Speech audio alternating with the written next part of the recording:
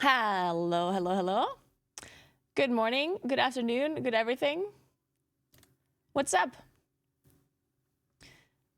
That's supposed to change when the war wording comes out. Yep, it will magically change. It for sure will. Alright guys, what's up? How you doing? I have new lashes. I already tell you before you see me, just so, you know. Because obviously everyone would have noticed anyway. Clearly, everyone would have been like, oh my god, did you do your lashes today? Hey Jin, what's up? It's so obvious. I know, right? You seeing this? New lashes? Yes! I'm glad you noticed, Octopus. Oh my god. Thank you. I did, Jin. I did.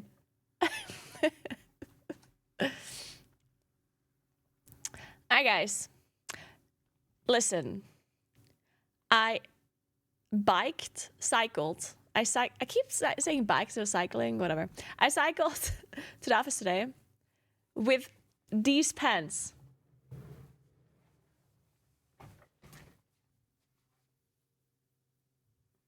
And I did not think about this previously. So I had to like put them all the way up here because otherwise it would have gotten into like the chain or the gears, right? And it looked so stupid. I will replicate this for you because look how big these pants are, yeah? So I had to put it, and it doesn't hold either because it's so big. So I had to put it all the way up here. And this is how I drove my bike. It looked amazing. Oh man. And then I had like 2 bags as well because one were my lunch in it because I'm obviously like a schoolgirl bringing my lunch to school, you know. And then at a bag here, I had my helmet on, of course. And then I just looked like an idiot. And I'm gonna cycle to David's place after because he invited me for dinner. And now I'm gonna cycle to his place at like 5-ish, 5:30, whatever. And I'm gonna have to do the same thing again. It's gonna be great. Like a pirate.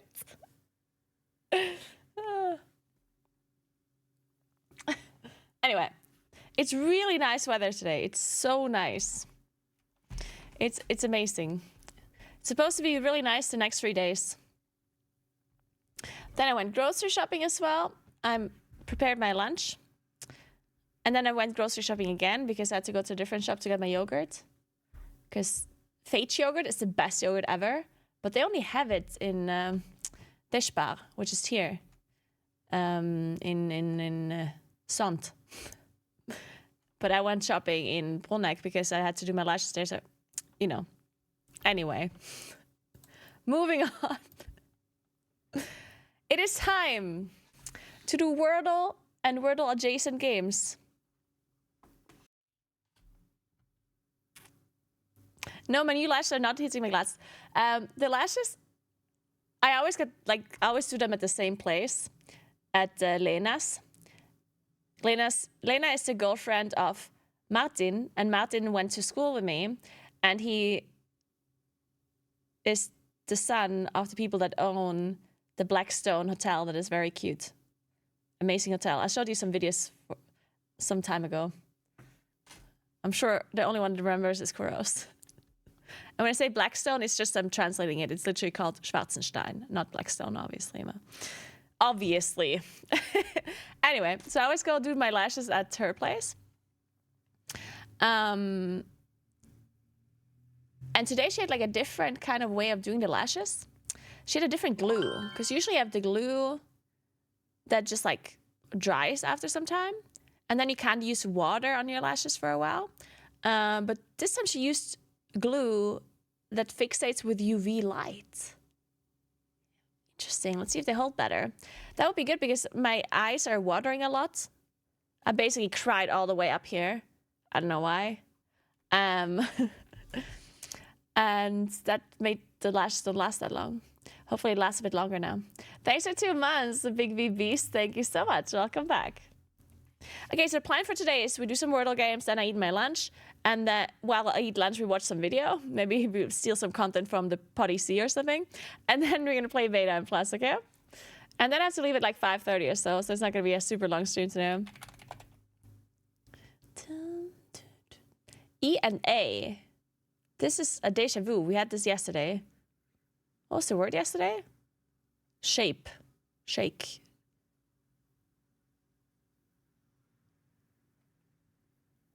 Let's just try it, I guess. Oh no, there's no S.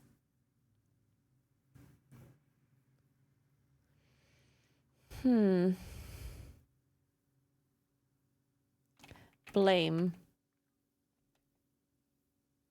Oh, dude, I was so close. Blair.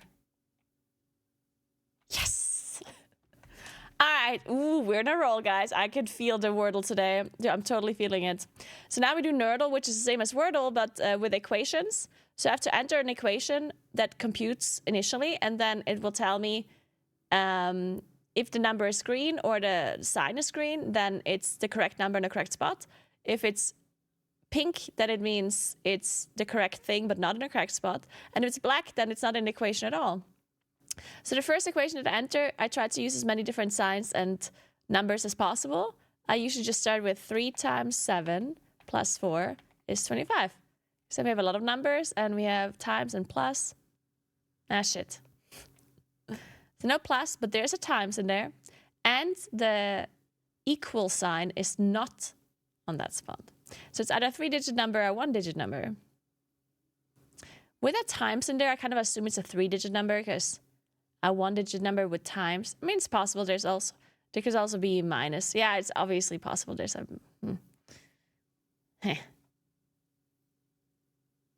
Let's try a 1-digit number. Let's do divided and times.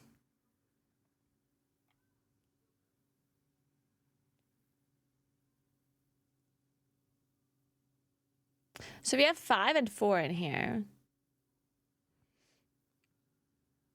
We could do... 5 is a bit difficult, actually. We do divided and times. That makes it awkward.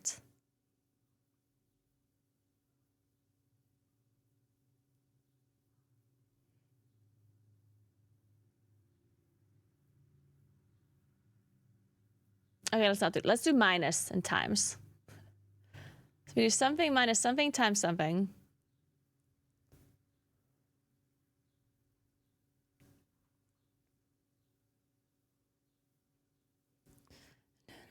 We need 4 and 5. Okay, so...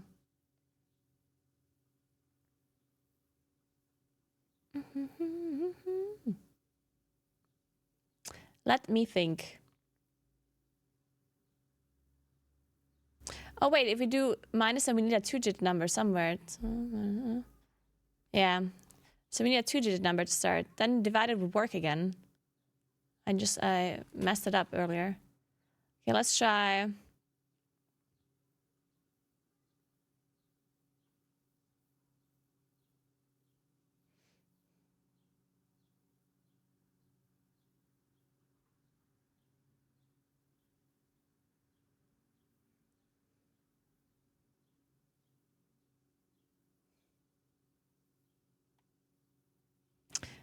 What's 40 divided by... That's 8, right? So 8 times 1. I mean, that sucks, but whatever. Let's try it.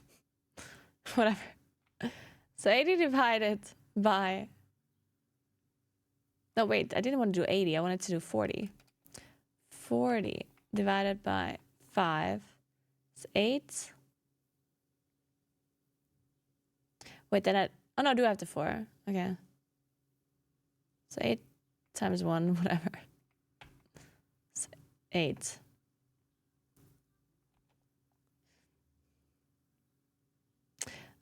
All right, well, that means we do have a divided in there. So it's 4 divided by something times something is 4 divided by something times something is a one-digit number? Huh?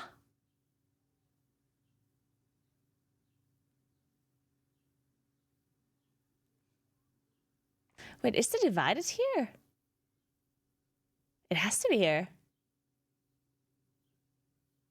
Or is it a 2-digit number times something divided by something? Ah, it's probably that. So it's like...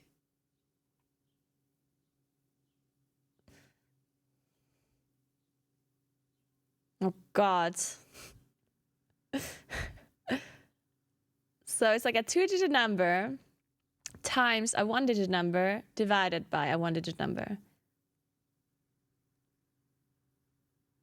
And then it needs to equal a 1-digit number.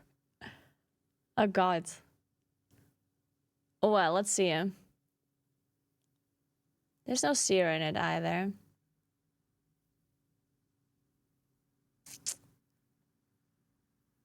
There's a 1 somewhere. The fact that there's a 1 somewhere is weird.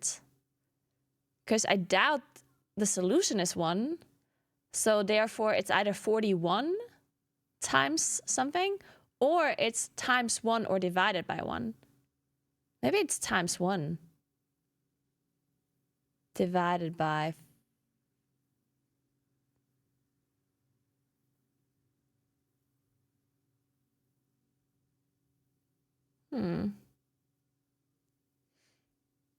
So we need a 5 and a 1 somewhere.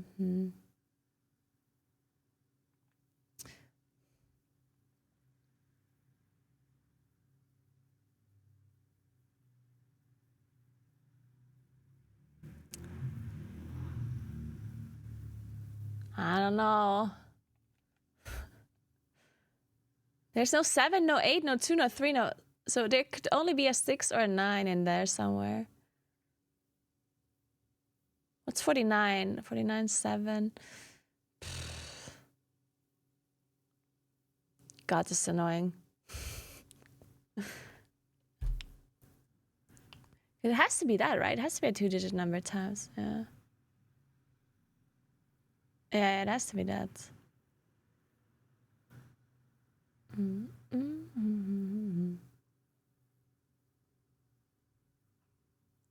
Okay, I'm thinking. What if it just started with 41 and see what happens? But I have to do my times 4 at least. No, that can't be. I think I need to do times 1. But then how do I get the 5?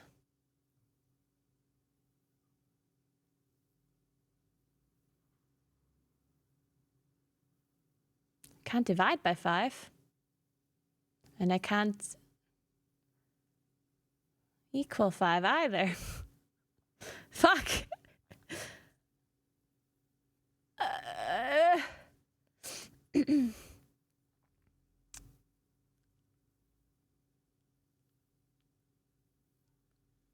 I mean, this only works if there's multiple 5s, right?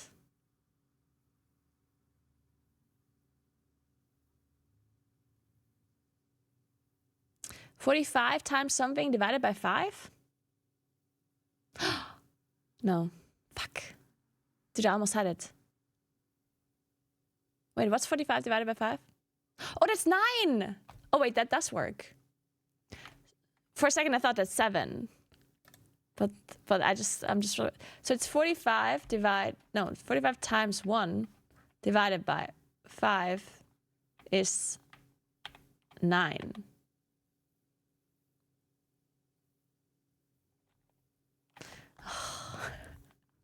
There you go.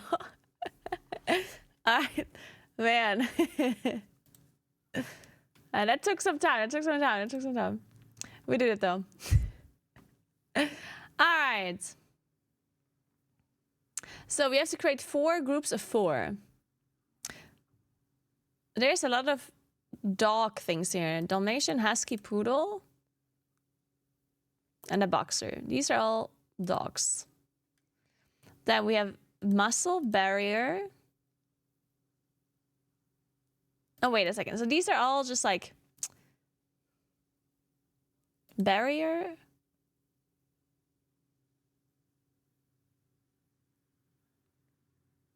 Let's go with the thing first. Beak, snout, trunk, muscle. Oh.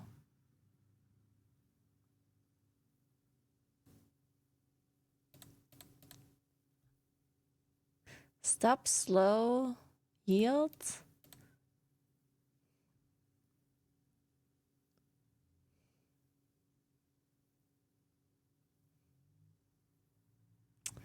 They all kind of fit together.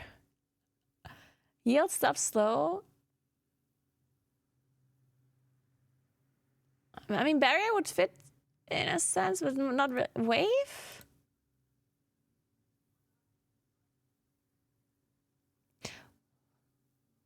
Or these are just like commands, I guess, right? To stop, to yield, to slow down, to bite. No. Fuck.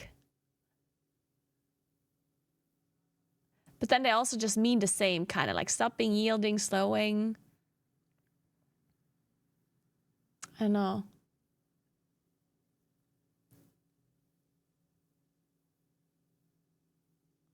Road signs.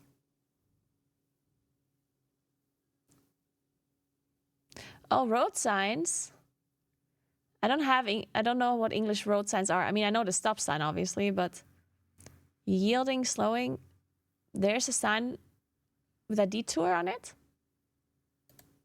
Ah, traffic signs. Ooh. Okay, that makes sense. Beak, muscle, snout, trunk. Beak, muscle, snout, trunk. Isn't muscle... Because this is referring to, like... Muscle is considered like an actual nose? I thought it would be like a cover for a nose. Like a muscle, like... Isn't that what it is? I guess I didn't know that. Like I knew that all the other things refer to noses. I just didn't... I thought a muscle is something that it put over... Like to make them not be able to open their mouth, you know?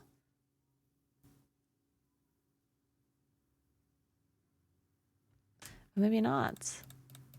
What is this? Oh, sound barrier, sound bite, sound wave, sound asleep. Wow, I would have never known. All right. Now, time for global. Let us see. Germany. 5,690 kilometers from Germany. Which is down here somewhere. Let's go with...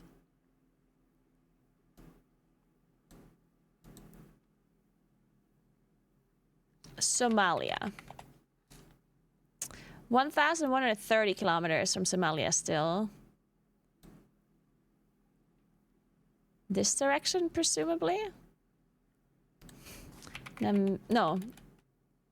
Angola. I had 50. Fuck, it's these countries in the middle. God damn it.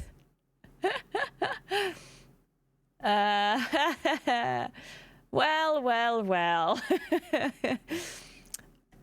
Here we are again.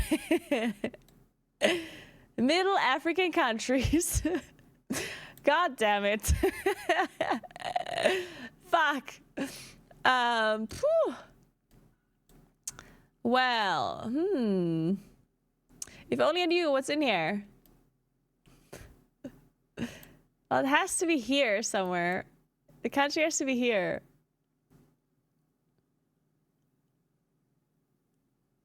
I just don't know what is there. Guys, what's here? Tell me. What country is here? Nigeria is more over here, no? Nigeria is here, I think. Where my mouse is now. Congo is here?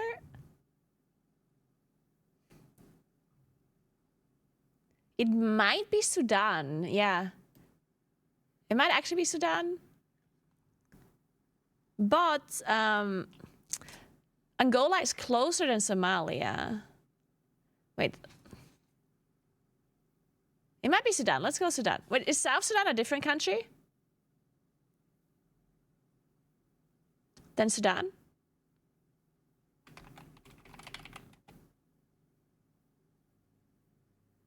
It's still 510 kilometers from Sudan.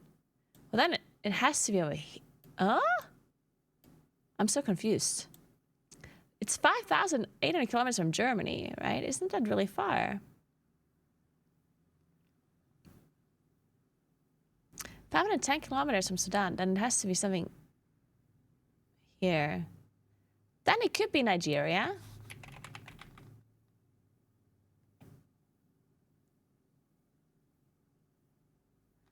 All right, Nigeria. Wait, what? Okay, give me a moment. So it has to be... No, wait, I'm so confused. So Sudan is closest, Angola is second closest, and Somalia is third closest. So it's here. Here, it's where that's... Right, it has to be here.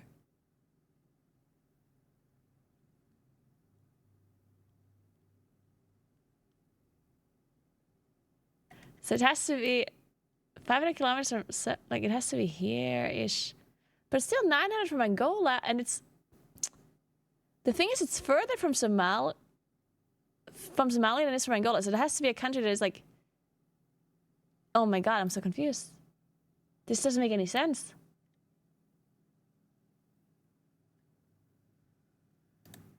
I'm gonna have to look at the map. It's just so weird on how Nigeria is so much further away. Because Somalia is closer than Nigeria.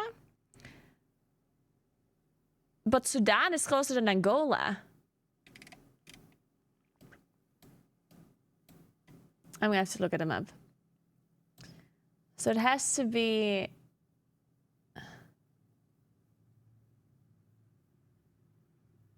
Dude, I don't know what it is.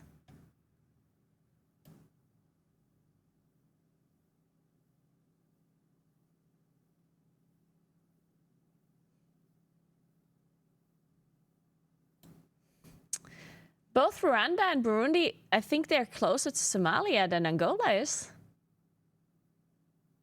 But I guess it is really close.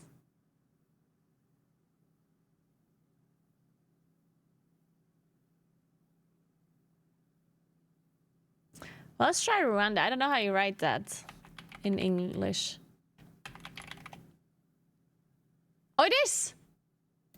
It is Rwanda. But that's so confusing. Are you kidding? Like, look where it is. You're telling me Angola is closer than Somalia? Like, this country is closer than this country?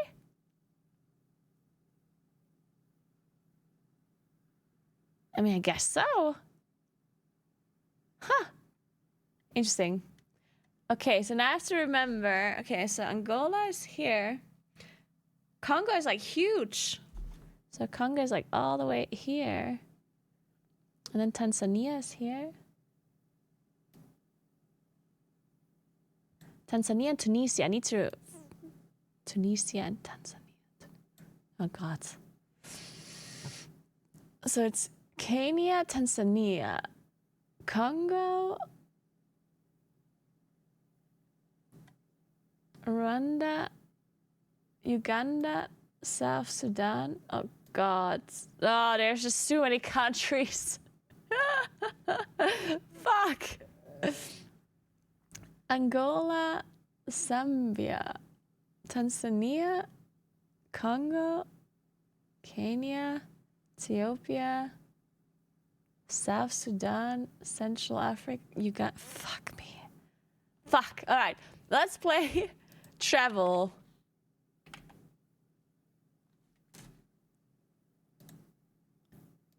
While we're at it, we might as well. So, today I'd like to go from San Marino to Bulgaria. Well, fuck. Is San Marino the one that is in Italy? Okay, good. Okay, so we have to go through Italy. Good. And now we have to go to Bulgaria, which means we have to... Let me think. So we could go through Austria or through Slovenia. Which one makes more sense? I don't know. Probably both the same. And then... And then what? Slovenia? Which countries does Slovenia border to? Croatia? Austria? Anything else? Does it border Slovakia? I don't know. Just those two? Just Croatia and Austria? Well, then we have to go through Croatia, right?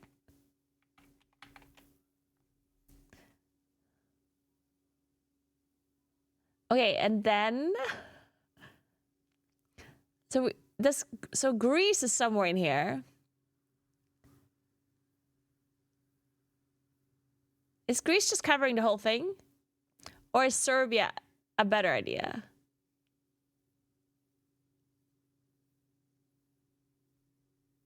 Does Greece border Bulgaria?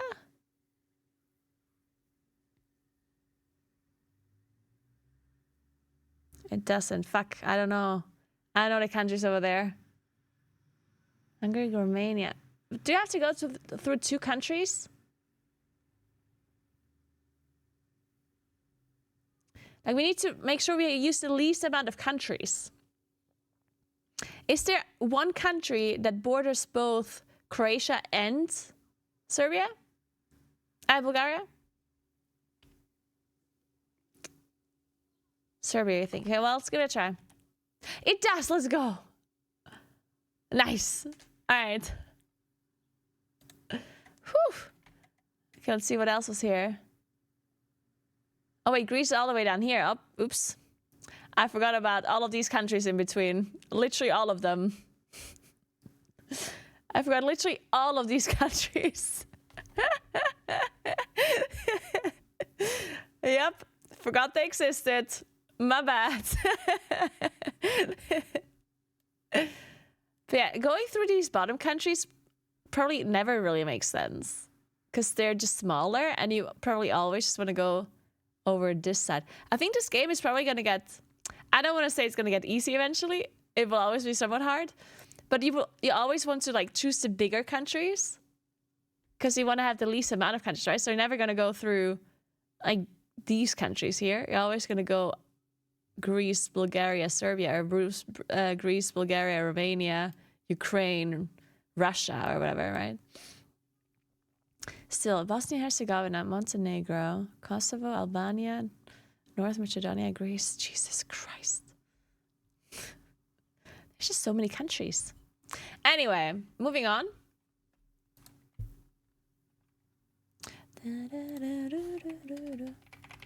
So, ooh. Oh my god. So a male AD carry with mana that is a human. I'm gonna go with Asriel. Oh, he's magic born. I didn't know that. So newer than Asriel. That would be newer than Asriel. And older than Jin. Newer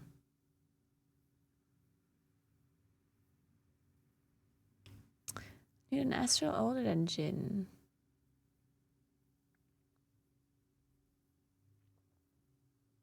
Lucian! True. Has to be Lucian. Hey, Carl, what's up? How you doing? I'm a streak. You are indeed. 7 streams in a row. Damn, Carl, what's up? Okay, now we do Wowdle. And then we're good to go. Jaina. Ooh, vanilla female human. Huh. I mean, that's the only one I know, Jaina. Female human from vanilla.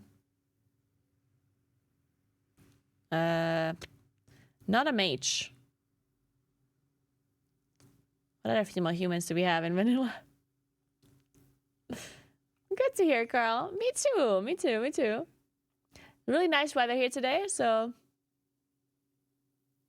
that's great. Did Moonkin get a damage fix set? Nope. Unfortunately not.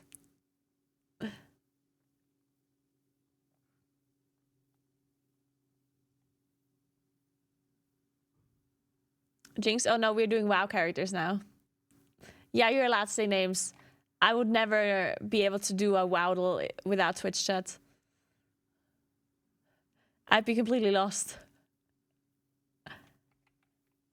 Katrina is not a thing. Yeah, I don't have any idea about characters in WoW either. It needs to be human.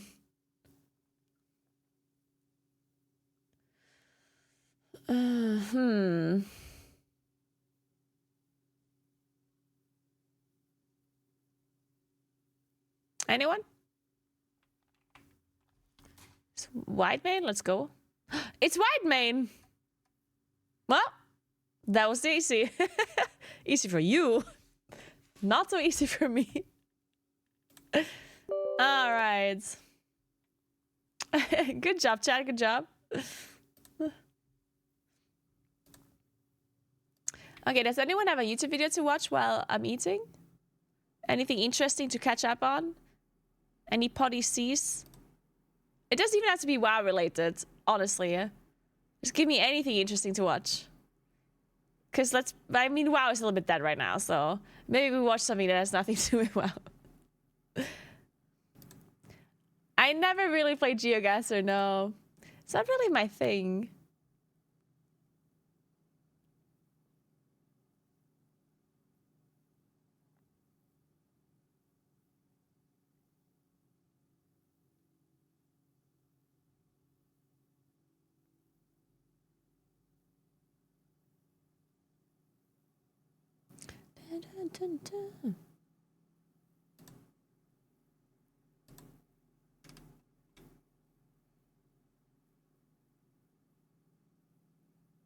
The best thing to do in Namibia is a video I got suggested. Man, YouTube knows I want to go to Namibia.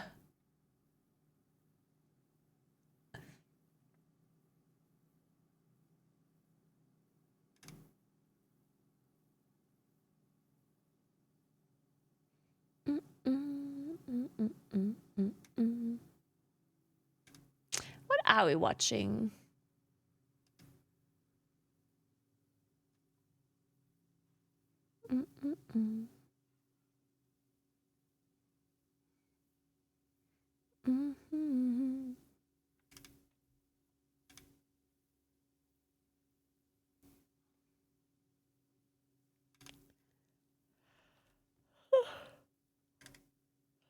Sorry. Oh, I have coffee today. I woke up today. I was really tired. I don't know why. Because I did sleep a decent amount.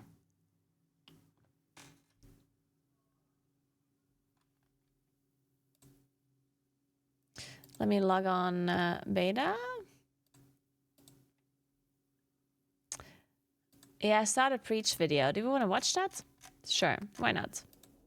World of Warcraft has created an inescapable bubble.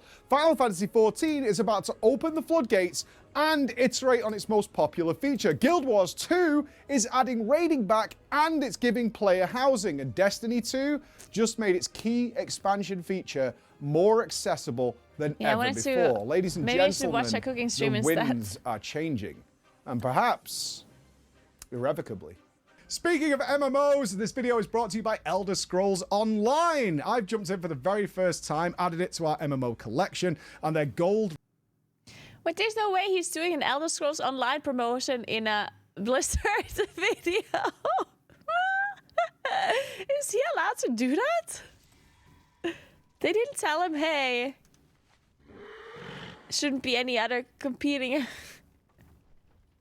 Oh, The video is literally titled "How Blizzard Solved the MMO Problem." Road expansion, which I've covered, and urgent world events, which I've checked out. Respond. It was after the ultra degen nerd exclusive world MMOs lived in before. It was now so Anyway, easy I'm back. I'm gonna and less make punishing food. that it was the point of mockery from the true gamers. Lol. Lol. Maybe this is like how you're supposed to play. Like, no, it's not really any harder like that. I mean, I should take my balls out. Like, no, I can like play with my balls. Like, yeah, my balls are playing. Like. But as we know, it didn't matter. The game was insanely populated now that casuals could enjoy it. The gameplay, rock solid, and we know it did very, very well. But what happened since then? The TLDR is people wanted some of that money that Blizzard was shoveling into its greedy mouth, and many, many, many, many attempts were made to take the crown. Off the top of my head, Age of Conan, Matrix Online, the Warhammer MMO, Aeon Online, Terra, Wildstar, all have fallen, despite each of them bringing something new and unique to the table. Two things here, right? I'm obviously aware there are hundreds, if not thousands, of MMOs that are just trucking along merrily all day, every day, right now, right? Old school RuneScape is doing great. I recently discovered, while making this, that Neocron, the first ever MMO I ever played, still live, still getting patch notes, still getting server updates, all the business. And after a little Google, it seems it has an active player base of around 35 people, and it's doing okay. Success is relative. I'm saying you don't consider yourself a failure on YouTube because you're not getting Mr. Beast numbers, right? Second thing, I did list a lot of dead MMOs, and I know those games will have die-hard fans who truly believe they didn't have the right moments, the right time and place. This should have been great. It was everybody else who sucked, all those kind of things. But ultimately, my friends, they died for a reason. And there's always going to be fans. There are people who like certain things. There are people out there who probably like Will Smith's After Earth. I'm not a coward! You get my point. So, what's the problem, and how has it changed the genre? Player retention. MMOs have all concluded the same thing. If people's friends stop playing, or your world becomes empty, then more people leave at a faster rate. It's a domino effect all the way down. When guilds collapse, or the content is simply so bad it can't even tempt the loyal to stick around, then disaster inevitably follows. Now, it used to be that you could get away with mediocre content or massive content droughts and still be fine. And that was mainly because there wasn't much else on the market to really satisfy that itch that MMOs provide. More on that later. But now, that isn't the case. The gaming market has some insanely good options to turn to when players start experiencing friction in their favorite game. So, how does the MMO makers solve this? Let's call it problem A. It's physically impossible to create enough quality content at a pace that players won't consume faster than you can make it. MMO gamers are notorious for gobbling up story, raids, dungeons in a matter of weeks compared to the months that it takes to create. So then we get solution A, and it seems like the logical fix. Create a constant gameplay loop players are incentivized to do, but can't complete for a significant amount of time, aka a grind. It makes sense, of course, but inevitably it has one final conclusion, which would be summarized as WoW's Shadowlands expansion, with a seemingly never-ending amount of chores to do. Now, I know, we crap on Shadowlands a lot, and rightly so, but more importantly, it's become a case study for many games on what you shouldn't do, what doesn't work. I have had several off-camera discussions with leaders of major video games that you've probably all played concerning Shadowlands specifically from a business standpoint.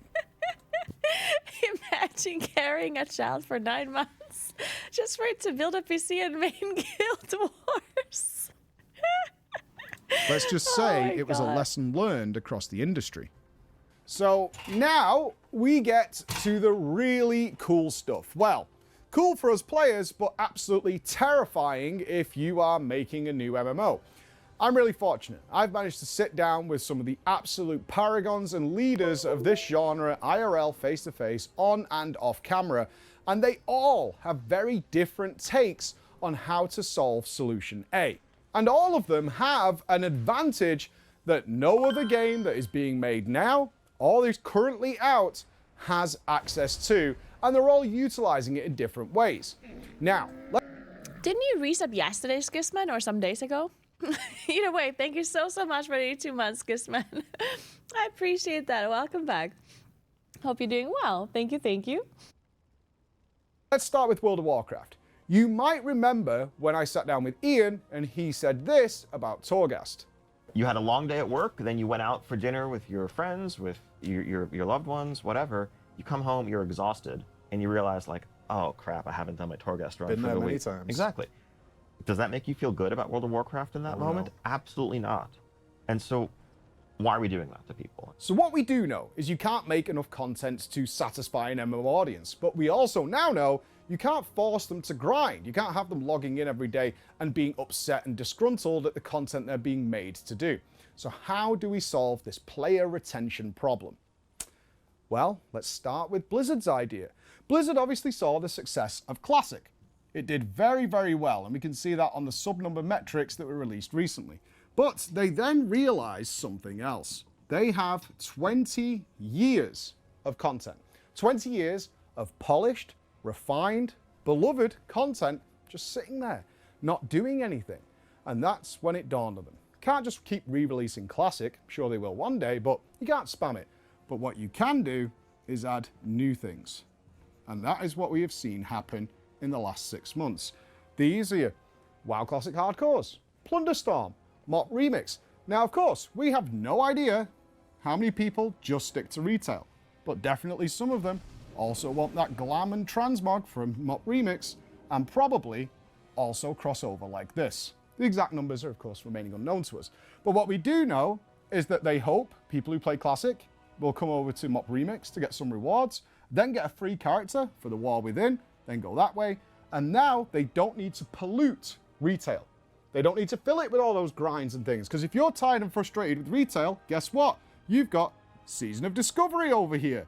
So you can now go over to this area, go and play Season of Discovery. Oh, but there's now new stuff coming with the seasonal, I could go there. Or maybe now, I like Season of Discovery, I can go all the way into WoW Classic if I want to as well. The important thing that Blizzard's done, that's changed the game, and literally no one else can do this. No one. They can keep you inside the WoW bubble. People paying a sub to play here are worth the same as the people paying here and here. A sub is a sub.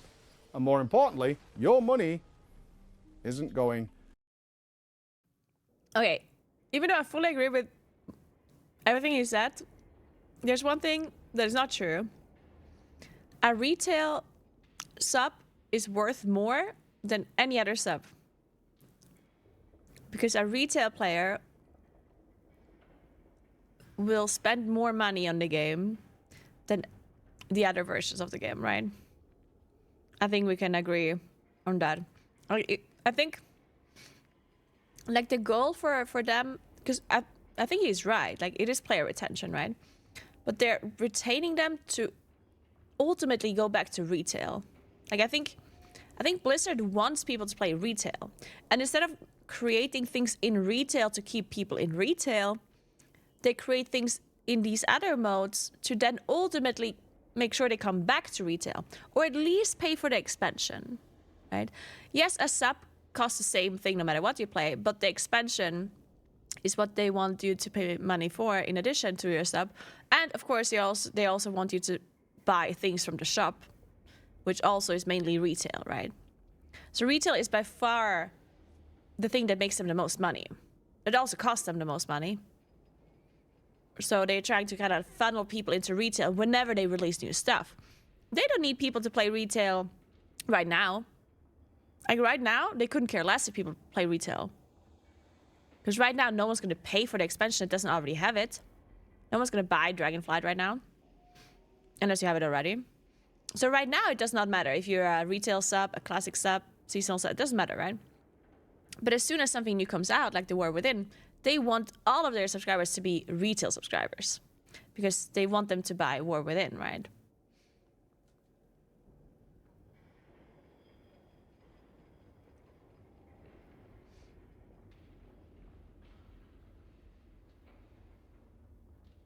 I would think the classic GDKP crowd is pumping WoW tokens.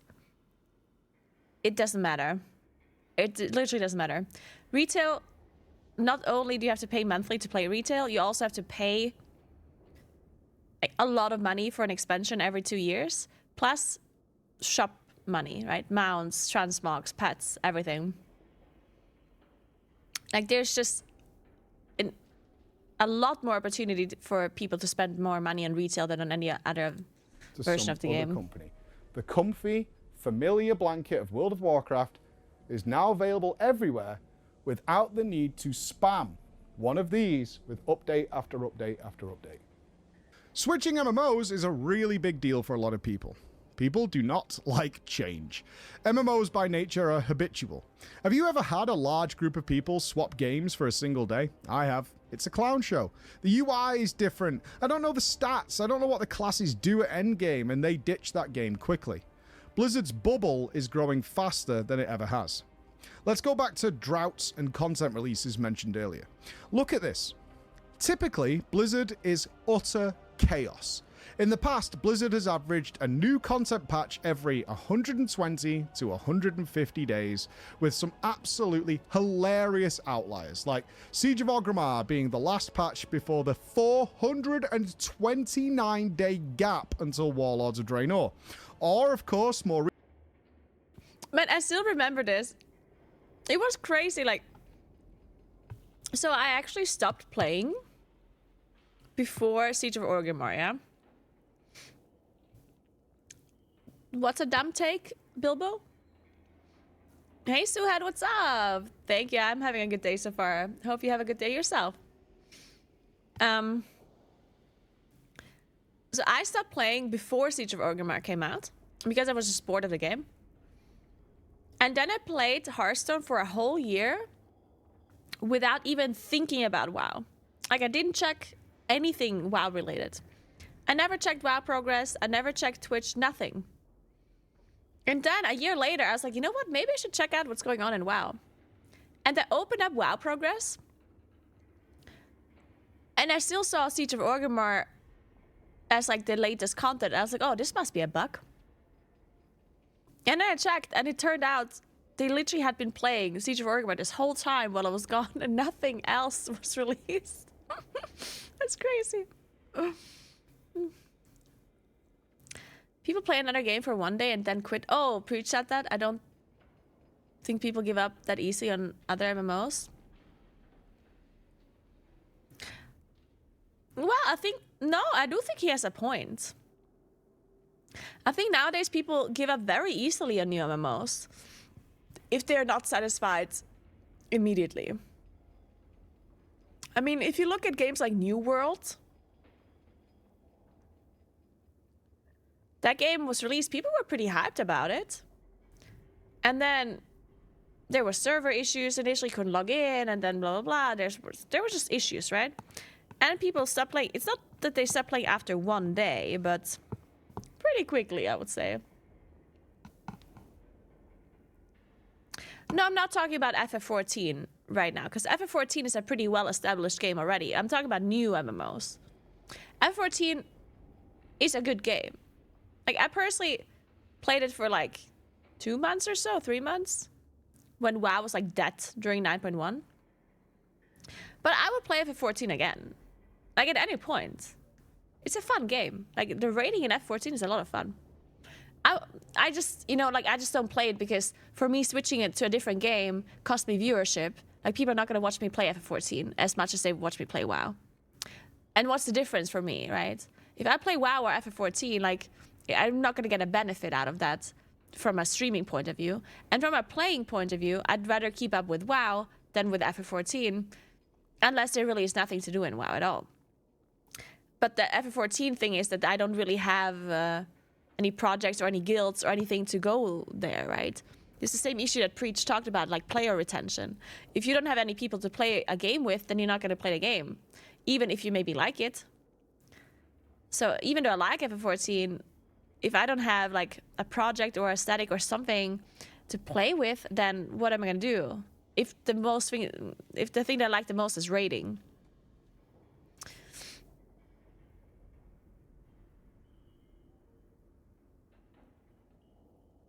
But yeah, I think it is true that MMOs basically get, if they're not already established MMOs, like if they're new MMOs, I think people drop them really quickly if they're not happy within the first like week. Recently, a single patch for Shadowlands took longer to make than the release of all the patches of Warlords of Draenor combined. But oh, what is this? Since Dragonflight, that average, that 100+ days, has dropped to 26 days. A total, utter obliteration and a fraction of what it once was. It's really interesting when we look at these numbers. You can see the number 77 pops up a lot. 77 days, 11 weeks, right? More than to be coincidence. There is no doubt the internal target for content release is 11 weeks. We see this as far back as Wrath of the Lich King. And when they don't hit that target, it's typically pushed to somewhere around 144 days. In other words, pushed into the next patch window. It doesn't always work for sure, but it's pretty close. Now it gets more interesting. We can see that the classic team and the retail teams seemingly do work with this same schedule in mind of 11 weeks each. However, they don't always hit those targets, but now it's for different reasons. The change in that window is simply due to overlapping releases of new content, as there is so damn much coming out, it would literally be releasing on the same day. Let me give you a clear example. Wrath of the Lich King Classics ICC patch, something much looked forward to. We're going to get those Deathbringers wills. If it would have come out on the 11-week cycle like its previous patch did, it would have released on the exact same day as they were releasing 10.1.7, the Dawn of the Infinite Heroic, and the Dream Surges patch in retail WoW. This is speculation, of course, I've never had this confirmed, but as we always say, Blizzard never does anything in small moves, and this improvement of content cadence is impressive and very on brand for the big boy. There needs to be a word of warning here, though. Based on what we've seen, Blizzard is risking putting themselves back into a Shadowlands daily scenario. You can predict that guy who's finishing work and loves World of Warcraft, he can't wait to get home, and he plays everything. He might end up in that scenario that Ian mentioned.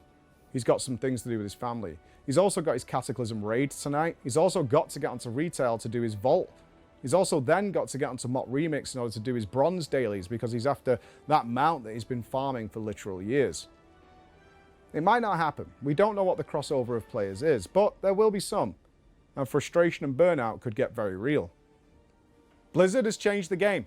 The ecosystem they've created cannot be matched by anybody who has an MMO now. Thank you so much for 6 months, really appreciate that.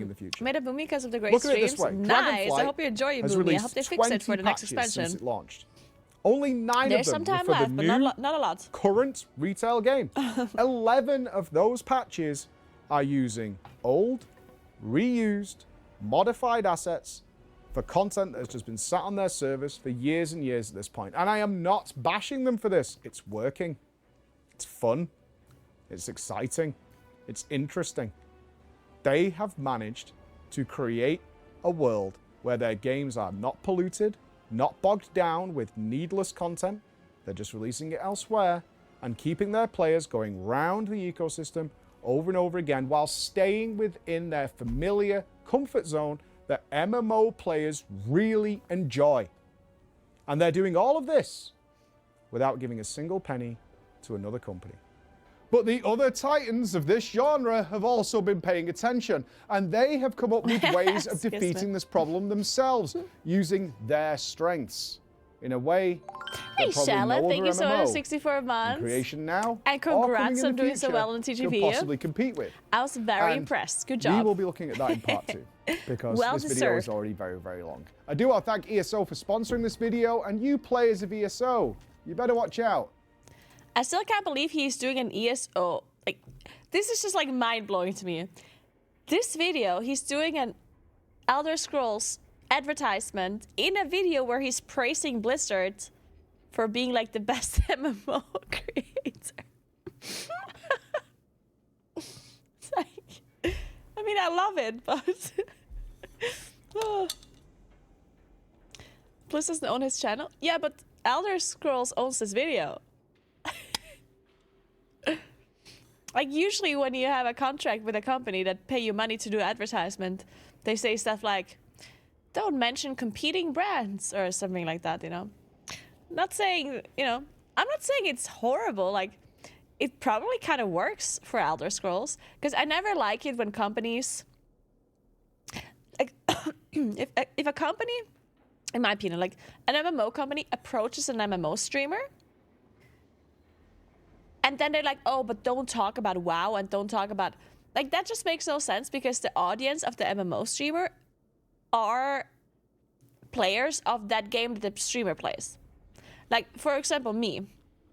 If Elder Scrolls would come to me and say, hey, can you do advertisements for Elder Scrolls? I'd be like, yeah. But if they say, hey, but don't talk about WoW, then that'd be kind of weird, right? Because people that watch me, they watch me because I play WoW, and you play WoW, most of you. So it would be counterintuitive for a sponsor to just say, hey, please do not mention WoW at all, because then their audience is gonna leave, right? So I think whatever, like, this makes sense. It's just funny that it's not like a generic WoW video or something. Like, it's specifically a I'm praising this company video, you know? Because if he was just like playing WoW or doing something in WoW and then he like promotes Elder Scrolls, that's one thing, right? But he's promoting Elder Scrolls and then like talking about Blizzard changing like the MMO worlds. I love it.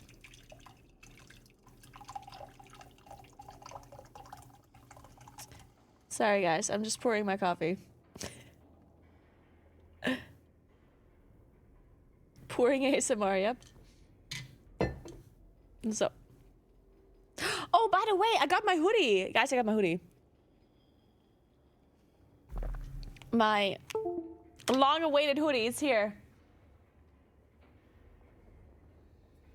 Look. It's so cute.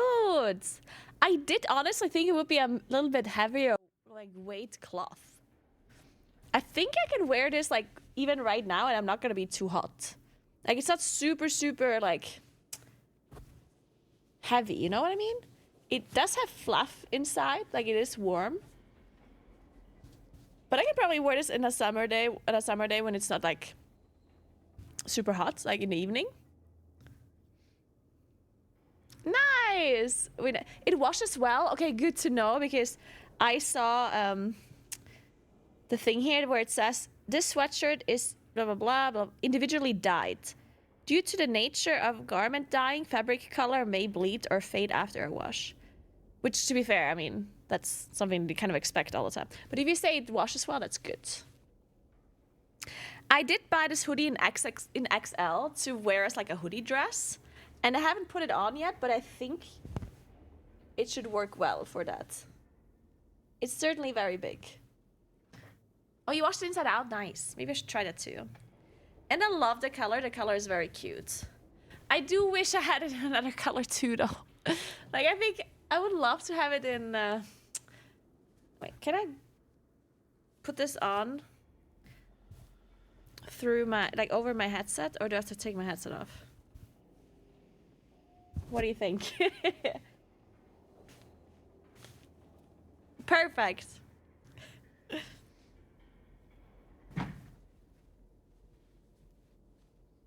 All right, it's definitely long enough for it to be a hoodie dress. Oh, it's so cute.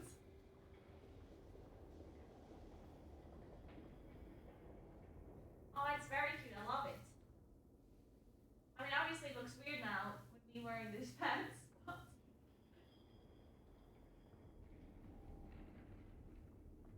Okay, wait, I'll show you what it would look like if I wasn't wearing the pants.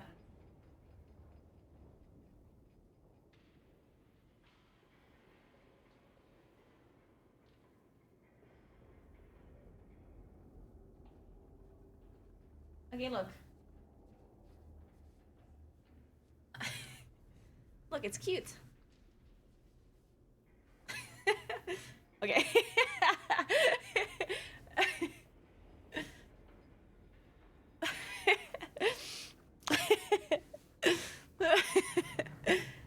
It's cute. I love the color. The color is so nice. Isn't it? Aww.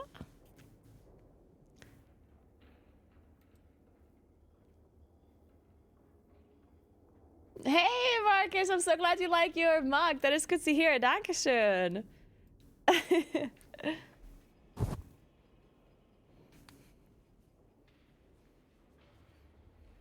Yeah, the color is super, super cute.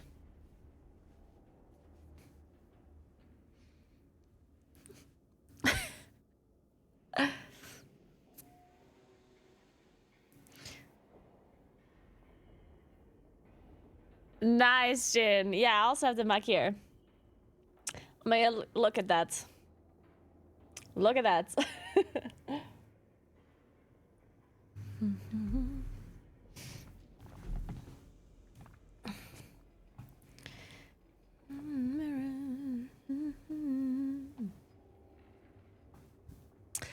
Okay, I love this hoodie. It's great.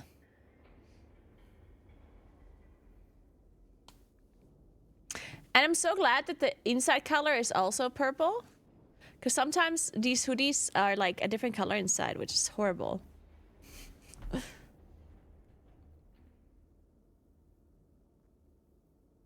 No, this hoodie is unfortunately not available anymore. It was like a limited edition merch for the 10-year anniversary that I did. Unfortunately not available anymore. I'm sorry. Hey, you. The office streaming has been going pretty well. I think I like it. I think I like it. It's still, like, I still have to stream a bit more from this office to actually, to get a better idea, but I think I like it, yeah. The fact that it's, like, a different space.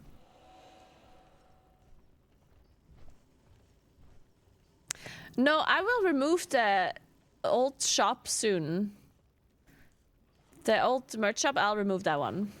And then I won't have any merch. I might do some more like limited merch stuff in the future, but nothing planned at all.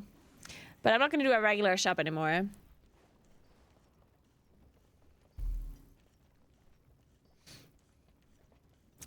I mean, it hasn't really changed my life in a like very like drastic way by any means. The fact that I'm in this office. The only thing that it did change is that like the fact that I have to think about my meals a lot more because I have to prepare them before I go here. But yeah. Oh, the old shop doesn't exist anymore? Oh, perfect. Okay, so we're good. No more old shop. You cannot, Sebla, I'm sorry. So the pre-page coming on the 23rd. People have said so, yes. It's not publicly announced, though. It's nice to have a space to work. Step into the work mode. Yeah, I mean, I personally do like it. There's certainly some things that are weird. Like sometimes if I have to work in the evening, then and it's dark outside when I go home, which will happen a lot more in the winter, right? In the winter, it's gonna be dark when I leave this office almost every day.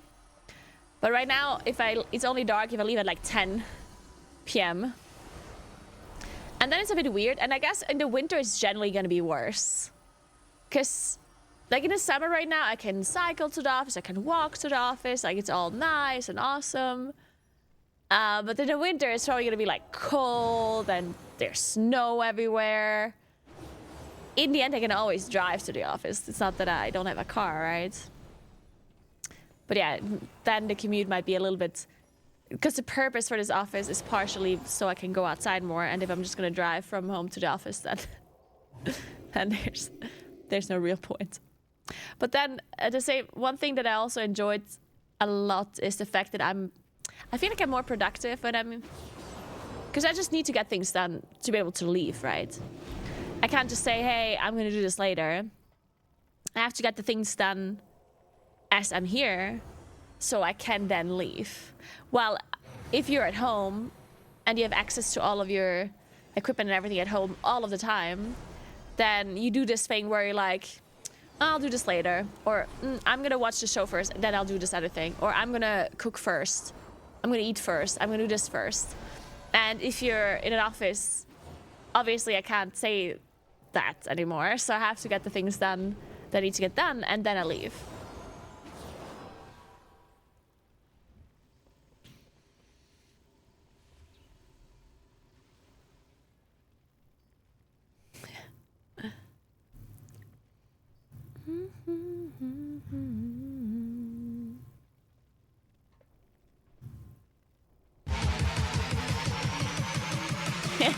Maybe. Oh, gadget!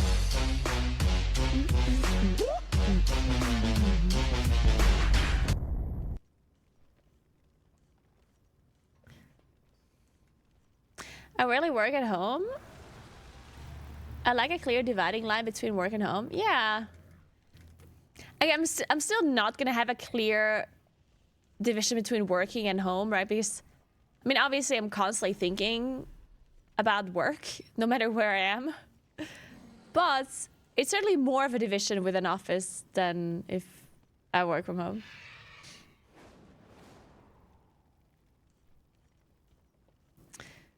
But imagine a possible scenario when you might forget to do something. If you work from home, you can easily open your PC and finish the job. Yeah, but I specifically don't want that to be a thing, right? Like, that's an upside for work, but a downside for my non-work time. Because you have to think about let's say you forgot to do something that is important. If it's that important, I can always drive back to the office and just do it. Yeah, it will suck, but I can do it, right? And if it's not that important, well, then I can do it the next day, and I don't feel bad for not doing it because I can't do it in a moment, you know? Having work be super accessible and like being able to work all of the time is not always a good thing. Like, it's good for the work, but not good for you. Hey, Viveka, what's up?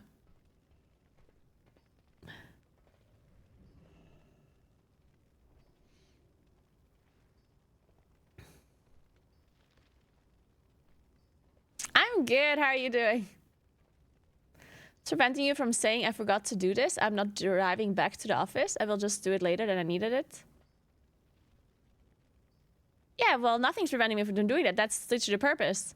And that's fine, right? Not everything has to be done immediately. As I said, if it's that important, I can drive back. And if it's not that important, then everything's working out great. Then I'll just do it the next day.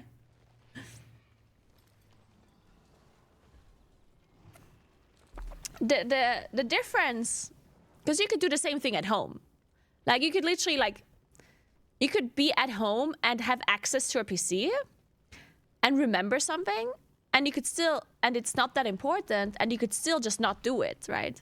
Just because you have immediate access to your PC doesn't mean that you have to do that at work right now, just because you remembered it now. The difference is that if it involves, like, a more annoying, like, drive, like if it's more tedious to get it done because you have to drive to an office, then it's more for your own mental, in a sense, right? Because it gives you like a better excuse to not do it without making you feel bad for not doing it. Because if I'm at home and I have my streaming equipment and everything at home and my PC, and then I remember that I forgot something, I could easily do it then, even though it's my free time.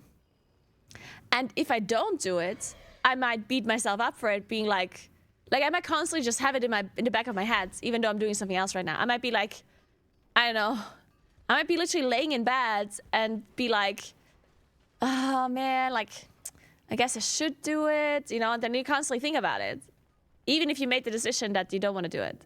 If you have to drive to an office, on the other hand, it will be easier for your brain to excuse not doing it, right? Which is the whole purpose.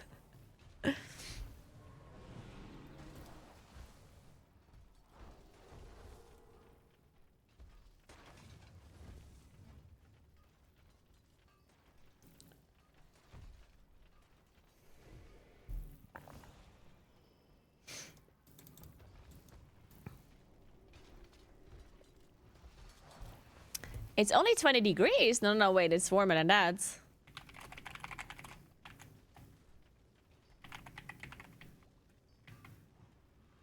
It is 29 degrees right now. 29.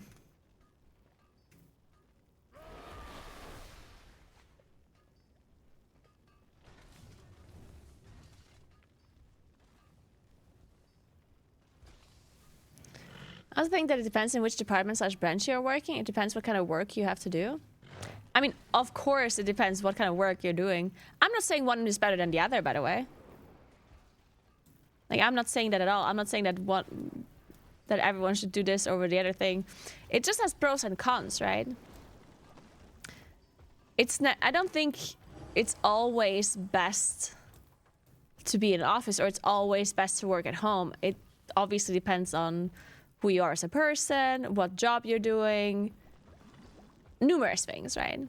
And I would assume that for each individual person, under whatever circumstances you're in, you also have pros and cons for both, right? I don't think there's always going to be one that is clearly better than the other. Just depends on your... Well, like some things are probably better, some things are probably worse.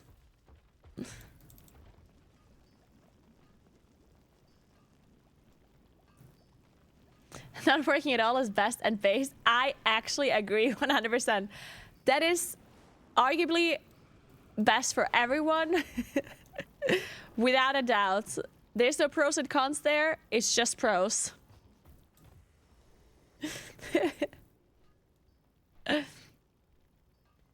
The best thing is to have both options available. Yeah.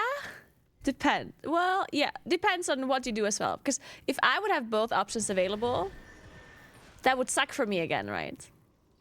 If I can stream from home, like if I have a full streaming setup at home and a full streaming setup here, then at that point, the point that I made earlier, where I said I could get this thing done right now, but then I would have to drive to the office and then I have an excuse for myself to not do it, that would then not work anymore, right? Because if I have a setup at home, then I could do it at home as well if I remember that I forgot to do something.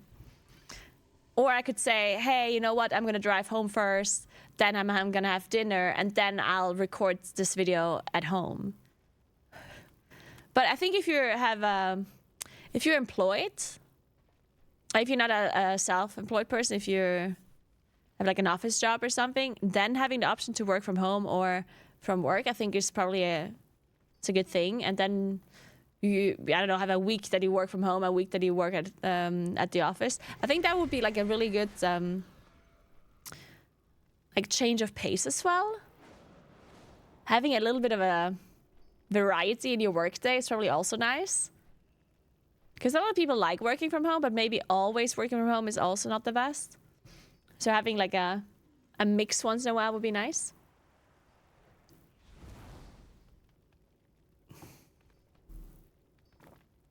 Supposed to be 37 Celsius here today with 90% humidity. Oh, joy. Sir, I think you put your thermometer inside you.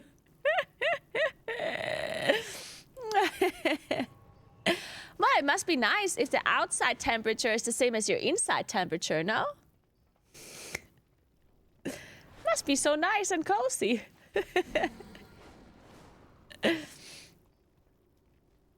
My friend quit his job because he doesn't want 5 days home office. Really, Coffee? That's interesting. Yeah, it's super interesting to me as well because a lot of people online, also like a lot of people from Twitch chat and stuff, they really like love working from home. I've heard that many times that people love working from home. And when I said that I'm getting an office, a lot of people just didn't understand at all. And they're like, how could you possibly want to do that? Like, just people didn't get it, right? But a lot of my real life friends, when we had COVID lockdown, a lot of people had to work from home.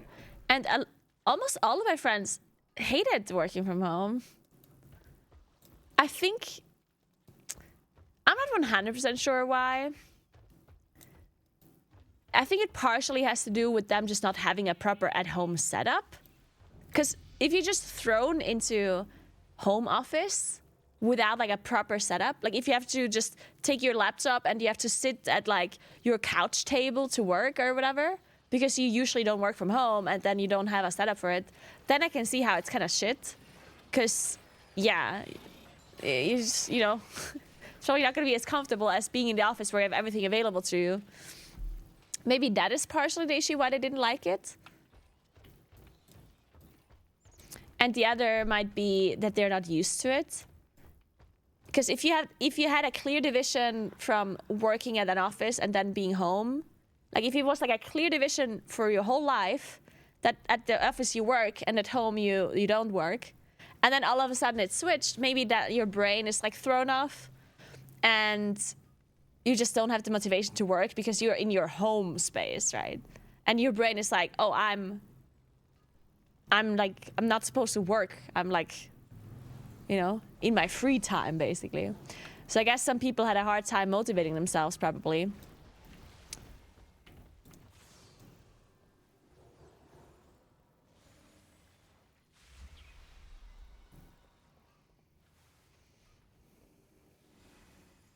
Chat getting paragraphy. I love when that happens.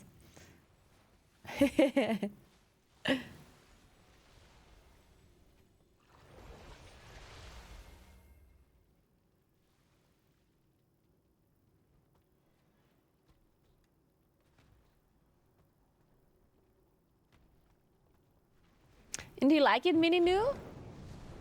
Also changed 2 jobs, still working from home. I miss chatting with colleagues, but not 100%. So you like working from home, but you're not like you wouldn't mind if you could mix it up once in a while, maybe? Is that what you're saying?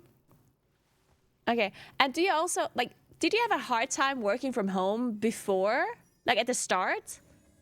When you started working from home, was it like a weird change? Did you immediately like it? Or were you like skeptical initially, or like maybe like not super into it at the start?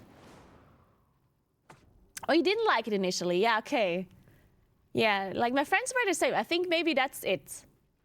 Maybe it's just like the start, like getting used to working from home might be just a bit hard if you have never done that before.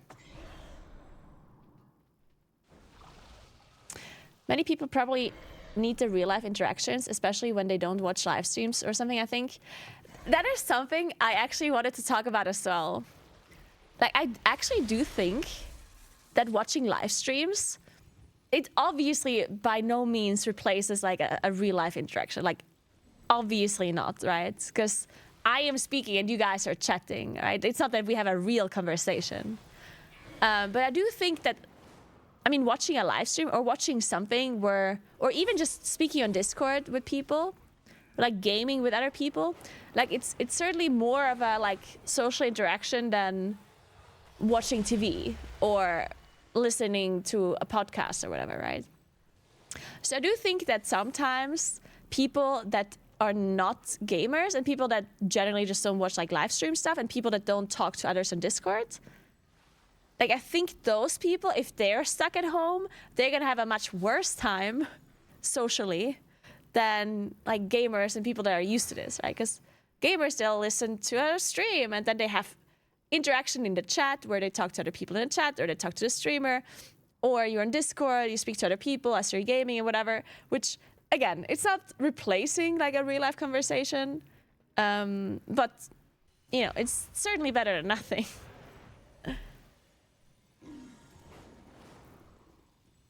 Yeah, Viveka. I am constantly arguing with you in my head while working. Ginger. I love that.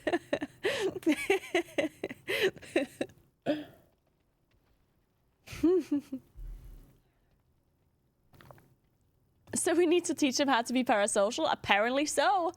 To be perfect home office workers, we need to teach them how to be parasocial.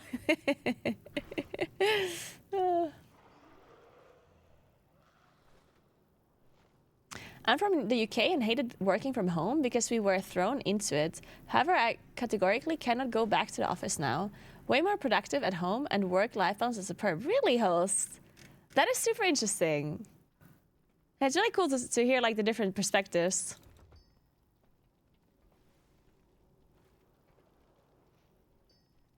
Didn't Twitch see peak numbers during COVID because of that reason? Well, I do think that Twitch probably had peak viewers for multiple reasons. Number one, everyone that usually watches Twitch now all of a sudden had time to watch Twitch. Because it's obviously a difference between everyone watching Twitch all of the time versus people like watching it in a staggered fashion, right?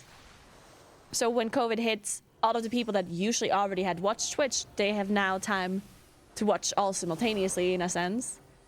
And additionally, I think the main reason why Twitch was so popular was because gaming in general got very popular during COVID for obvious reasons, right? Like Call of Duty, Warzone, Among Us, like all of these games, they just kind of blew up because, of course, people stuck at home. What are you going to do? Play video games. And then, of course, if people play more video games, it's like, it's natural that they would figure that they would find streams. And then I think that's kind of what happened.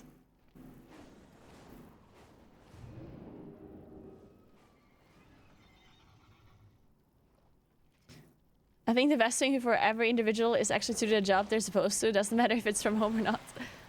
This might or might not be correct. Never going back to an office. All that downtime / random chats with people are replaced with laundry and cooking. Equals more free time after you've done working for the day, not to mention the commute times. Yeah, like, in theory, because I thought about this. Like, in theory, a person could save so much time working from home because of the reasons you mentioned, right? Like not having to commute, not having to sometimes even like get ready. Like sometimes you just can get up and do your work in your pajamas when you work from home, which cuts out the getting ready time.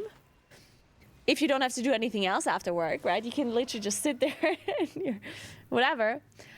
And it also cuts out the time of like chatting with others that certainly are interruptions sometimes. I recently heard I recently had this like, I heard this podcast where they talked about the fact how much less work people get done because how easily reachable people are nowadays. And this is especially true in an office. Like if I sit next to a person and I can just shout over, it's like, hey, can you do this thing for me? And then this other person might be in the middle of something and I'm interrupting them. And yeah, they might be able to continue working, but it's going to take some time for them to get back into it or something, right? Like it's possible that I interrupt their process, that I interrupted their thought or whatever. So these constant like interruptions at work when you have a task to do, but all of a sudden you have to do another task because this other person wants you to do that, or this other person chats because something happened or whatever, right? Like it's just so many interruptions. Not to say that this could not happen at home too, because people could literally interrupt you at home as well, by calling you meetings or whatever it's called, the thing where this app that people use at work all the time. What is it called? Is it called meetings? It's not called meetings. What is it called? This thing that everyone uses. Teams, there we go. Yeah, people can message you on Teams no matter where you are. But at home, this technically does not happen. But in reality, you have to be a very like disciplined person. Or maybe you just need practice to not get like distracted at home and to literally just stick to your work, right? Because I do think that people can obviously do that. I definitely think that people can work from home and like go to their PC and just work without any interruptions, right? For 4 hours straight, go get lunch, come back, work again for 4 hours straight. Like, I think people can certainly do that. But it's for sure a little bit harder when you know that no one's watching. And you could just go watch a YouTube video real quick or watch a show on Netflix or whatever, you know? like it's certainly a little bit harder.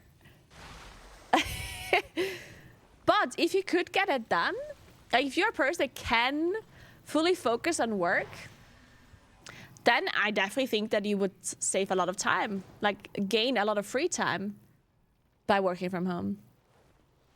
For sure, right?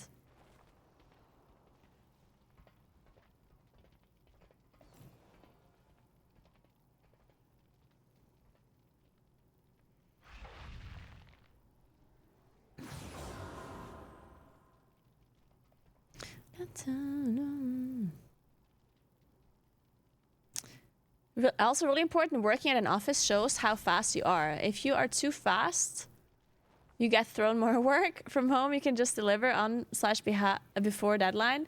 Even if it took you only 2 hours and spent the other 6 cleaning the house, playing games.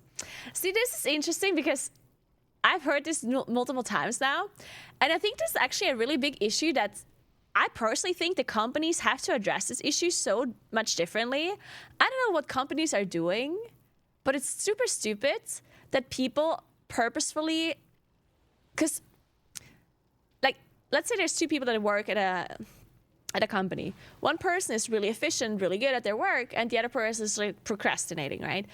If one person gets a task done in 2 hours that the other person needs 8 hours for, and then I give this person another task after the 2 hours, then what the fuck? This person thinks that they're being, like, you're literally getting punished for being fast and good at your job. Which is so bad. Like, that should never be the case, right? So I think that a company would have to, like, change their approach in that regard a lot.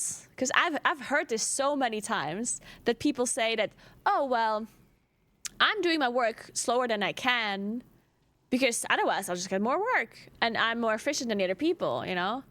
Or people say, oh, I'm just going to do this thing in 2 hours and then I do other things. So I personally think that a company should just, like, assign certain, like, time frames to certain tasks. And if you're done earlier, then you're just done earlier.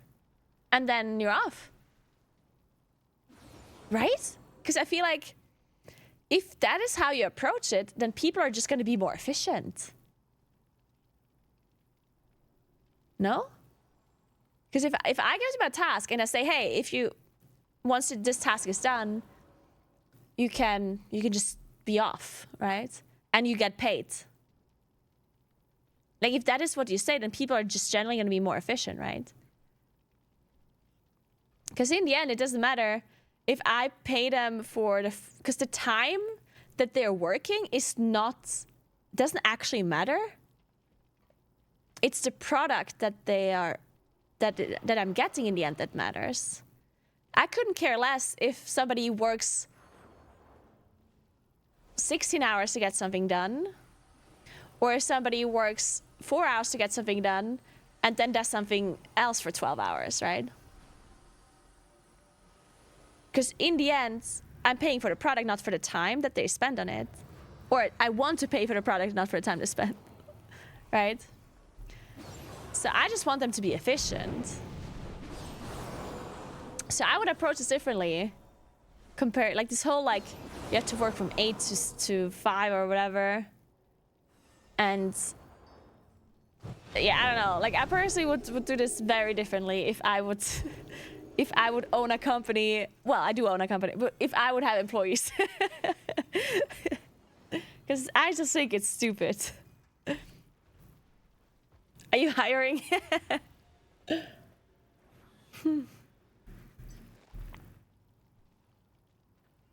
You might have to deal with people doing sloppy and bad work to get done quickly then. I mean, I definitely think that if you have a different approach like that, some people might, as you said, do sloppier work or just generally do bad work. But if I notice that, you can always figure that out, right? And you can work on that. You can be like, hey, you're being sloppy. Either fix it or I'm going to find someone else. Right?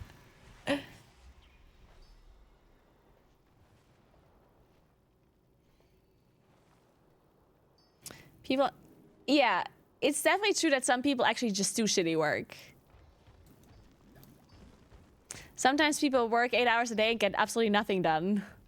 And that's like, what? Like, what's even the point? Well, I do have editors, but they don't, like, I'm mainly talking about people that are like full-time employed. All the people that work for me are contractors. That basically, that I pay per thing that they do for me, right? Like I pay them for videos. Then I will pay them for each individual video, for each short. I pay people for like emotes, for graphics designs and stuff like that, which is contractor work.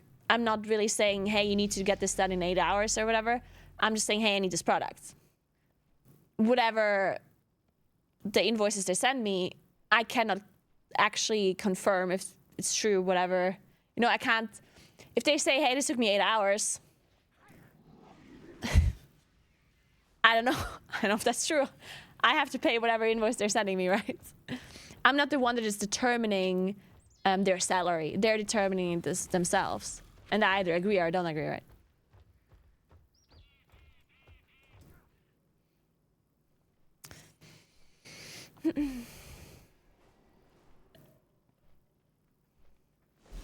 But yeah, this podcast was really interesting. I think it was from the podcast called Hurry Slowly. It was one of the very first episodes. It was really cool. It really was about like work environment and how like they also stopped using Teams or Google Meet or whatever. They stopped using all of that. Just because they think that if people are available all the time to get messaged and to get calls, then they're just distracted and they're just a lot less productive, right? Which I think makes a lot of sense.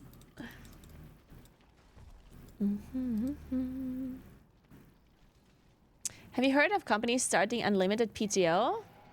No. And what is PTO? Part-time... What is PTO? Oh, paid time off. Unlimited paid time off. What does that mean? How is it a scam?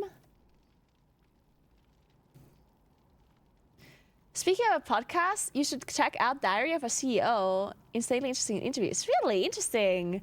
I'm gonna write that down. Diaries of a CEO.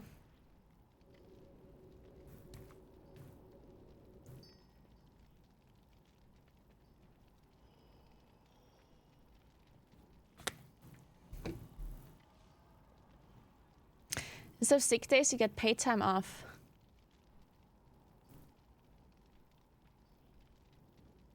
Benefits the company because the most workers don't take as much time off as they would if they earned certain hours and needed to use them.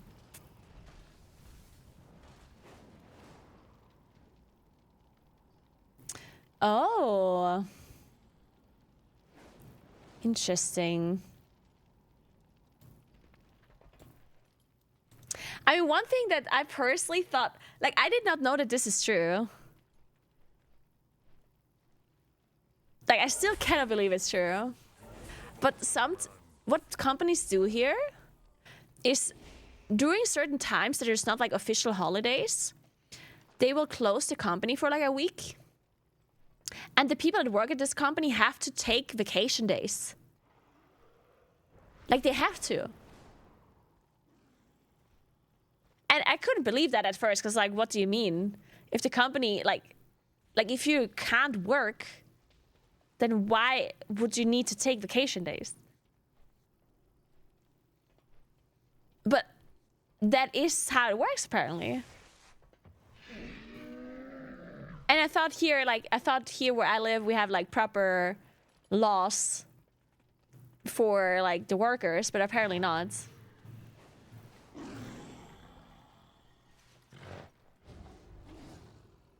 It's fucked up. They still have more vacation days to take a proper vacation outside of that too, of course, but I don't know, that is a little bit messed up. It's like, what if I want to work and I just fucking can't?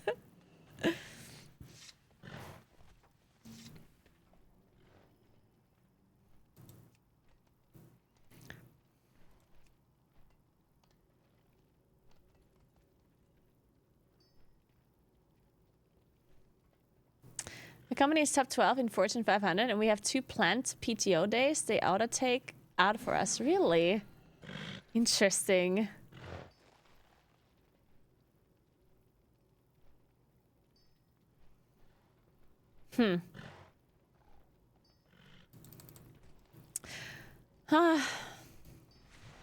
It's funny because the unlimited paid time off thing, it makes so much sense that people wouldn't take it as much, because it's the same thing in a sense as being self-employed, right? Because if you're a self-employed person, if I take time off, I'm not getting paid shit, right? But I could take as much time off as I want. I could say I work 7 days a week, or I could say I work 3 days a week, or I could say I go on holiday or every 3 weeks. You know, like, I can literally do whatever I want. But I don't want to do that. Right? Like, it feels bad to take time off because of the consequence of taking time off. Because first of all, I don't earn anything when I take time off. I don't even get part-time payment or anything, obviously. But I also, like, it could cost me, like, viewership and stuff in the future, you know? Like, if I go AFK a lot, if I don't stream a lot, then some people might forget that I exist, some people might never come back, you know, stuff like that. So it's difficult to take time off as a self-employed person, even though you could just take as much off as you want. So I can totally see how workers that can take unlimited time off wouldn't take that time. I can totally see that being a thing. Stable.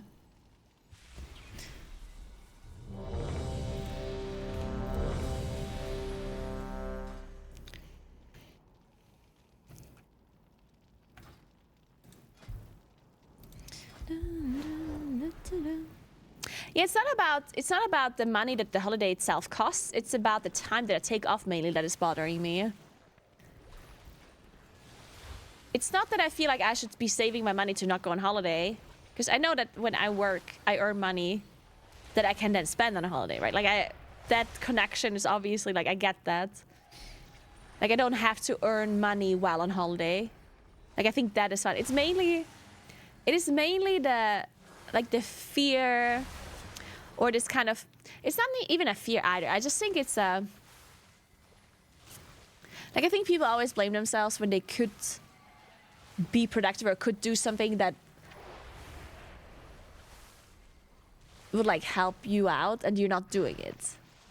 Like, if you rather entertain yourself or do some entertainment thing rather than being productive and working towards, like, a growth or other things, you know, then you're, like, beating yourself up in your head. Even though obviously it makes sense that you can't work 24/7. Like, you do need to enjoy your life, right? And to have time off, and entertainment is just as important for people to stay healthy than anything. But to be able to accept that, and, like, it's, when I say this out loud, it makes sense. That doesn't mean that I don't feel bad for taking time off, you know? Nice, Minder Crits. Nice, I'm so glad you like your sweatshirt. I got my XXL hoodie that I'm wearing as a dress today. I feel like I also wanted to have maybe a smaller version though. This is like the hoodie dress that I ordered in XXL, and I love it. I love this color so much. It's very, very nice. I love it. I think I would want it in green as well, and then just, like, there was too many nice colors, honestly. Fuck.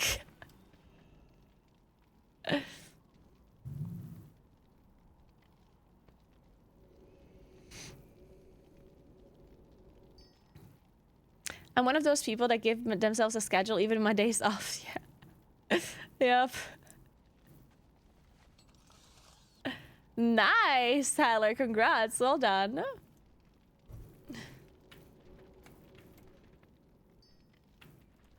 Well, spit it out. Also, I think, like, now in hindsight that I see this hoodie, I think I would want the logo to be slightly smaller, or maybe even on the sides. What do you think about the logo in the middle? Like, I think it is cute. I don't know, maybe it's fine. I'm just being weird. It's cute. Where are we going? Mists. But let me take this hoodie off because it's hot. I tried to cut a day of work instead of a pay raise last time around. My boss just laughed and said, no, really? Man, what the fuck? Man, I think we in general, we all work just way too much, honestly. Like, it's crazy. Some of my friends work so fucking much. Like, and then they work on the weekends, too. And I'm just like, what the fuck are we even doing here? Like, we're, like, I obviously understand why people work. And, like, you know, it makes sense. And they want to work. But then at the same time, it's like, never have enough time to actually enjoy your life. And then in 10 years, you look back, it's like, what did I do? Well, fucking worked all day. That's what I did.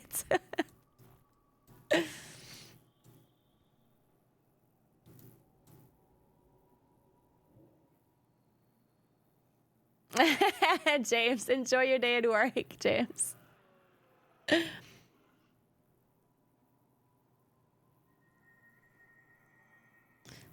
We had a very important deadline before I went on vacation, so I went straight from a 52-hour work week into my vacation, and I just wanted to quit. My vacation was ruined. That fucking sucks. Yeah, that also, like, the fact when companies always say it's, like, super important, when they just set deadline after deadline after deadline for things that,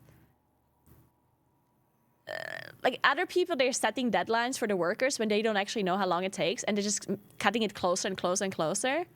Right? And this is such a common thing too, where they're like the people that are setting the deadlines have absolutely no clue how long it's gonna take, but they have like a similar project they had in the past, and then like, oh, we're just gonna do like this, but minus a week. So can you get this done by like tomorrow? And you're like, no. It's like, okay, I'll give you 2 days. Like, shut the fuck up. Like, hey Jake, what's up? We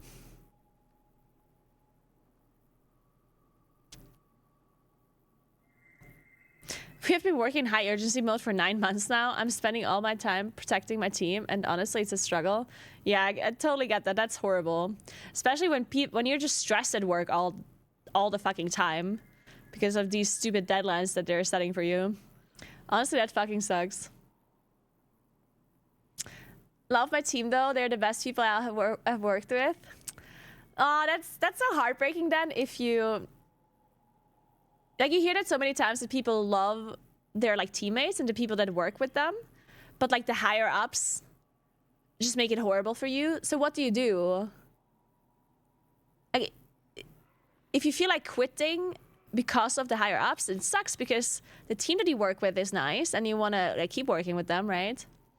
And it creates like really horrible situation where like, man, I wish I could work with these people, but not with these like, not with the managers or like with the higher ups or whatever it's called, managing partners, fuck. I can't think of the word, but you know what I mean.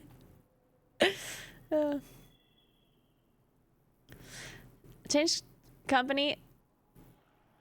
Oh yeah, change company in the 1st of November 2025. 8% pay raise, but 10% less hours. Really? Huh. Well, that's pretty good.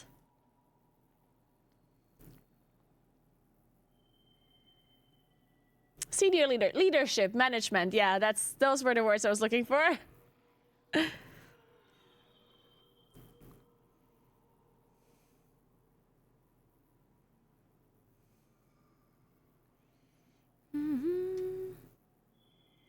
But it is nice that you like your team a lot. I think there's quite a few people that generally like their job, but then they don't like their coworkers, or there's like a horrible environment, and that also just sucks, right? So it's good that you like your team at least. That is cool. You will only get really few friends at work. The others are just faces. Yeah, as long as you don't... I don't think you have to be friends with people at work necessarily, but it would be bad if you like actually just dislike them or they are just being horrible people, you know? If it's just neutral, then... In fact, I would say neutral is even best. Because sometimes being good friends with people at work can also be somewhat of an issue, especially when it comes to... It could cause issues with like some people getting promoted, others won't. You maybe not liking your job anymore, like being held, like thinking that you want to quit, but you don't because you have really good friends at work, stuff like that. Like any kind of like emotional relationship at work can be problematic, right? For good reasons, but also for bad reasons.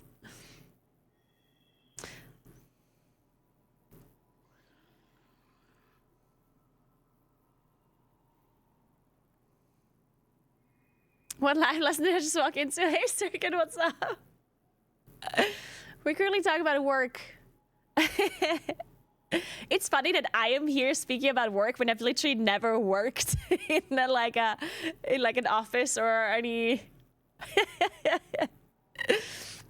like normal work relationship kind of deal. I've literally just went to school, studied, and then did this. So, I mean, I did work in at a bar. I was a bartender for a while, and I did do internships at companies, at offices, accounting offices mainly. But yeah, obviously, I do not have a clue how it is to actually properly work at an office. Well, I didn't finish studying. I started studying technical math, which is basically math and IT. More math than IT. And then I switched to IT because it was too much math for me. And then I didn't finish it either. Then I started streaming.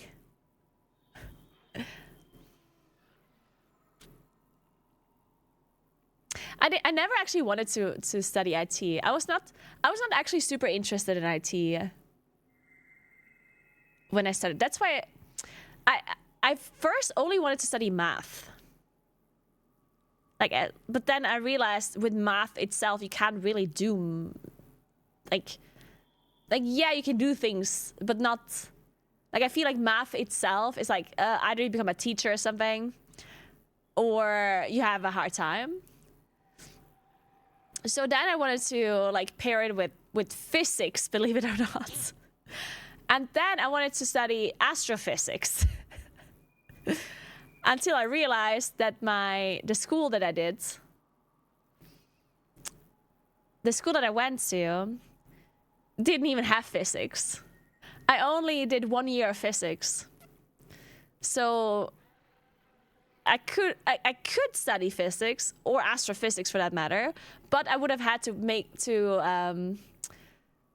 catch up on so much knowledge. I would have had to study so much before even going to university, because the school that I did not have physics or even good math for that matter.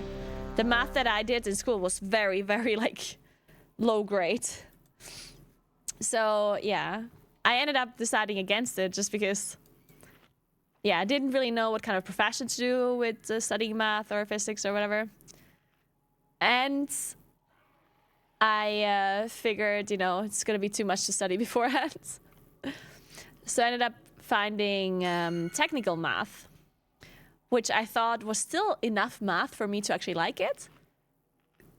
And the IT made sense because I just like to game.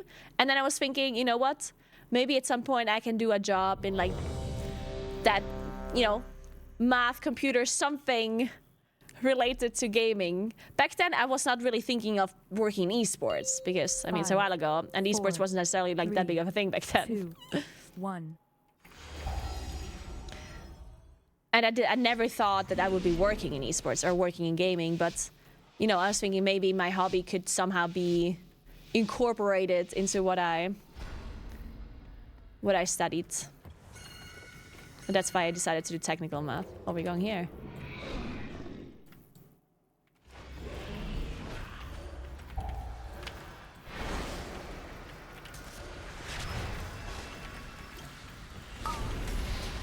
Fuck. Please. Ah! Oh god.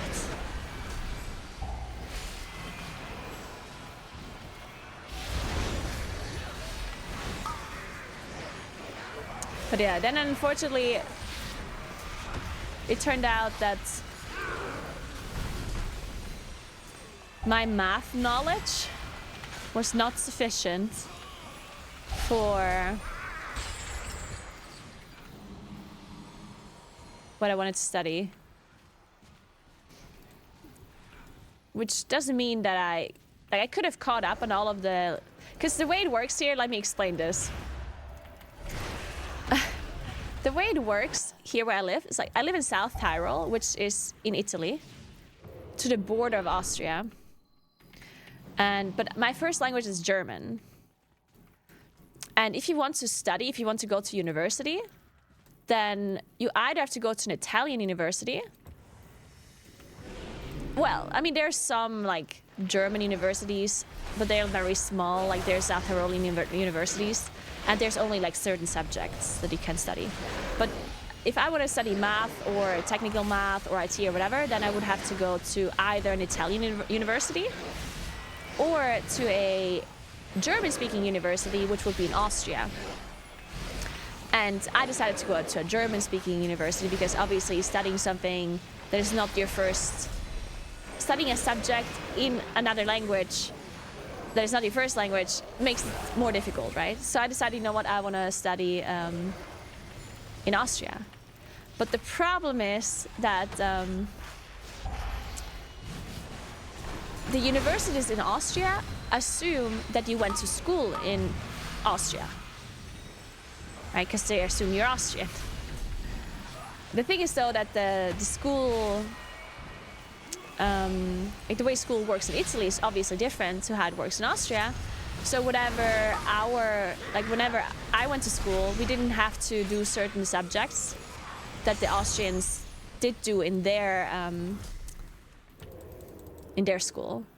So basically, when I went to university, they assumed that I have some knowledge that I didn't have, because people in Austria did study that stuff in school before university, and I didn't. The way it works in Italy is that you can go to, like before you go to university, when you're in high school, you can go to specific high schools that are that have like a sort of like a subject. It's still pretty generalized, but you're like focusing on something in particular. There are no general high schools. I mean, there are, but most of them are like specialized. So either you go to a high school that is specialized in languages. In addition to Italian, German, and English, you learn French or Russian there. Or you go to a university that is specialized in like math and science. Then you do more math and more physics. Or you go to a school that generalizes in like more creative stuff. Then you have more like music and painting and whatever, stuff like that. And then you have schools that focus on accounting. And that's unfortunately the school that I went to. So first I went to the school that is focused on creative stuff like singing and painting and music for a year. And then I switched school because my parents' house is right next to a high school. Like literally right next to it, across the street. And the problem is that high school only is like accounting specialization.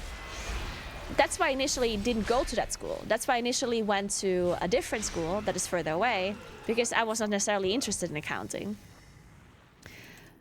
But then once I had realized that commuting to a school kind of sucks, I was like, you know what, fuck it.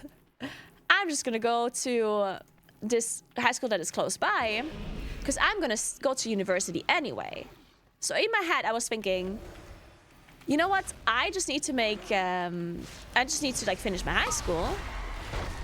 And then because I go to university anyway, it doesn't really matter that much.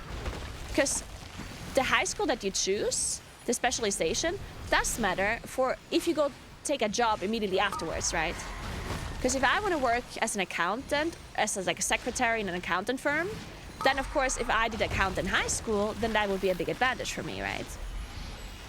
Compared to a person that went to a creative school that focuses on music, right? But if you go to a university after high school, you can do that with any university. You can study any subject, no matter which high school you did.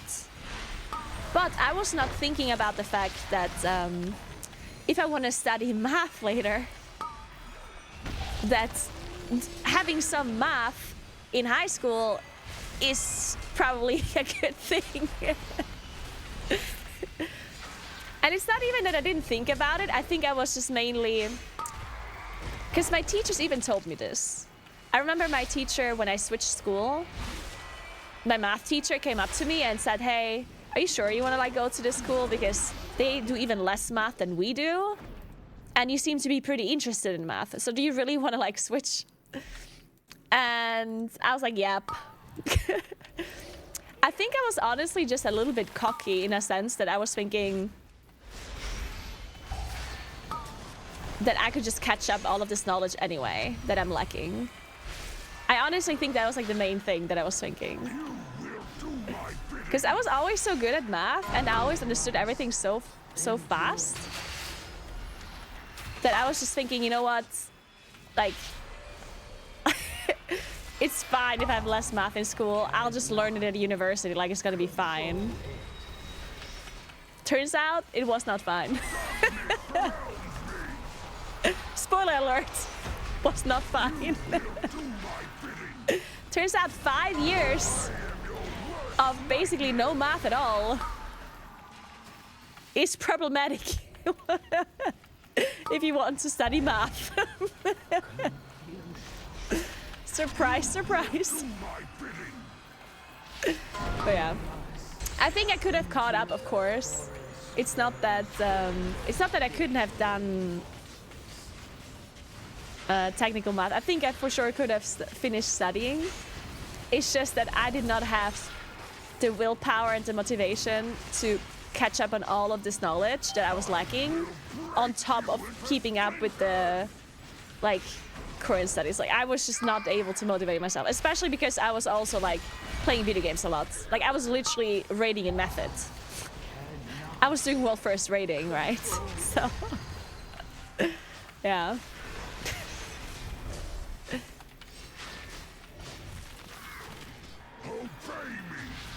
Obey me.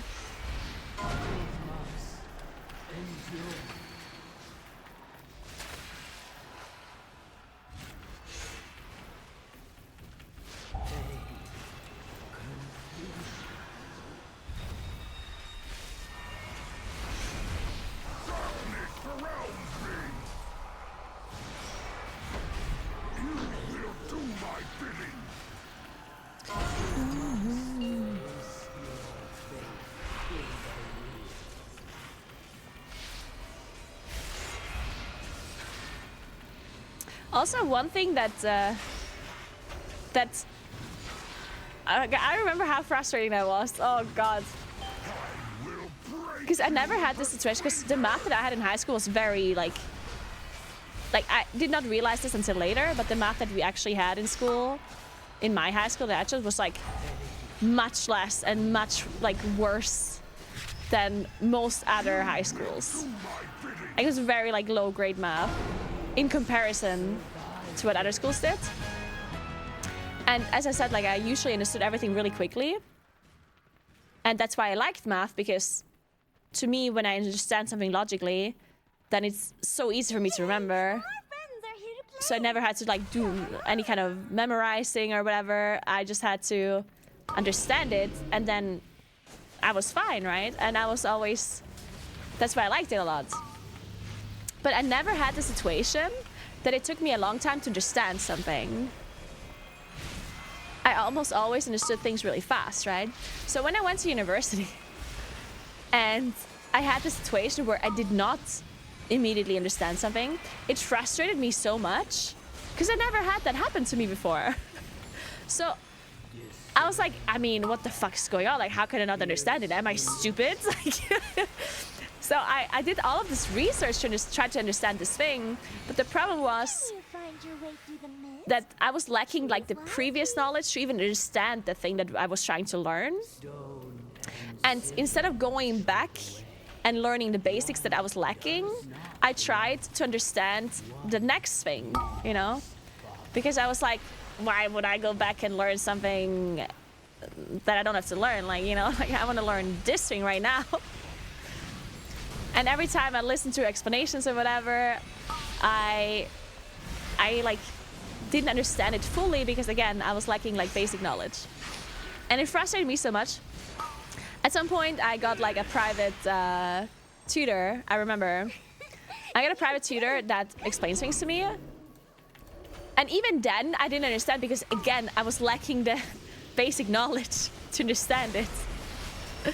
And I didn't tell this person that I was lacking this knowledge because this tutor probably could have explained it to me, the basic stuff that I was lacking. But I was just like incapable of admitting to myself that I need to go and just study the thing that I never learned. Like, I just kept thinking, I will understand this. Yeah. At some point I just give up. I was like, fuck this. And then I just decided to study IT instead. You're almost there. Which was a lot easier. Initially, like the math was easier.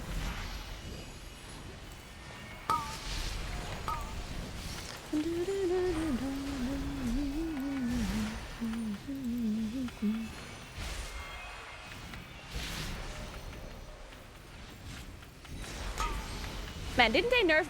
Did the arcade mage nerfs, are they already live? The recent ones? Or no? Not in beta, okay.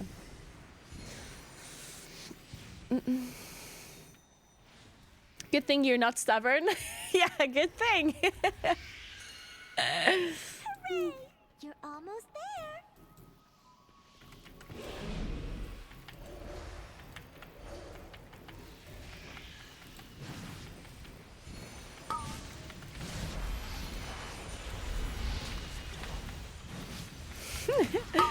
Yeah, Moonkin's damage is stuck in Dragonflight, unfortunately.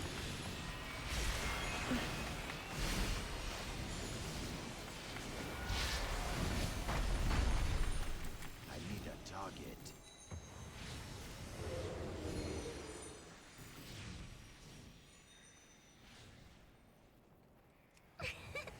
You did it. Good guess.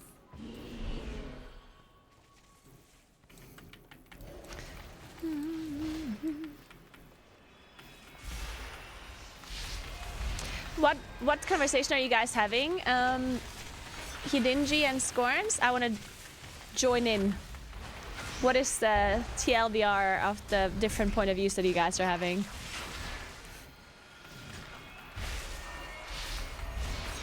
It's about work being important and social networks and stuff.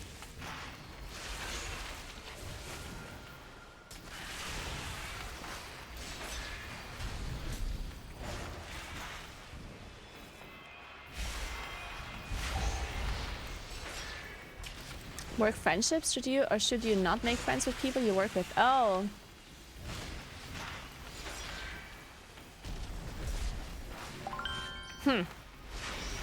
Thanks for the 45 months, Vikatora. What's up? How you doing? Of course, Moonkin is gonna be the best class in the war within, of course. How could it not be?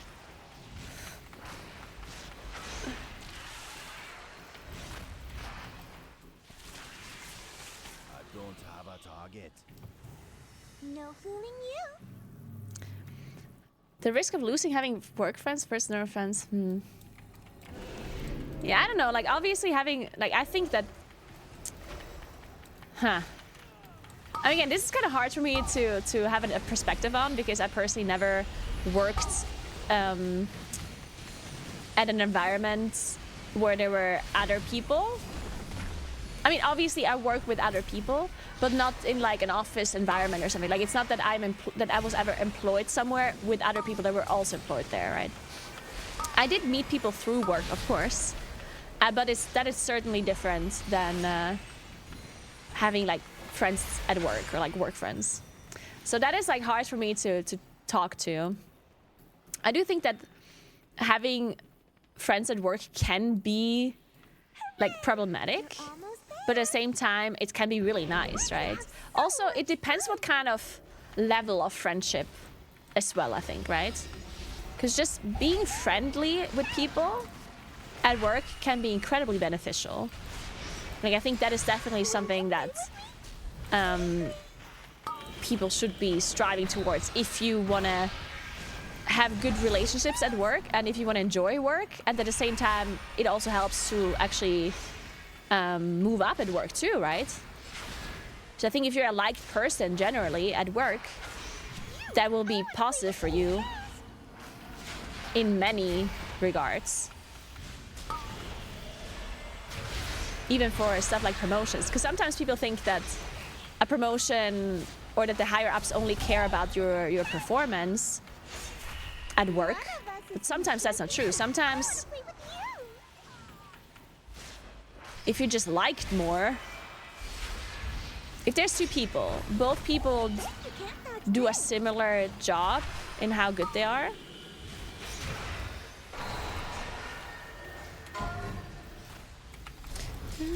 oh yeah, she didn't do the thing. What the hell, I just realized she skipped her game. Is she not doing any of it? What the hell? We found the tech, guys. We found it. Huh. Interesting. Oh, there it is. It is. I have absolutely no idea what it is. Oh, it's a leaf. Yeah, sometimes there's two people that do similar well at their job, and one person is just more liked than the other. Then I guess the person that's more liked is probably gonna get promoted because it influences people, obviously, even if it's not logical.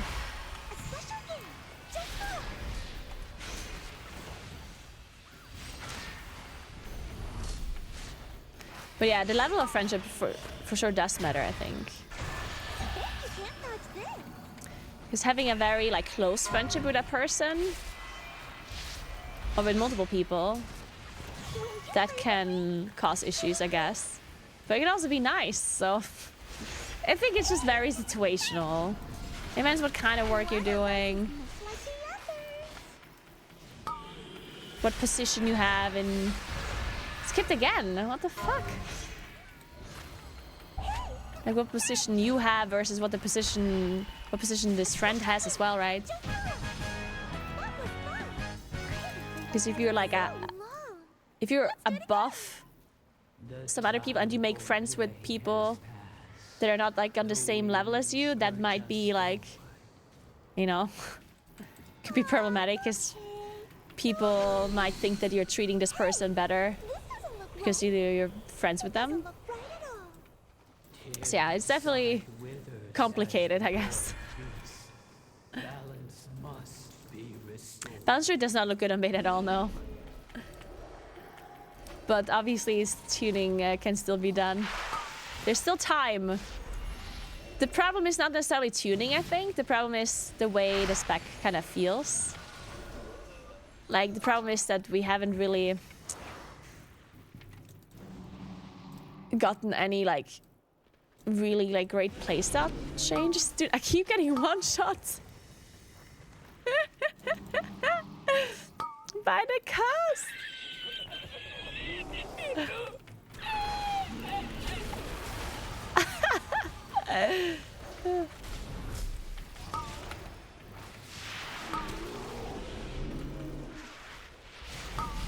What is it that is...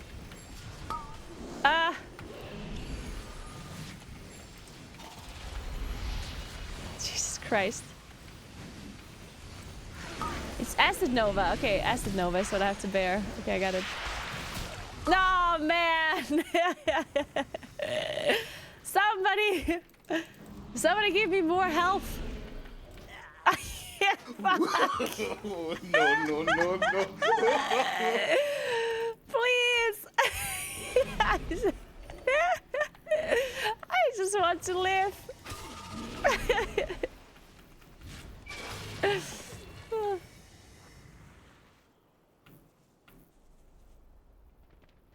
Not sure, Ario, no. I do not necessarily think that...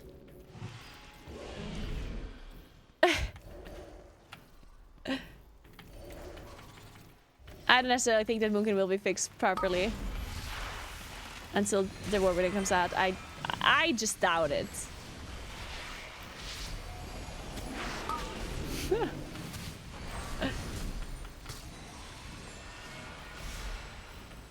But I mean... Oh wait, that wasn't it.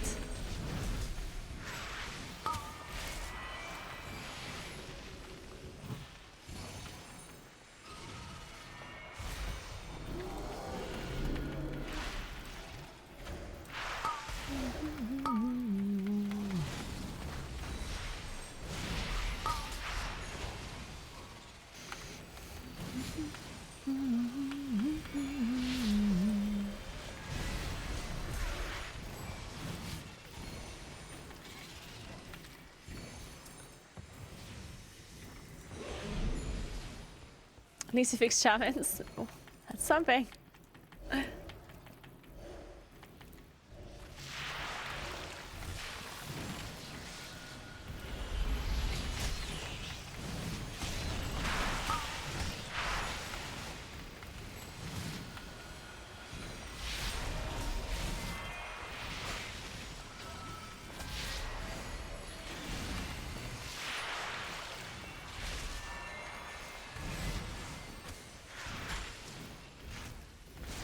Do any specs hero talents change the way you play that class? I need to target something first. Oh yeah, yeah, for sure. No, I think hero talents definitely changed your playstyle here and there. It's just some are like a lot more impactful than others, and some are a lot more visually pleasing than others, and some are a lot more interesting. Because just because it changes your playstyle doesn't mean it changes it in a good way, right?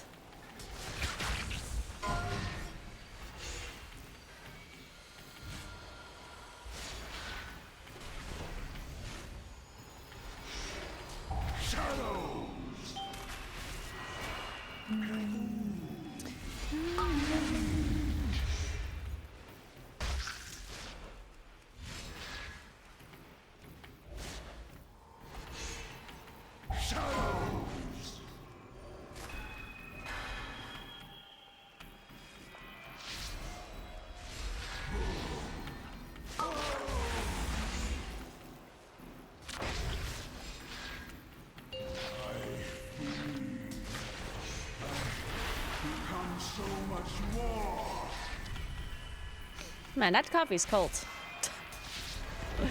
Oh well.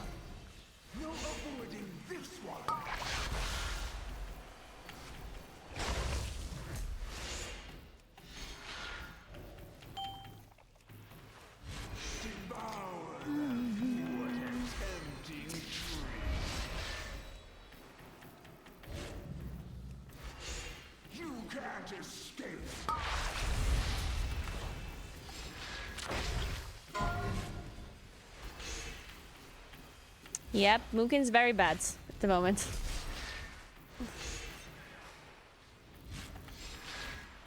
Moonkin's really bad right now.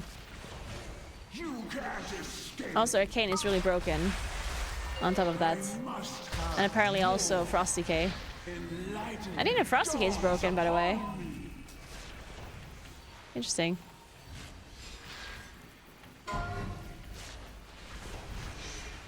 I mean, I knew Unholy is broken, but I guess Frost's broken too. Yeah, don't worry guys, I'm ramping. I'm ramping for next expansion. The one after the War Within.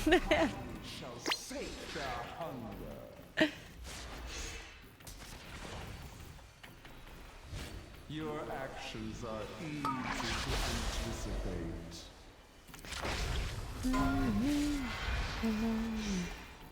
I wonder why they never utilized this mechanic on Tredova for anything else. Like, I think it's such an interesting mechanic that the boss remembers how you dodged a spell and then spawns a puddle there next time. Like, I think this is such an interesting mechanic, and they did not ever utilize this for anything else. Why not? Like, they reutilize spells all of the time. But this one, they're just like, nah.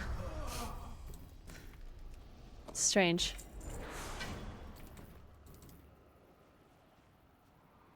Maybe a proper raid boss fight would be just too long. Knowledge intact. Time will be his son.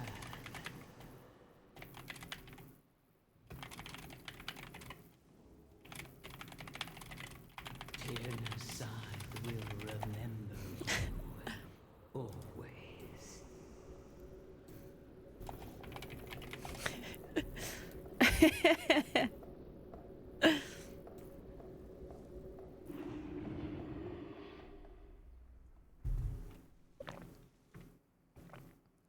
Well, let's try different builds. I keep playing different builds. For once, Titles isn't complaining for the sake of dodging nerves. Very interesting watching Moonkin take the most damage by a metric mile. Yes, it's the funniest thing about Moonkin is we do so little damage, but at the same time we also take the most damage. It's like nothing this class can do is good.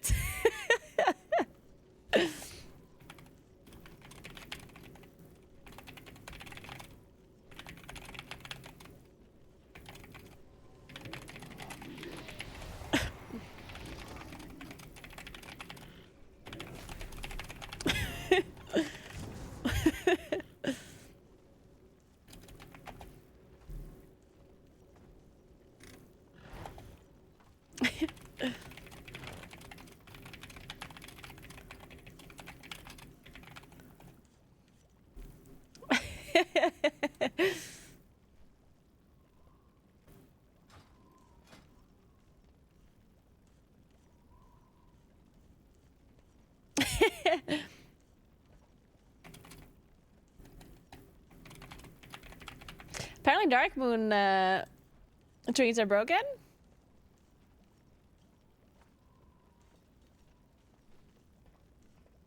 Interesting. Fuck, a trinket does damage to me. It's just what I needed.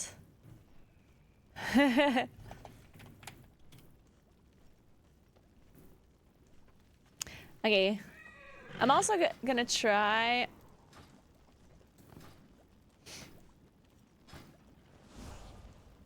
Yeah, I don't actually know if I want to try different builds.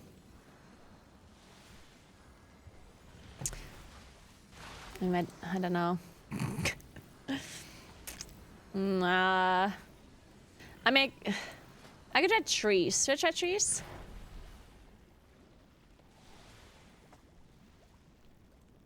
I mean, it doesn't really matter, I think. I think no matter what I play, I'll just do the same damage. Or very similar. But let's give it a try. The problem is that I have to pick up Force of Nature, which really sucks. I really dislike that. Because I don't know what to drop to get Force of Nature. Like, I just don't know. What is it I'm dropping?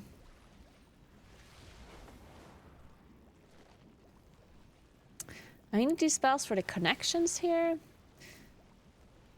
I guess I dropped Denizens. Maybe I just drop this and go this.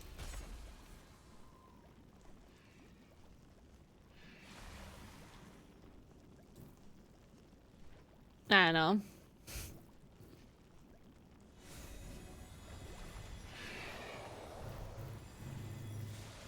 People always want druids for M+. What do you think is most favorable position for it at the moment in the War Within? You mean which spec they would want? I don't really know how the other specs are performing in comparison to their respective roles. If I would have to take a wild guess, I would say Rest of Druids, but But I don't know. I don't know if there's any other healer that is like really outperforming them at the moment. Oh, I heard rest is bad. Well, phew, then I don't know. Could be Guardian? I mean, maybe, yeah. It is true that Druid is really important, generally. Mark of the Wild is just really, really good.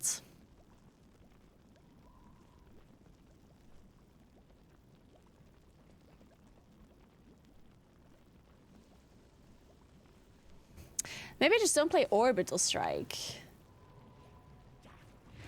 I don't know if that's helping.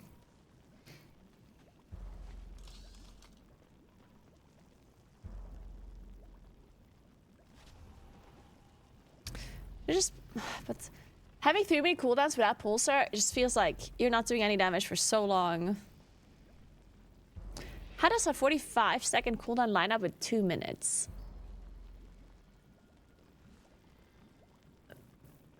Badly? How does a 45-second cooldown line up with 3 minutes? Better? Yeah, that is better.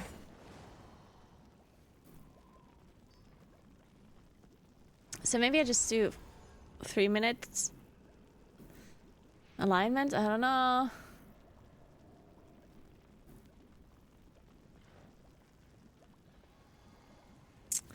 I don't want to play potent enchantments though, right? 20% duration versus starfire damage increased by 10%. Nah.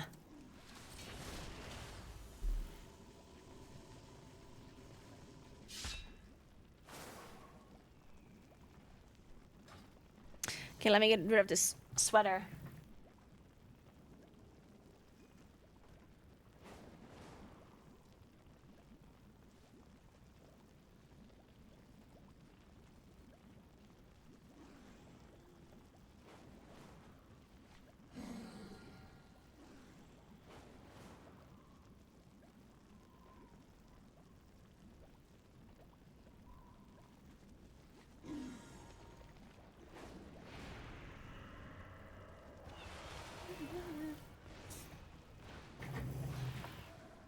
So,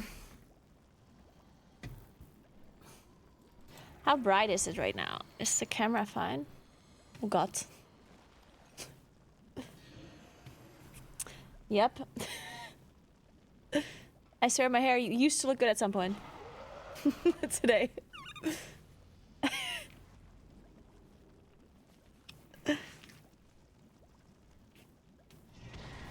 Oh well. You know. It is what it is. Anyway.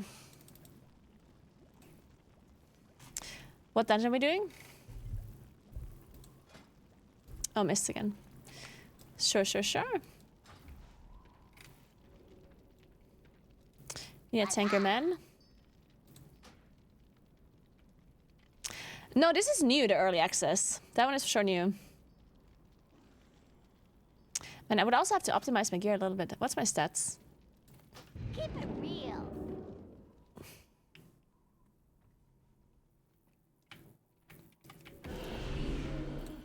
Am I scaled here already? Okay. 8k haste, 12k mastery. Oh, that's actually fine. Alright, so I got these Darkman cards now, which are apparently broken as fuck. Every 10 in combat, I assume seconds, take 1% of your maximum health as nature damage and gain a stack of symbiosis, granting burst for 20 seconds. Interesting. And then this one's just secondary stats. This is secondary stats by 10k and speed or avoidance by 900 based on the school it was activated from. Based on the school it was activated from. What does that mean?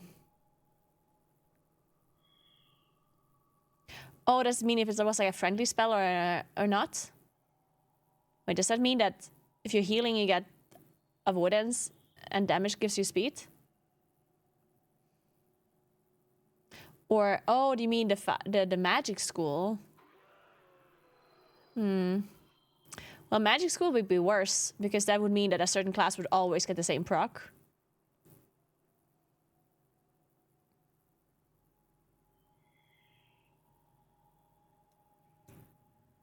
that would mean that, you know, Moonkin always gets speed or always gets avoidance. That'd be kind of dumb, right? But I guess the same would work if it was a healing spell versus not healing spell, because some classes can't heal. I don't know, interesting, we'll see.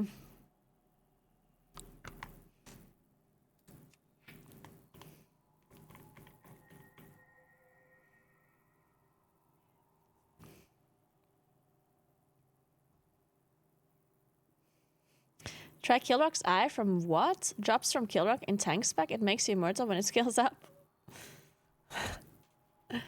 Shit. Do I really have to run defensive trinkets on beta and plus? Fuck me. I don't want to do that.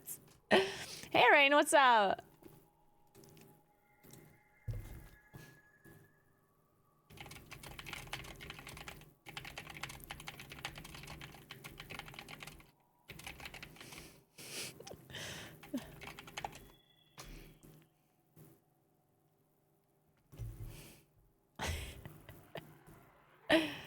And the weather is really good today. Well, actually, looking outside, it's a little bit... yeah, it always... I don't know what the fuck's going on lately, but every time it's really nice weather, we have like a lot of Sahara dust in the air, which makes it very... like... what's the opposite of like clear? It's like the view is not clear. Shit, what's it called? What's the word I'm looking for? Obscure? Hazy maybe? Obscured, yeah. It's like hazy, I guess. Because usually when it's nice weather, then you can see really far. And it's super pretty because then you can see the mountains really well. And you can just like... you just see the air be like... this sounds weird. But on a clear day... when you see the mountains from really far away, when it's not foggy at all, not hazy, then you can just tell the air is fresh. Like, you literally look outside, and you're like, oh my god, I would like to breathe in this air. Like, you can just see, oh my god, this is the best air ever. But lately, every time it has been good weather, it had this, like, haziness because of the Sahara dust. And it just sucks. Because you go outside, and you just know it's like, eh. And it doesn't look as pretty. Because you know, you see this fucking haziness, cloudiness in the sky, and then you don't see the mountains so much. I mean, you can still see the mountains, obviously, but it's not as beautifully clear. And it sucks a little. Also, when it starts raining, then everything is full of fucking Sahara dust. Which is horrible.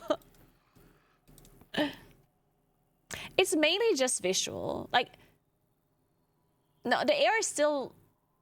and you can definitely tell that the air is not super fresh, but it's not like super noticeable by any means.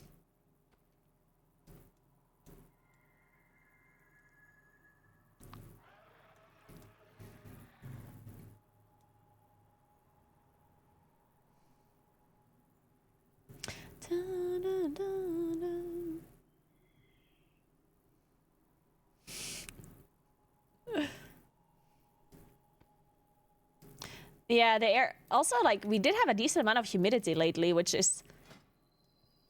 it's weird because it's almost never humid here. I need to get closer. So the fact that we had some humidity is like... it's just weird.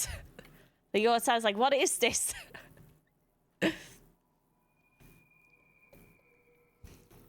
It's obviously not like super bad humidity or anything.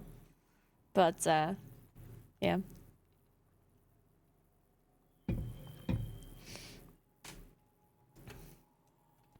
I have no idea how Vengeance Demon Hunter is doing on beta.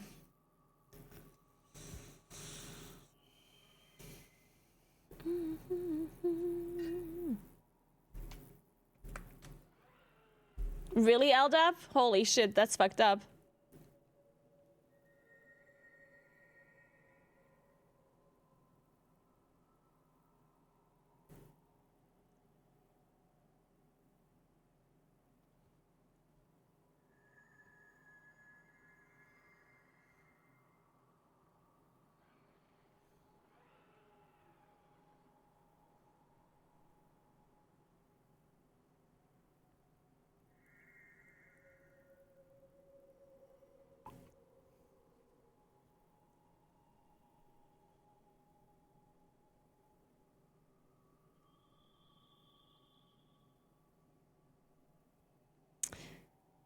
I have a question, guys.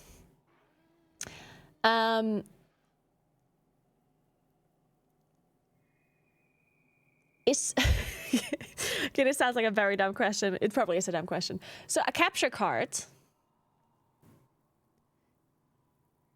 and an encoder, are they the same thing?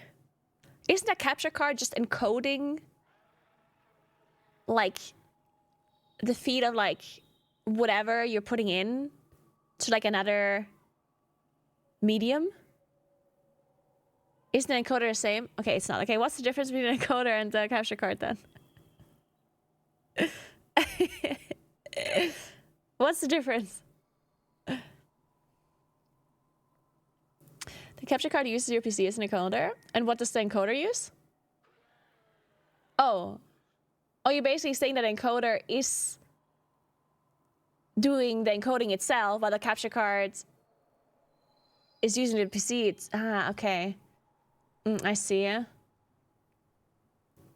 Capture card gets input on something and outputs on software, and an encoder just takes the input and then encodes it itself.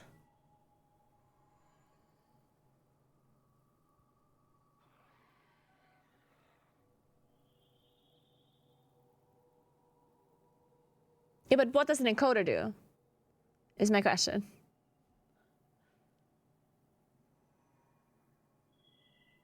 Like if I plug a camera into an encoder and then not into a PC, it encodes it. Okay, yeah. Okay. So I guess I cannot use any of these 5 million capture cards that I have to do any sort of encoding. How helpful, guys. Yeah, I know, right?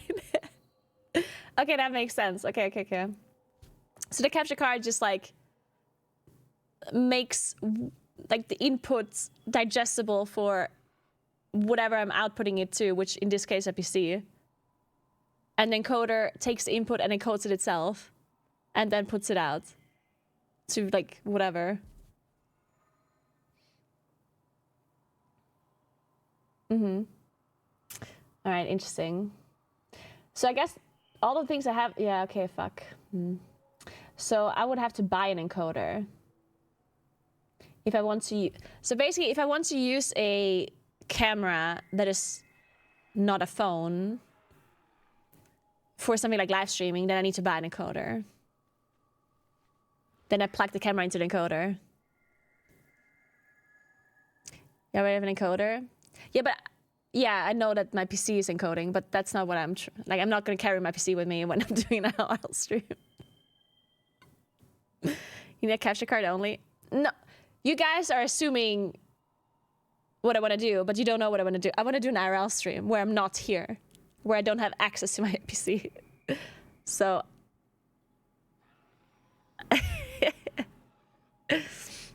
that's a quitter attitude. Imagine me carrying my PC around. Can't you get a tablet? No. But actually, oh, wait a second. I could use the NUC, right? Wait a second. I can use my NUC as an encoder. Right? Of course I can. Certainly I can. Wait.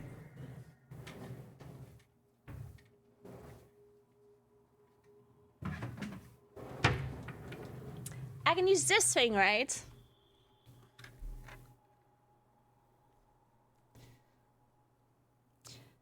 Asus Tech something.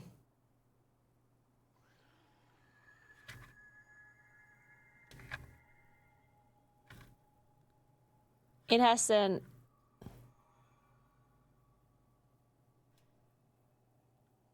USB-A, USB-C, microphone jack, HDMI A, another S. Oh my god, Ethernet, DP. Perfect. This would certainly work, right? You can use that, why not? Why wouldn't I be able to use that? Did you pull that out of a plane? It's a mini PC. Why can't I use that? Oh. I mean, I don't know what version it is. Doesn't tell me.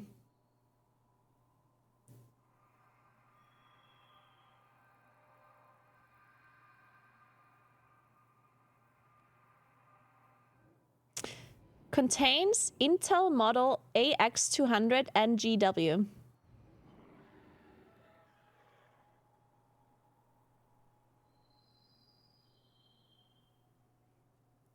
I don't know.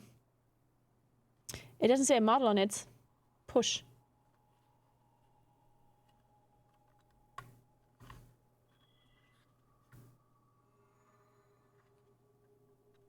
So what is this?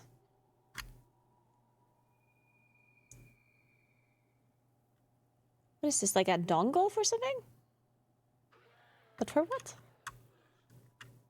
We're doing necrotic wake. Okay, let's go necrotic wake.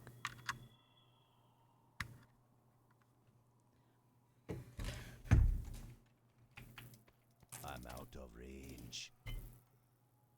Shit, I don't have a Hearthstone. Fuck, how do I get to necrotic wake?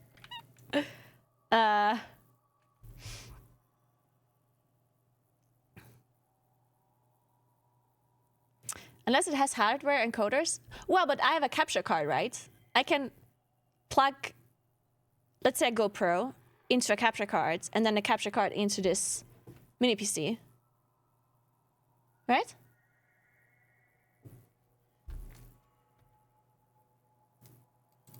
Or it encodes it itself. I don't fucking know if it does that.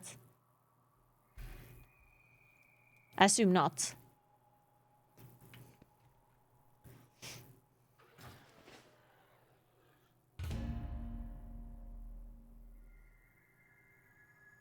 We need to encode the output stream, no, to Twitch.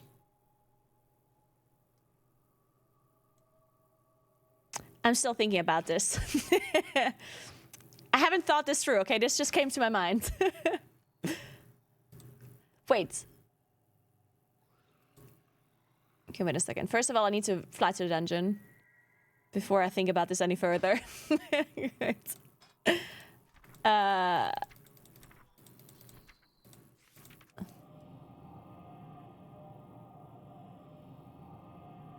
You mean into the box you stole from a plane?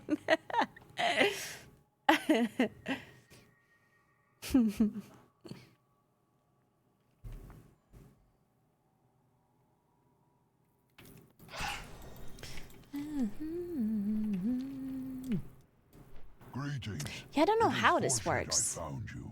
Your presence is requested at Moonglade.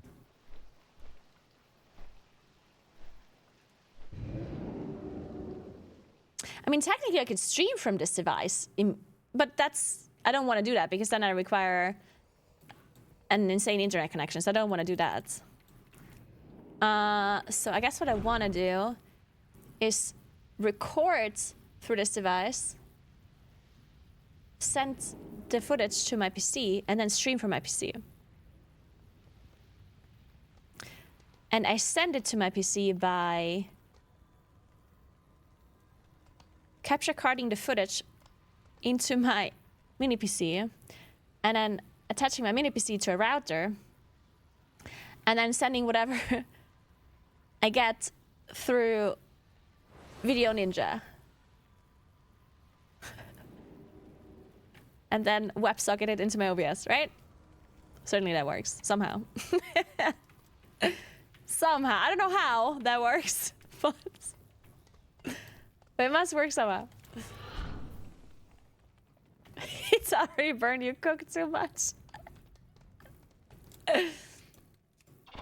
The question is just, how do I get the stuff from this mini PC to stream on Video Ninja? Do I even need Video Ninja is the question. At that point. How you doing?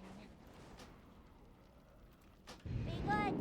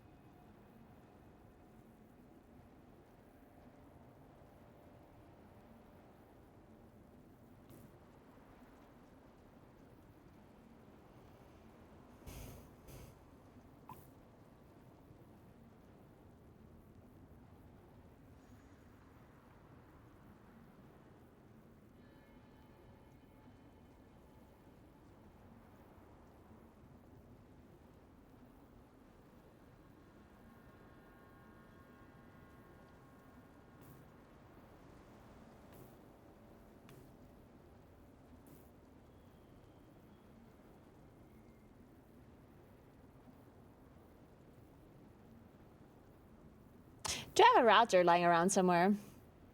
I don't think I do. I guess I would have to buy a router.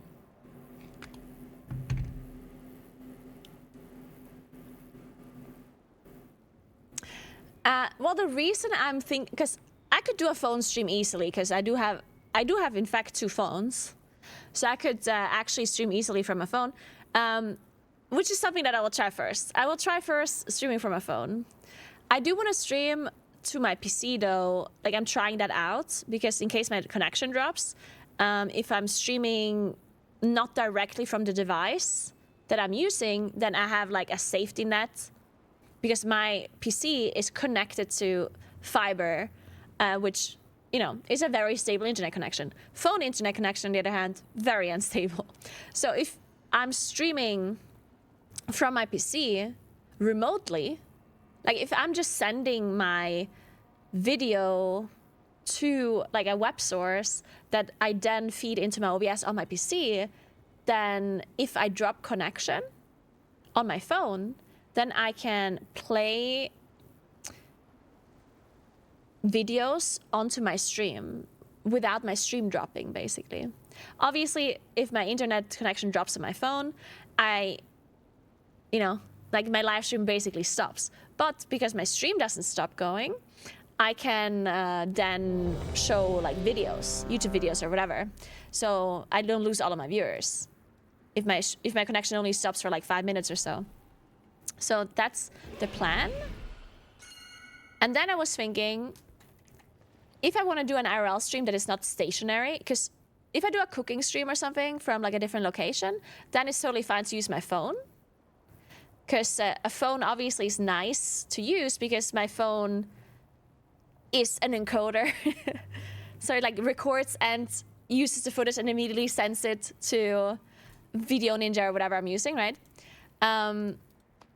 The problem though is if I want to do another IRL stream where I actually move around, like if I want to stream how I'm moving around like a city, or if I want to stream how I'm cycling or whatever, then streaming from my phone is a little bit, like it's not the greatest thing because, mainly because it's much harder to attach a phone to like proper tripods and stuff that are like attached to you somehow, right?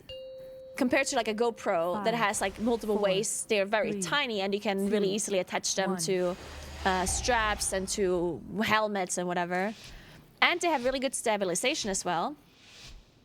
Because if you're moving a lot and you're shaking and it's not stable, then it's horrible to watch, right? Like if you've ever watched a video where... Oh my god.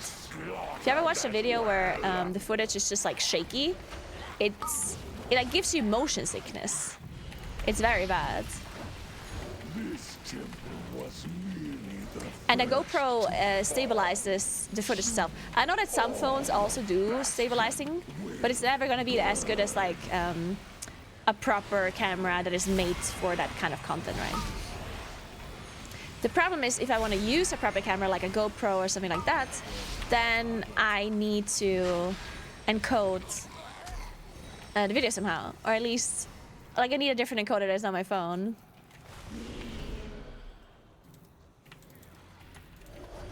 So that's why I was thinking on how I could solve that problem. But I guess this mini PC should work in theory. I would have to carry all of this stuff around then. I would have to carry a mini PC, a router, and a capture card. And my microphone. But that's, I mean, it's not that heavy. This mini PC is actually very, I mean, pretty lightweight. I also have to carry a battery, by the way. Like a power bank. Yeah, I would basically have to carry an IRL backpack around with like a power bank, all of this stuff, right? Which I don't think it's gonna be super heavy. I recently did get a power bank, the one that I had on Throne that somebody ordered for me, which is really nice because I can use that.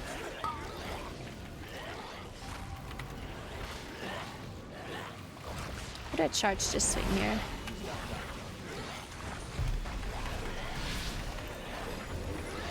Wait, look at my damage. Dude, I'm fucking blasting, or I did in the first build at least.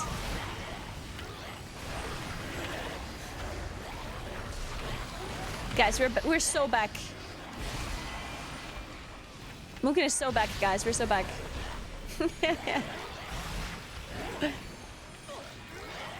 Trees OP, yeah. I think it might be the trinkets are OP, not the trees, but yeah.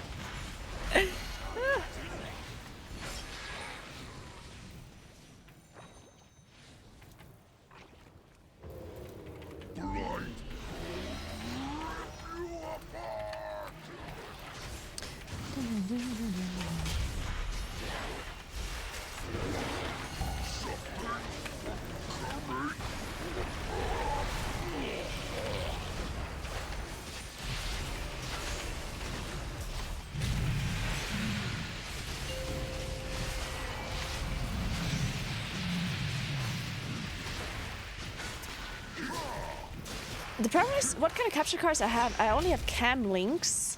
I have cam links, which... I mean, that should... Is that good enough? Is a cam link good enough? I think so. I'm not actually sure. Is it?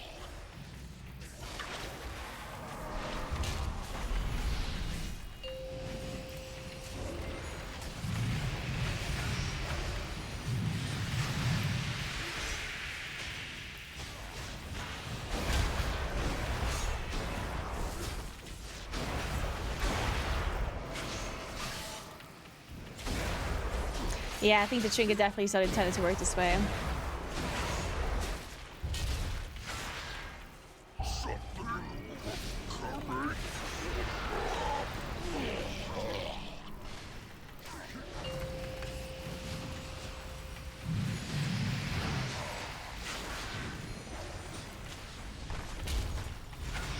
Wait, they did hotfix it? No. Oh, this is, oh, I'm getting speed. Oh wait, it procs like multiple times. Holy fuck! Does it stack too?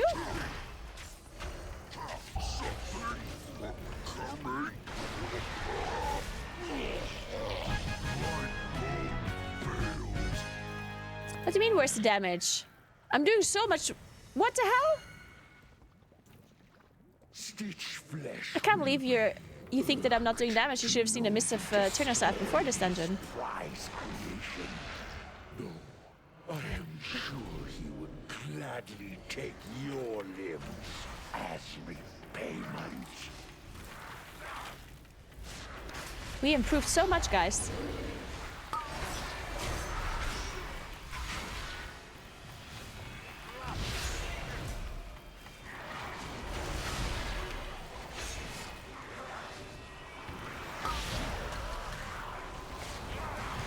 You can still, oh, you can still interrupt the animate. You can still stop the necromancer from spawning mobs. That's good.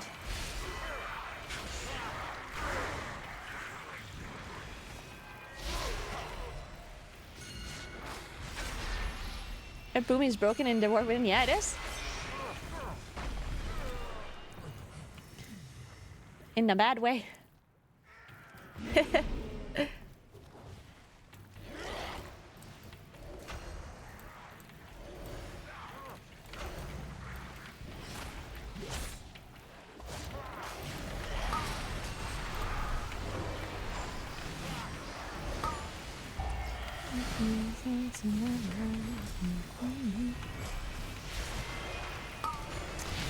Like, here's the thing, like, I'm joking, like, Moonkin obviously is very bad on beta right now.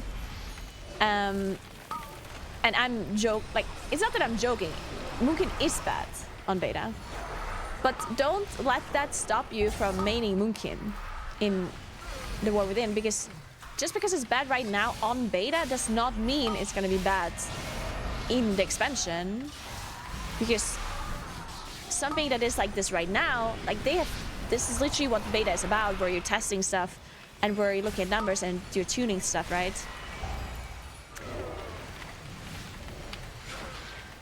Ah, fuck me, that was a lot of damage. It's only 65k overkill though. Fuck me. I wanted to go bear for him, but then I was in a GCD. I forgot that I have high MS. If I had low latency, I would have been able to switch. My bare phone would have gotten through. Yes, the thing, and this has always been true, like, trust me, whenever an expansion comes out, they still do tuning as the expansion has been released. Like, usually Blizzard does tuning on beta as well. But even after it gets released, there's still tuning that is getting done. Because Blizzard waits until they can see proper numbers from the live servers, you know what I mean? And sometimes they just run out of time to tune stuff on beta, frankly. Like, frankly, they know that some things are not tuned, but they know that the tuning at the start of an expansion is not actually that important, because there's no content that is out, right? Like, the classes don't actually have to be perfectly tuned as they get released. Because what can you do at the start? You're only leveling, and you're doing, like, Mythic Zero dungeons, and that's about it, right? So classes don't have to be balanced perfectly or tuned perfectly, because there's no competitive content that is available that would actually require perfect balance. Therefore, Blizzard has the time. Oh, nice sheep! Saved my life! Oh, that's a monstrosity. Whatever, I guess we're playing that.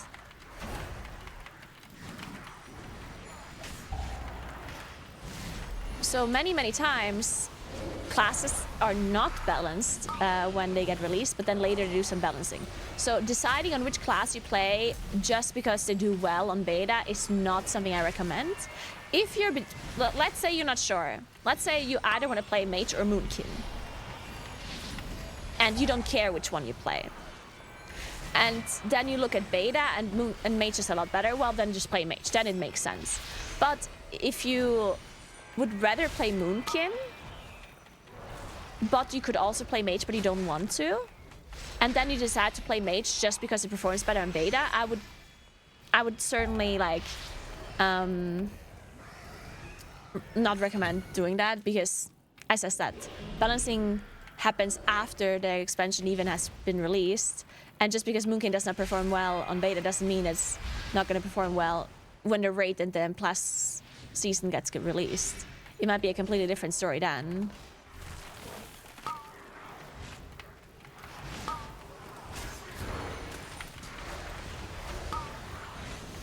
Is Mage more likely to be good?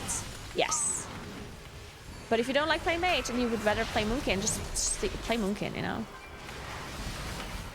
And in the end, you can always still reroll. Like, people, it's not like a permanent decision which class you're choosing, right? It's not something that is locked in for the whole expansion just because you started playing it at the start, right? So just pick something you like or you think you're gonna like. And if it really turns out that it's gonna be bad, well, then just play something else. You have time to catch up almost all of the time, right?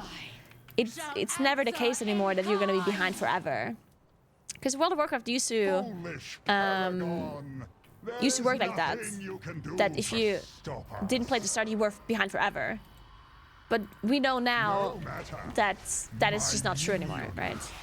Nowadays, you have so much time to catch up, and there's so many catch-up mechanics.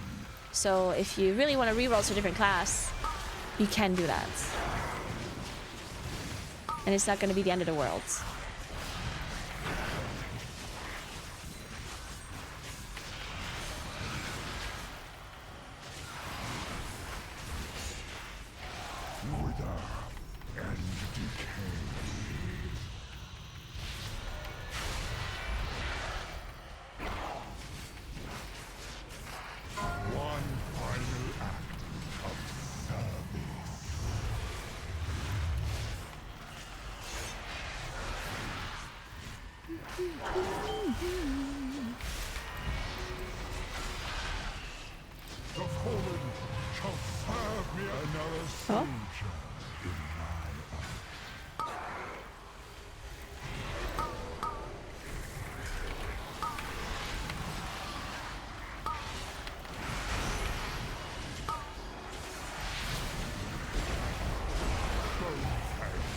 reduce you to dust.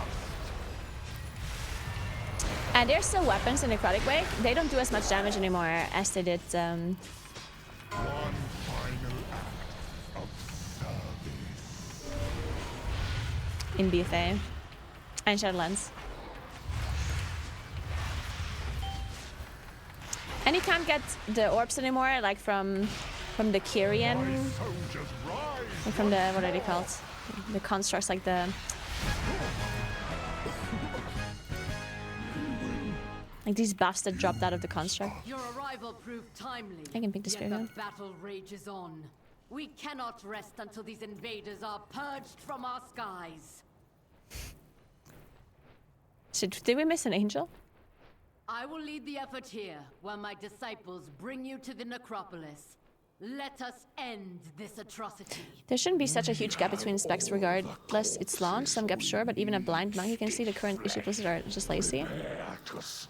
But it's not launching right now. Just a moment longer. Guys, the game is not launching tomorrow. The parts for my new creation Please, like, this is something that arrive bothers at me. last. Like, you can blame Blizzard all you want, but blaming them for like unreasonable things or illogical things makes me a bit angry. Like, don't blame Blizzard for the stuff not being tuned on beta right now. Because why? Think about it. Why would Blizzard spend a lot of time and resources to balance damage on beta currently when they're not done designing the classes? Like, what's the point? They would be wasting their time. Because then they balance everything, then they change the classes, then they have to balance it all over again, right? So yeah, doing some balance changes, of course, here and there, because, like, for example, they nerfed Arcane Mage, because Arcane Mage clearly was doing, like, some crazy shit, right? And they did that. And that's fine. And there's some classes that are underperforming, and they're buffing them a little. But doing, like, actual, like, proper tuning right now, like, fine-tuning, like, that would be stupid. Like, first they want to make sure they're giving the classes whatever they're complaining about, like, whatever it is that that is better for gameplay rather than number tuning, right? Number tuning, just doing that right now is why? So don't blame Blizzard for not doing that when it makes no sense. They would be completely wasting their time.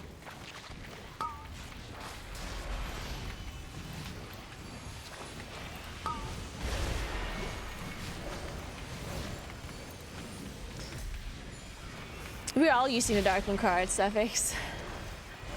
All of us.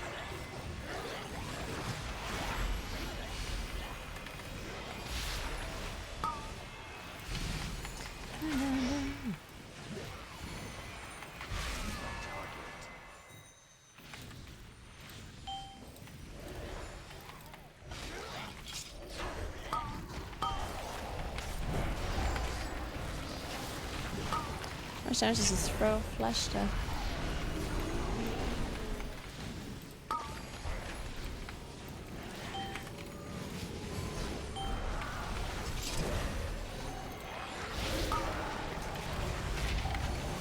Man, this... It's so noticeable. Oh god. It is so noticeable how shitty the lockdown is now. The lockout, I mean, if you disorient or if you like CC on a pack like this. Fuck! When there's like different timers on the cast. Like, it feels like you need a million interrupts. It sucks so much.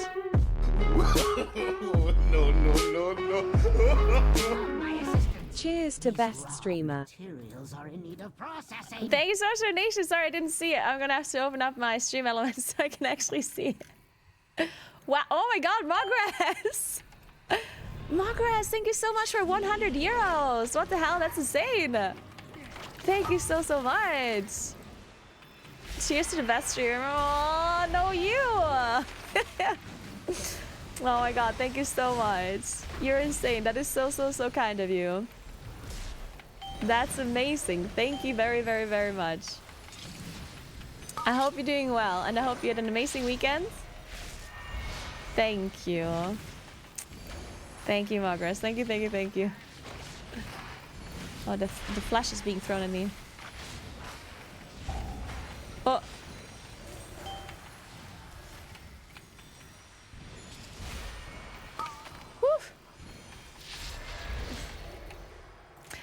TGP is this weekend again on Friday, yeah. It's Group B this time.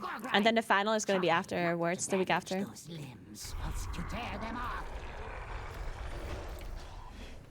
What am I supposed to spear, by the way?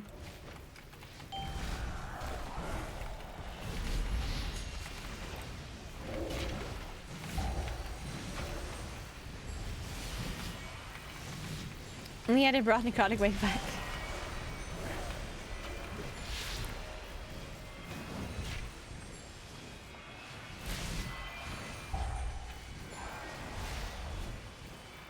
It is very possible that we get the pre-patch before MDI ends. Like, I don't think they necessarily care about the MDI when or the TGP when it comes to pre-patch, because think about it.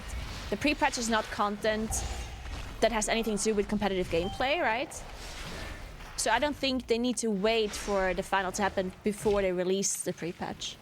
I personally don't think that they have to wait. In fact, it might even be better to not wait, because the pre-patch might bring in some new players that start playing again. And then that would be beneficial for the viewership for TGP. So I think that there is a possibility that it would be better to release it before.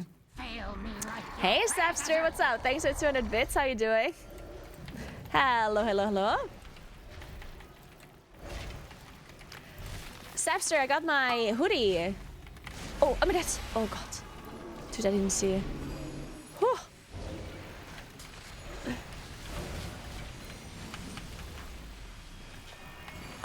It's very cozy. I got it in XL. It's a hoodie dress. It's super, super cozy. I'll show you after this dungeon. If I remember.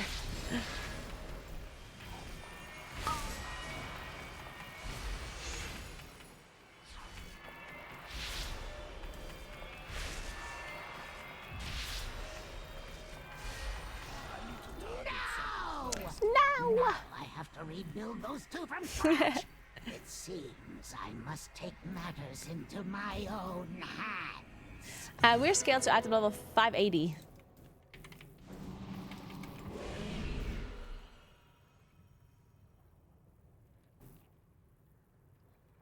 Hey, Killa.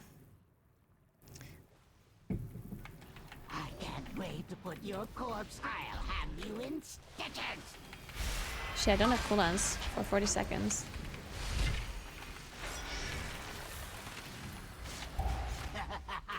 I must preserve your parts for later. Imbecile! Imbeciles.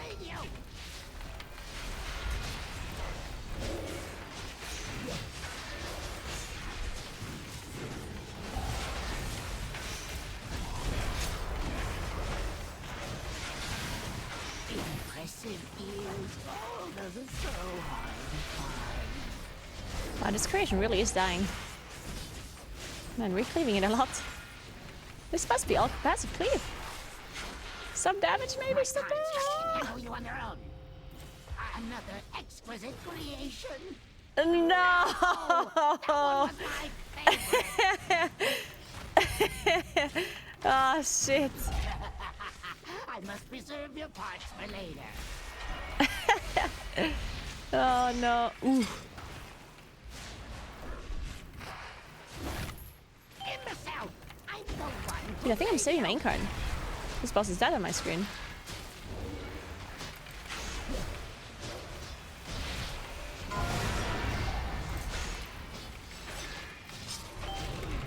Sorry.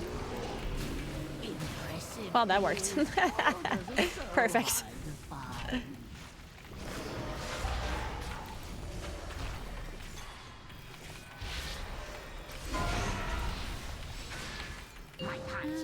Oh. Wait. I didn't know the boss jumps. I thought... Wait, they fixed that?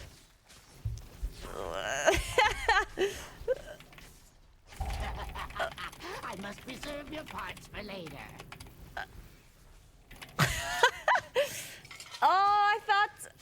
Oh, No. Usually in the past, the boss didn't jump anymore below 5%. So I didn't.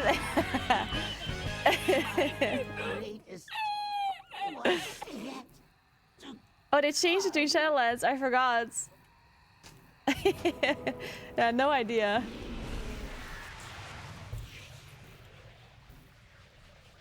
Good morning, Chachi. What's up? How many rests do we have? 0. Okay, then I guess we're not skipping the boss cast.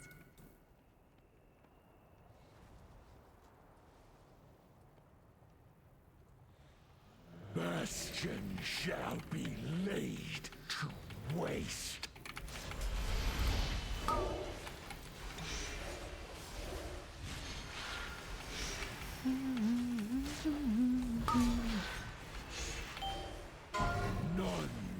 Wait, so does the spear also 10% increased damage for 16 seconds? I can spear a shield. I have had enough of you.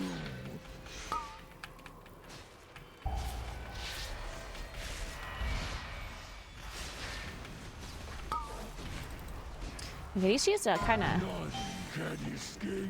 The shields are not as bad anymore as they used to be, I guess. It seemed kind of weak.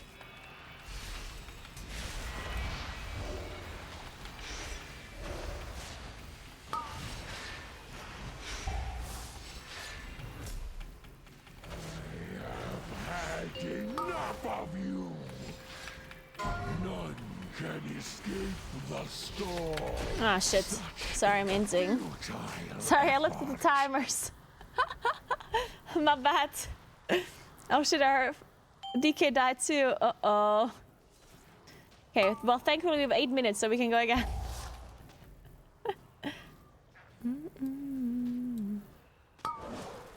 Because we don't have any rests. I doubt they can play this.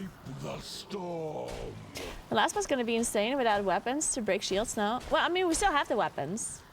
But the shields seem kind of weak-ish. I mean, look, the shield is up right now.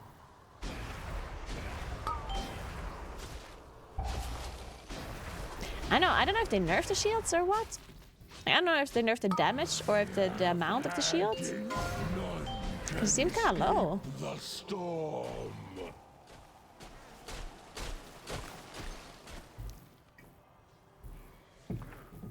Yeah, we should definitely reset. If we can still release is the question.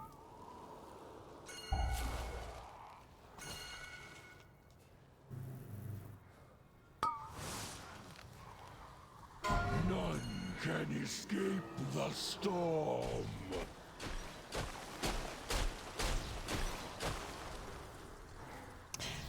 Yeah, we were talking about, or somebody was saying that Blizzard is lazy for not tuning classes on beta. Oh fuck, we don't have angels. Oh my god, that's so dumb.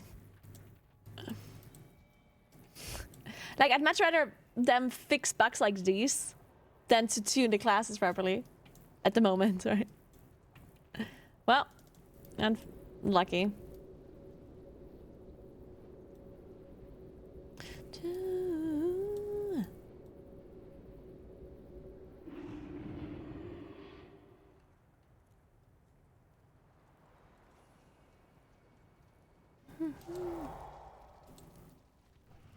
The eye foresees your death, reducing all damage taken by up to 1.27% based on missing health. So I guess this is bug 2, the scaling on this. Yeah, let's go again. We got it this time. How much damage did my... Oh, Dream Burst does do a lot of damage.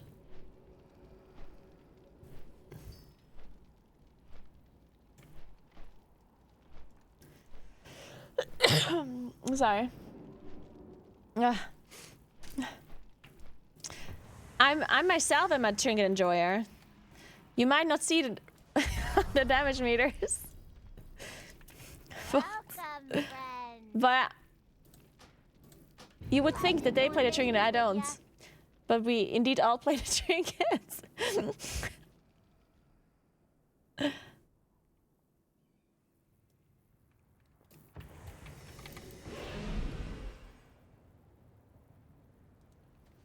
Man, it kind of sucks that this mana oil looks a little bit like a potion. Kind of stupid.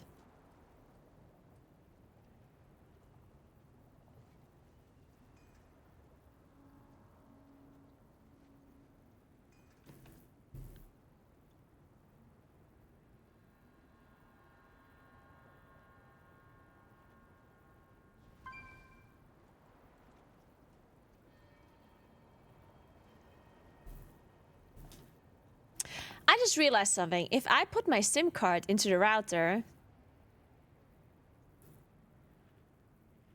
for like live streaming stuff.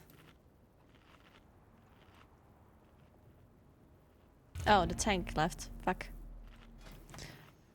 Then I can't use my phone properly unless I have Wi-Fi. Or wait, if I have a route. No, wait, I do have Wi-Fi. Wait, obviously, I can just connect to the router, of course. Or? Wait, that does work, right? Or does it? Wait, now I'm confused. If my SIM card is in the router,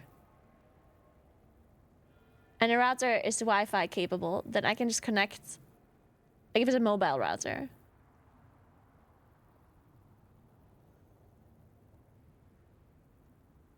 Or?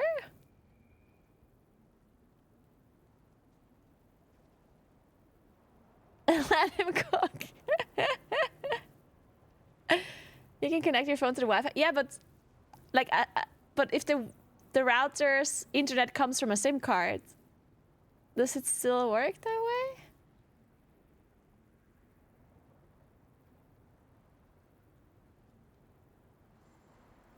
Yes. Okay. Good. I trust you, Twitch chat. Thank you very much. The shirt. I have the shirt for a long time already, and I am not sure where it's from. It's probably from Sarah. If I would have to take a wild guess.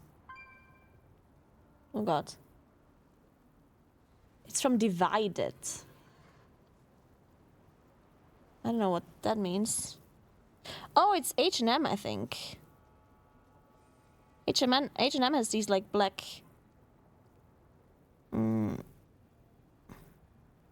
It's like washed out, so I can't see.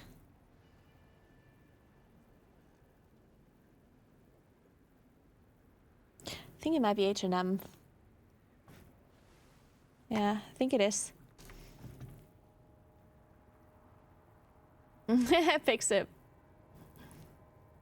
I'm good, Anders. How are you?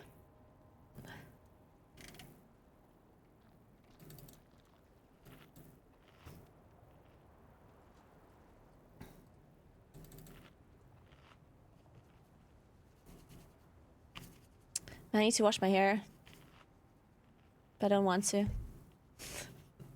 I'll wash it tomorrow.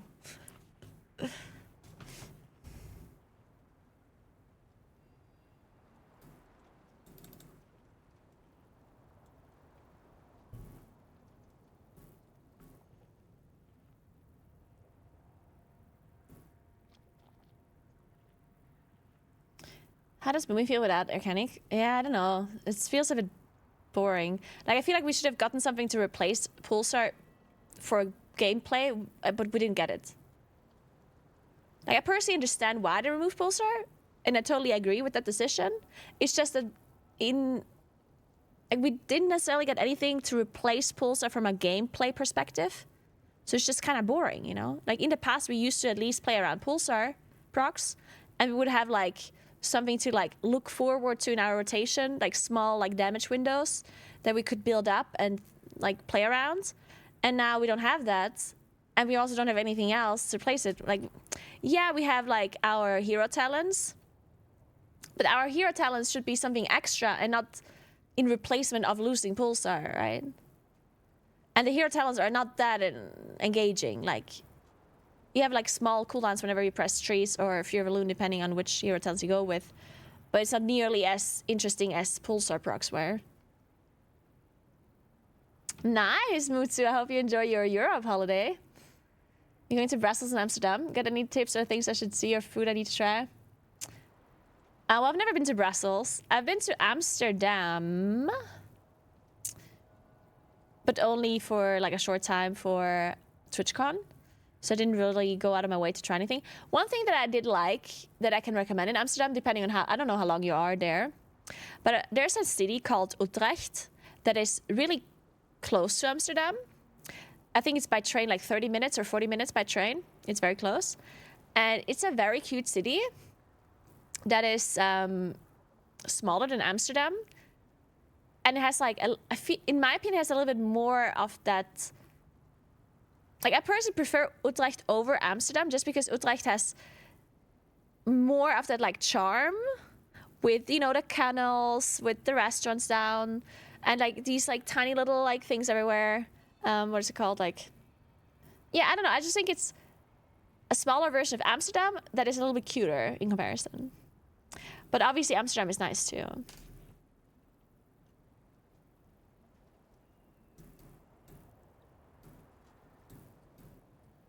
Yeah, canals. Canals is something that Amsterdam has too, right? But yeah. Hey David, what's up?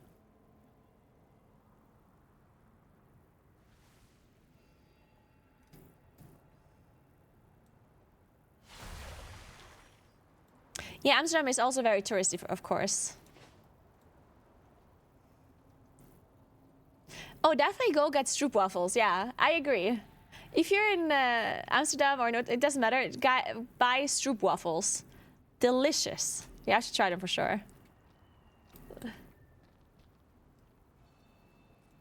Never knew it.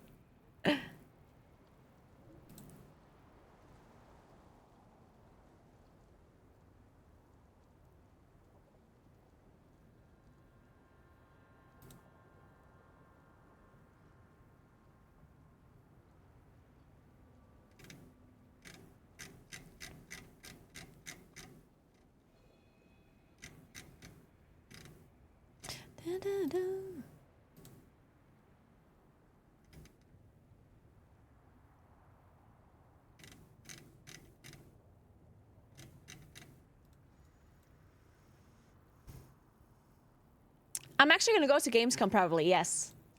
Very likely.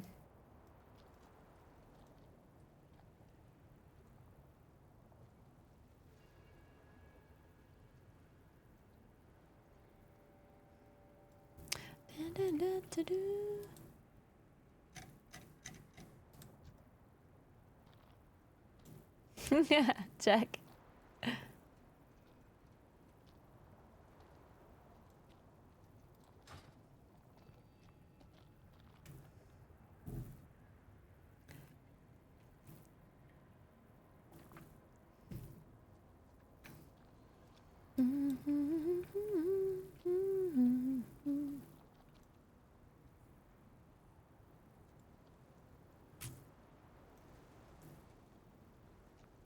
Hey, Iron Diamond, thank you so much for 13 months. What's up? Thank you, thank you.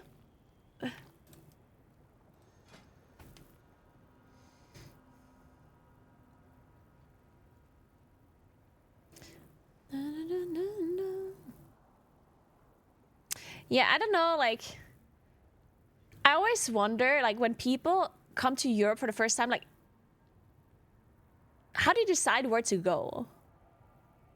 I feel like there's so many, like, vastly different places in Europe. Because whenever people say, hey, I'm going to Italy, then I'm like, yeah, okay, you want to see Italy, right? But sometimes people say, hey, I'm visiting Europe.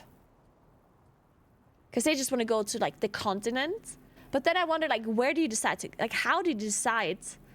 Because it's a huge difference if you go to Spain or if you go to Amsterdam, right? Like, that's a huge difference. Also, do you guys mainly go... It depends what kind of traveler you are, but... Like, I personally would much rather visit areas that are... Like, I don't want to do city vacations. Because I think cities nowadays... Yes, okay, European cities are different. Still, like, there is a difference between Barcelona and Amsterdam, of course. But I think a lot of cities nowadays are somewhat samey in a sense that like they all have kind of like similar stuff where it's like, oh, there's this shop that is in every city, and there's this cafe that's in every city, and there's this fast food place that's in every city, you know? Like obviously there's still differences between cities, 5, but 4, 3, you know what I mean? 2, 1. On the other hand though, if you go visit like the country as like a country, then you can see so many different things, right? Like if you go, I don't know, like just to see the landscapes, right? I much prefer that. So maybe to smaller places, to smaller like cities, versus like those huge cities that are all kind of like same-ish. Again, not the same, of course, but I feel like you're in a city and then it's like nice initially, and then after a day you're like, oh well, it's a city.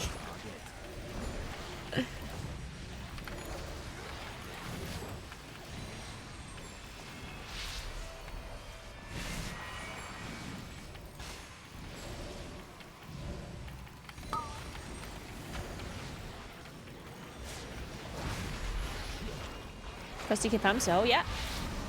I'm not sure if all Frosty K's pump or if it's just V.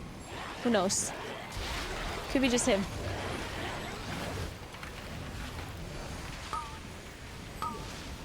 He's a gamer.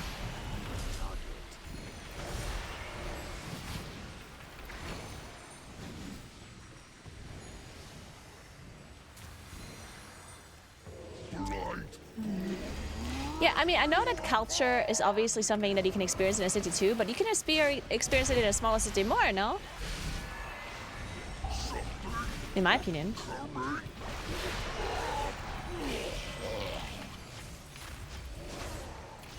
Because bigger cities are usually a lot more touristy. I mean, everyone can do whatever they want, obviously. I'm just saying that I personally prefer smaller cities over bigger cities usually, because they have more of this charm and they still have this culture. In fact, they have more of the culture usually.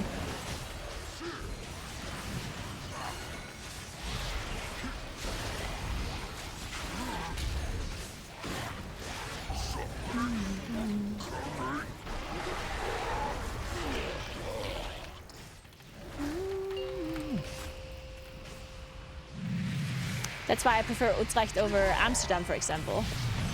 It's not that Utrecht is like, by any means, like a small town or whatever, but...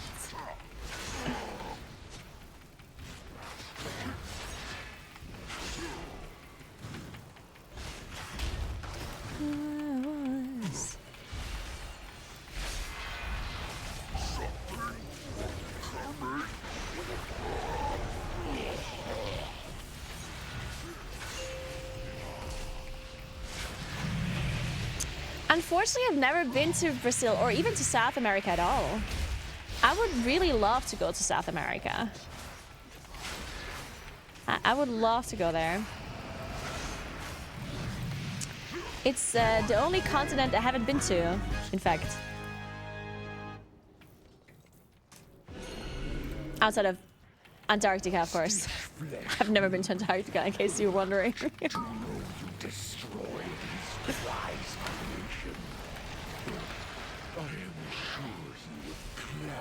Take your limbs as repayment.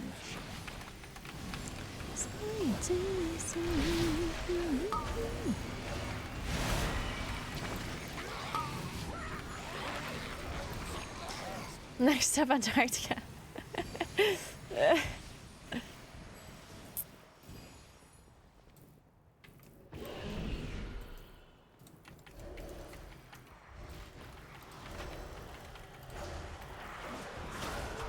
Fuck me. Yeah, I was in. I was in Spain, in Andalusia, and I really enjoyed. Like the city that I enjoyed the most was. Oh my god! I literally forgot the name of it. Wait, I'm thinking. Oh my god, what was it called? Did my brain erase the name? I got it in a second.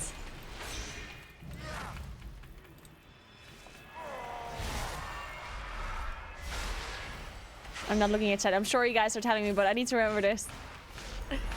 Oh my god, where was it? Oh, I can't. Yeah.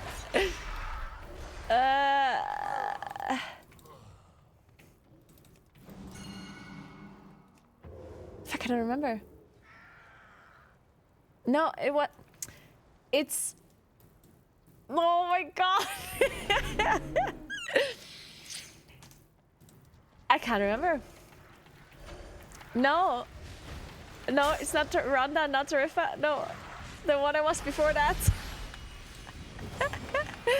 Oh my god, what was it called? I literally can't remember. Cordoba. Thank you. Cordoba. Yeah, Cordoba was actually the nicest city that I was in. I was in Malaga and Cordoba, Tarifa and Ronda. And Cordoba was the nicest. Just because I felt like it was small enough to still have all of the charm. And you could walk through the city very like through downtown at least, or through like Old Town pretty like easily. See everything. I feel like the bigger the city is, the more overwhelming it is, in a sense that like you walk through and you can't see everything, and then it's like it's just so huge. Cordoba was super cute though. I like that city a lot. Fuck. Yeah, I can see how Cordoba might be hot, but I guess most cities in Andalusia are just gonna be really hot anyway in the summer, so.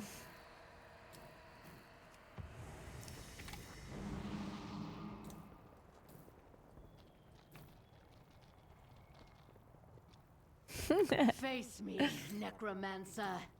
Thanatos will be avenged. Are you so eager to share your underling's fate? Your vaunted courage will be your doom. And from from the way it looked, Ronda was the nicest by far. But the problem was that Ronda was very. Your brethren. It's like a small town, but just so touristy because it's so pretty. And that always sucks a little bit. It is very, very beautiful though. Like, it's insanely beautiful.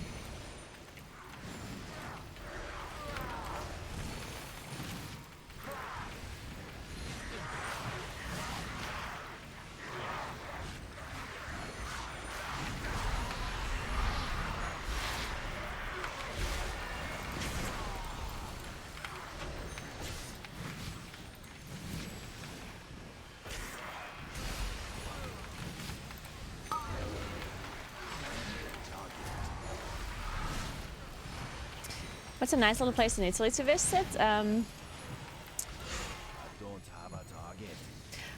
I think that, I mean, Italy has a lot of like smaller cities that are super nice to visit. Now the thing is that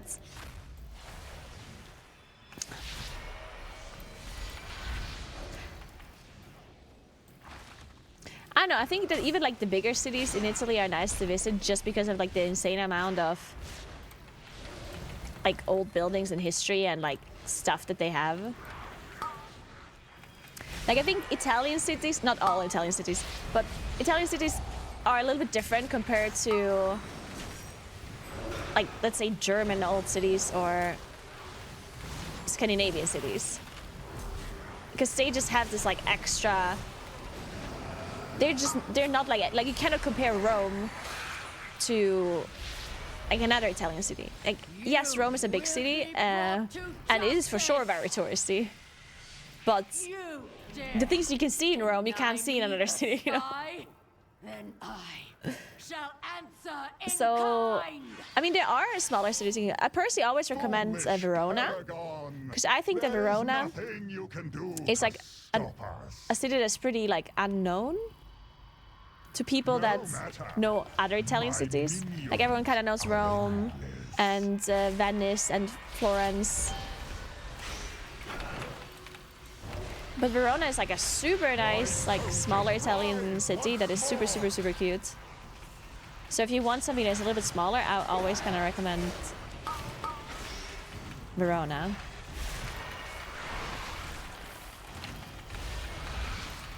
This is very pretty. Oh shit. Oh, I'm so dead.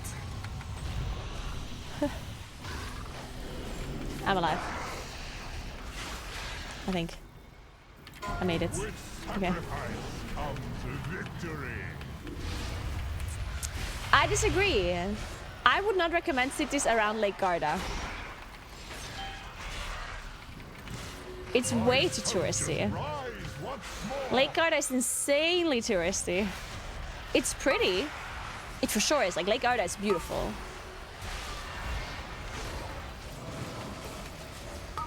But the cities around Lake Garda, they're just like...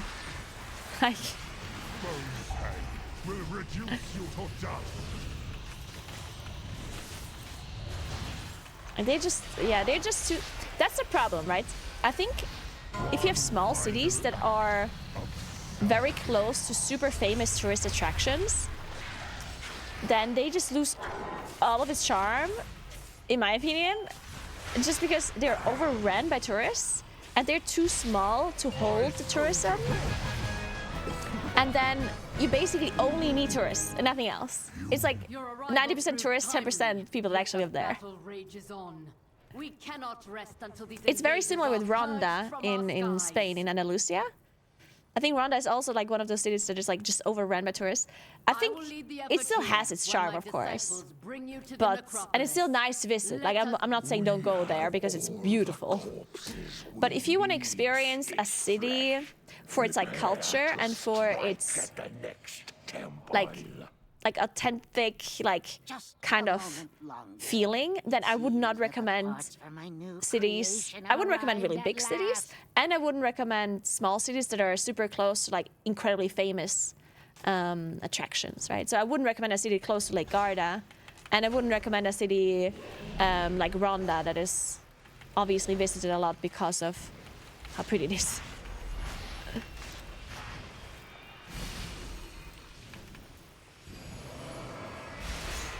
Then I would rather go to Verona.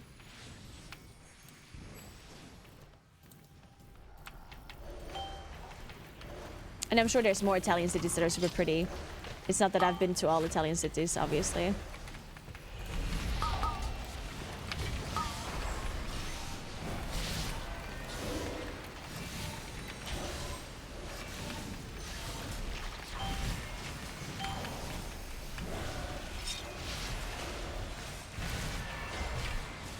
And then I would never recommend Venice either, by the way.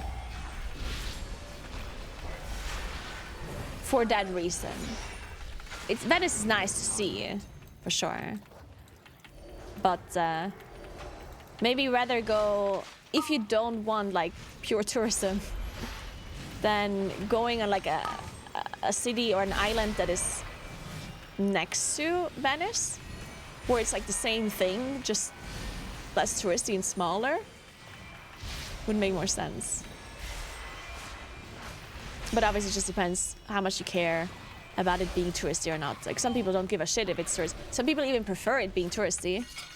Because of course, something that is more touristy by default also has benefits. Because you have more restaurants, more bars. Anything that a tourist would want, you're gonna have more of if it's a touristy area, right? So, and if that's something you like and you want, then going to a touristy place might actually just be the best for you.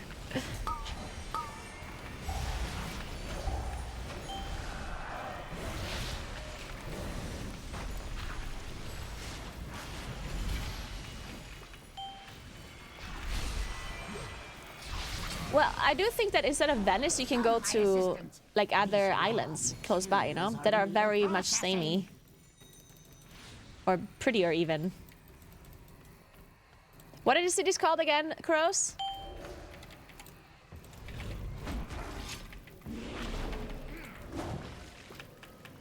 There, Murano and Burano, for example. There you go.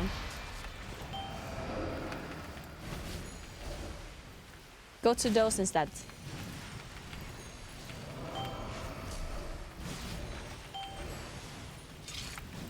Sadly.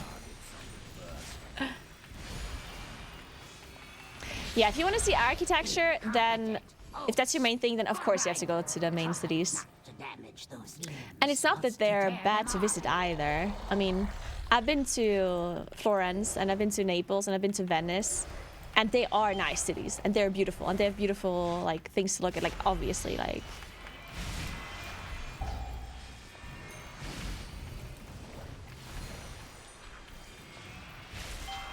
It's just, I guess if you have the time to do like bigger trips where you like visit more cities, then I feel like it's always nice to at least include some smaller cities.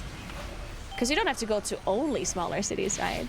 But including some smaller cities just to like get a little bit more of that like charm and the culture that you get there, I feel like it's always nice.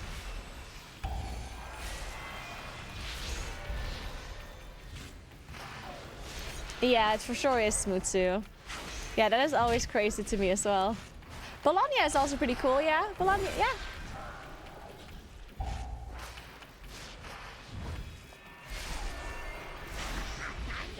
How vexing!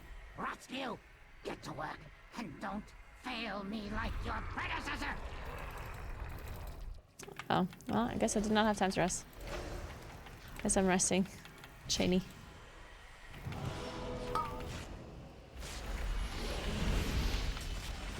I think they put you in combat by default. Yeah, these packs are, they just put you in combat. Really dumb.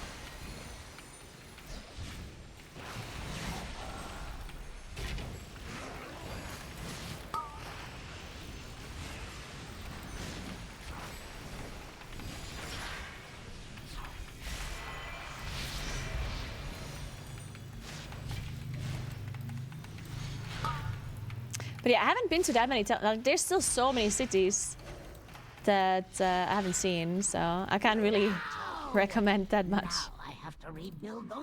I've been to Tuscany a few times. Siena is really cool. I like Siena a lot. I've been to Florence, to Verona, to Bologna. Like the northern cities I've been to. I mean, I've been to Milan and stuff, but Milan I wouldn't necessarily recommend. I guess. Northern cities in general, I wouldn't recommend over the southern cities.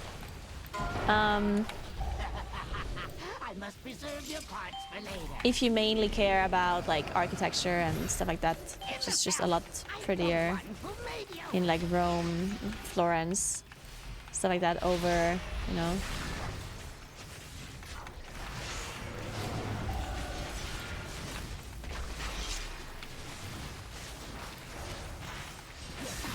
Okay, this creature's definitely gonna die.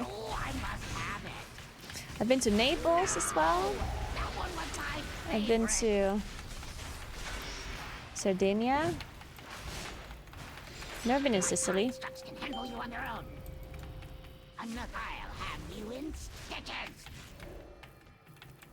Been to Venice.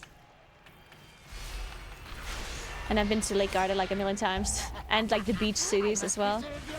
The shitty ones though, like Jesolo. And Rimini, stuff like that. Cannot recommend. Don't go there.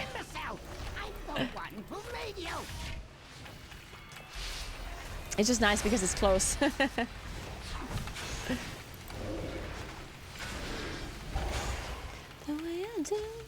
The northern cities are nice if you, or the northern areas in general are nice if you like the mountains. Because the northern part of Italy is very, very pretty.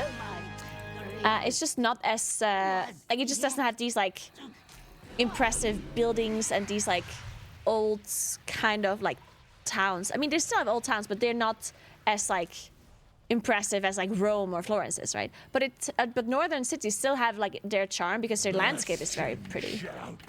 Like obviously the Alps are super pretty, and then some areas are just gonna be more hilly, which is also always very cute compared to like flat areas. They're like none can escape the storm.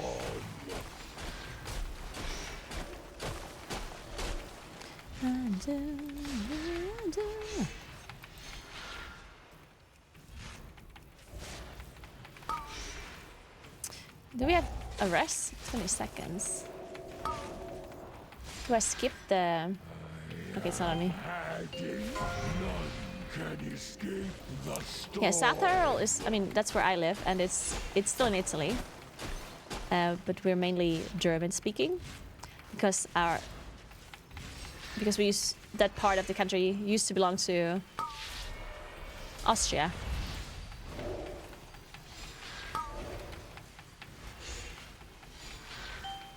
There's also a part of Italy where they speak French, or like a... It's like a French dialect.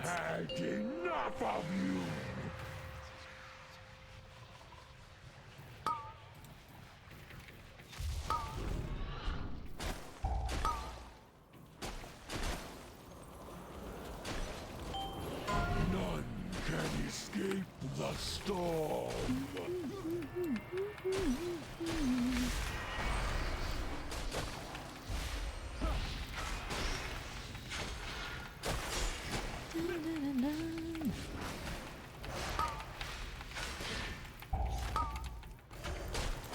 Speak, mortal.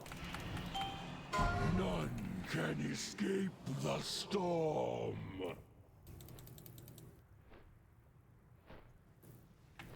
Yeah, I mean, what Koro says is true. It always just depends what exactly you want to see. What kind of architecture you care about. Against a fraction of our... I bet the beer is good. The beer's pretty good here, yeah. Of course.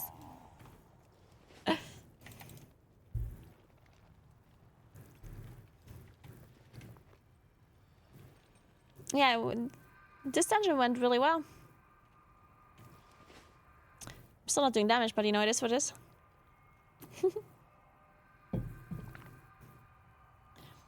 I haven't been to the Amalfi Coast. But, I mean, it's certainly pretty. I think the area that I liked the most that I've been to within Italy that is not like South Tyrol is Tuscany for sure. Like, Tuscany is just so pretty. I mean, everywhere, like anything in Tuscany is just beautiful.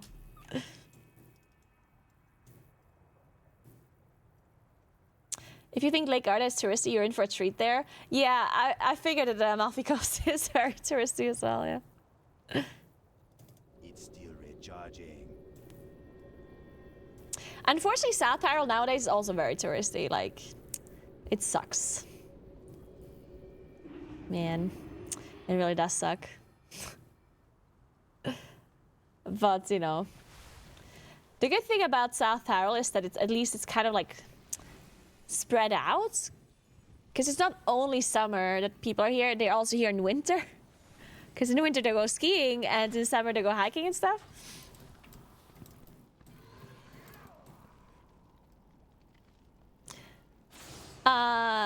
So at least it's not like that in the winter and then like full of tourists in the summer, because that kind of sucks. So there's tourists like all year round really, but obviously there's more in like summer and more in winter compared to like spring and fall.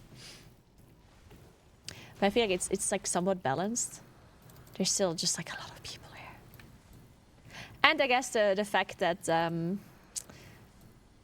most tourists come here for like mountain related things rather than looking at cities is kind of nice, because then they're really spread out, right?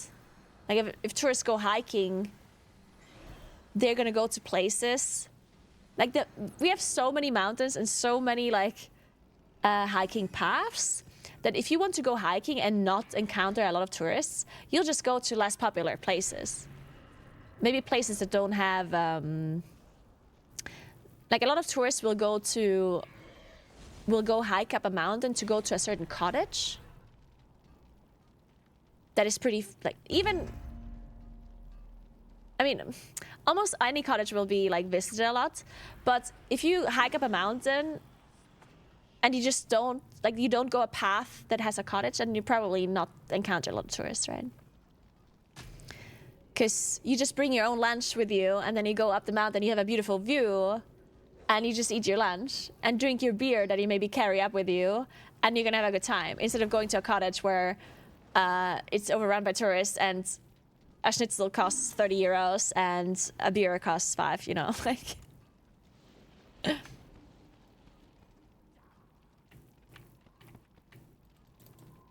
Just go to Schweiz. You're saying that Switzerland has less tourists than South Tyrol? Is that true?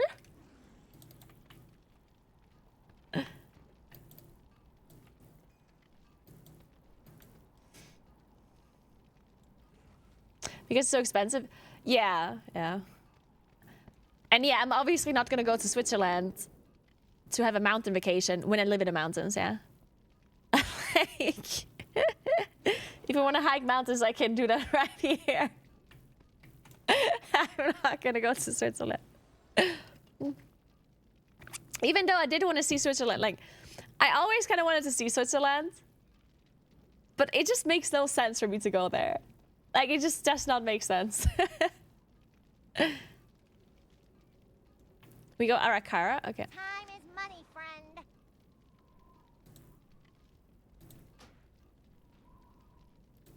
Glad I could help. I've been trying to convince my friends to do beer hikes, but people in America never seem to want to. Always say, that's not safe. What? What's not safe about that? You mean going down the mountain being slightly tipsy? I mean, obviously you're not gonna hike up a mountain that requires you to actually like hike up parts, right? But if you just hike up a mountain where you just walk up a safe path, you're totally fine to drink a cup of beer, right? Like, I mean, come on. Yeah, that's not an issue. Also, there's cottages where you can sleep. Like, there's a bunch of cottages where you hike up and you can sleep there. So if they're really worried about getting drunk on top of a mountain, just sleep at the cottage. Then go somewhere. A lot of by the way, sleeping at a cottage on a mountain is really cool because you can watch the sunrise the next day. So you can sleep at a cottage, wake up for sunrise, go watch the sunrise, which of course is amazing on top of a mountain. Then hike down again and you're good.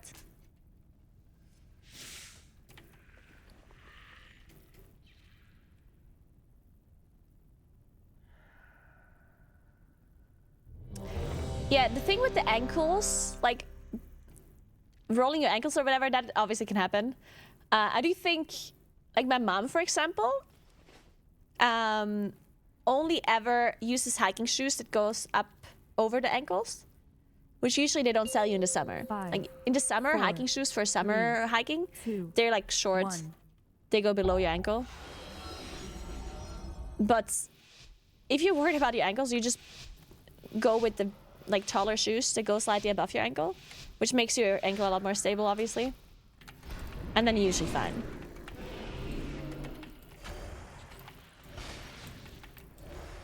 My mom does that, and that's why she gifted me her hiking shoes, which are very nice. And now I have summer hiking shoes.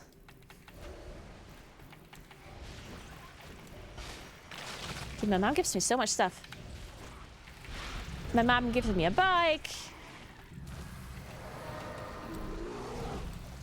Dude, fuck me, I didn't know we were gonna go all of this way. Can I? Oh no! Fuck, I don't have flap! I just realized I don't have flap. I was like, oh, I'm just gonna flap over. No flap feels bad.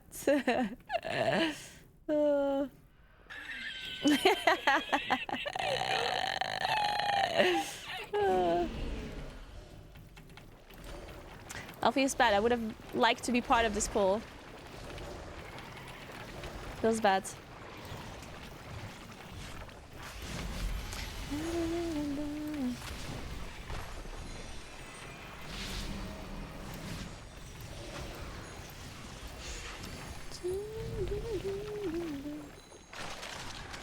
Wow. Wow.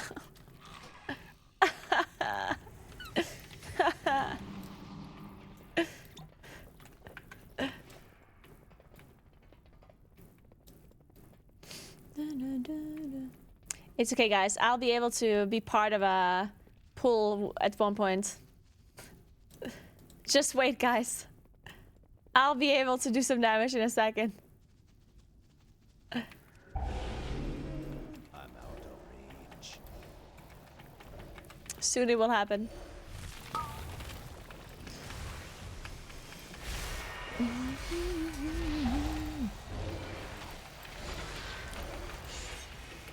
I think Fear Warrior is looking okay, but I haven't, like, I don't know, like, looking at damage on beta is kind of stupid because some people play like broken trinkets or broken scaled stuff and others play normal stuff.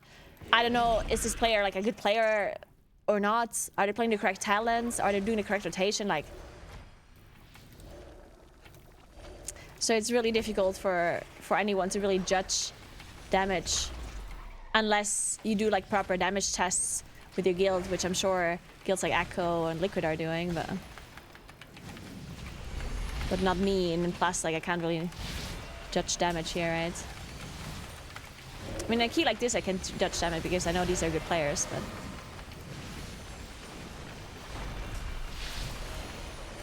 so I don't really know if you're worried. I mean, it seemed fine though, not brokenly OP and not like underperforming that much, from what I can tell.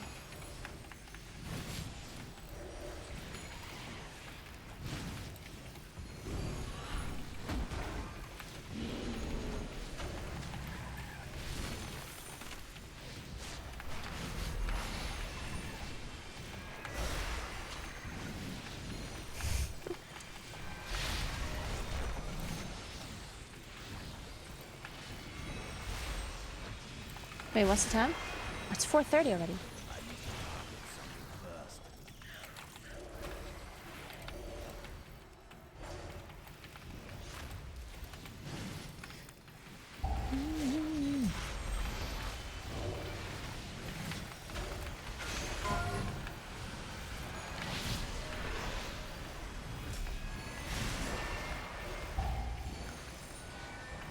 I keep forgetting what they called. What are these animals called? They're not beavers.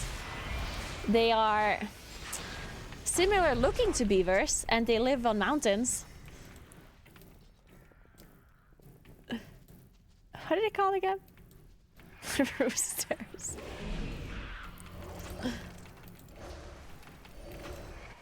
I don't think they're called mountain beavers. I think they do have a different name. Capybaras, I think. Yeah, I think that's the one. Yeah, I think capybaras. Or? I think so. Capybaras. No? No? It's not capybaras?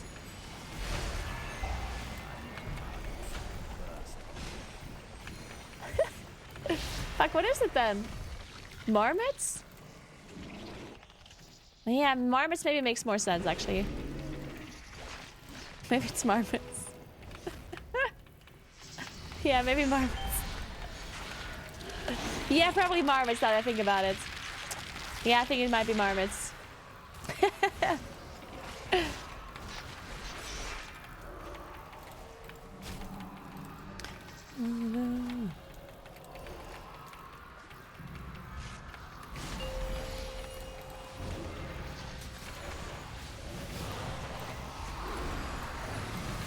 Oh, Trinidad. Whoa. Why do we have such a huge shield? Oh, that's mage parry, of course. I was confused. We don't rest for 5 minutes. Might be problematic.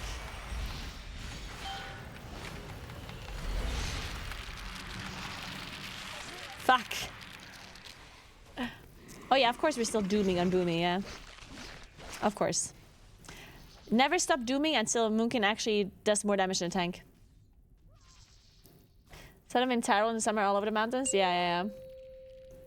Yeah.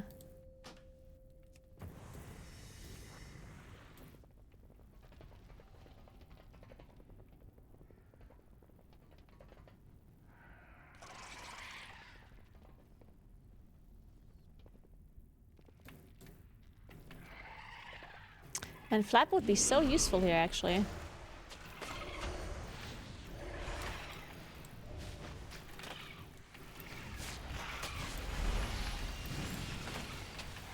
I'm using Darkmoon trinkets.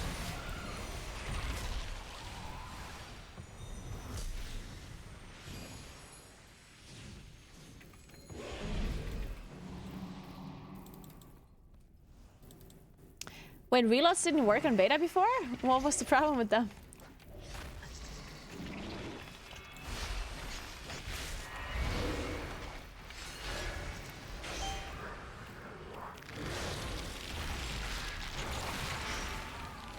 God, this hurts.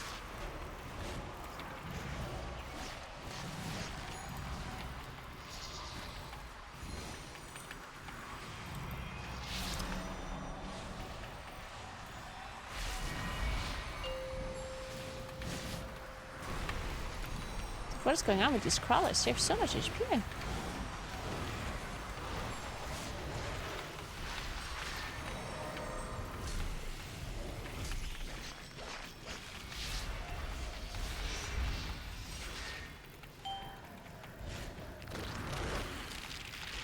I mean, we're not gonna get a full rework anymore. That's just not happening. Fixing numbers is, like, always helps. Like, it's obviously true that fixing your gameplay is nicer than just fixing numbers. But if you do good numbers, people don't give a shit about the gameplay. Or at least not as much. So fixing numbers would fix Moonkin for sure. To an acceptable extent.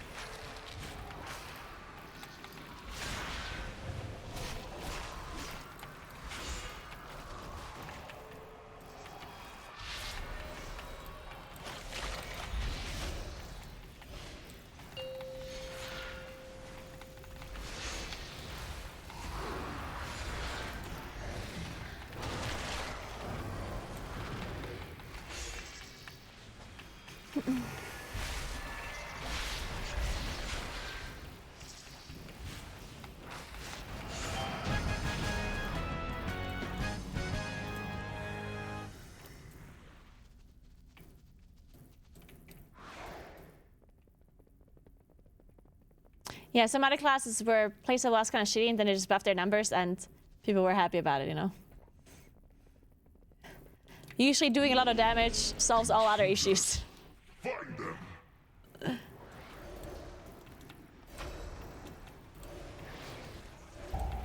Like, for example, Dastro Warlock in Season 3 and Season 4 of Shadowlands.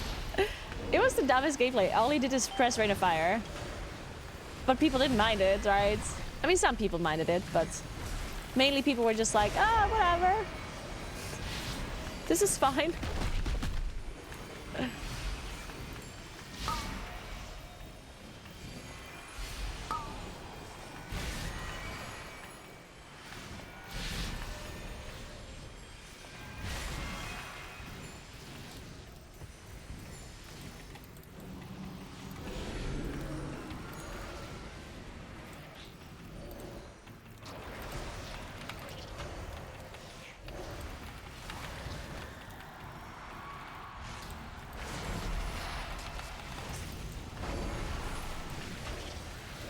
I just don't have enough time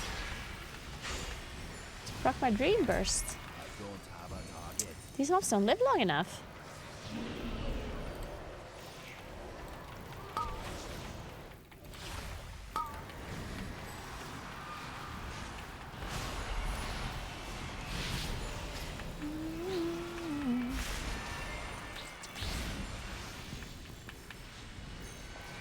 I'd rather play something that's mid and fun than top and boring. Well, not many people think the way you think. That's for sure.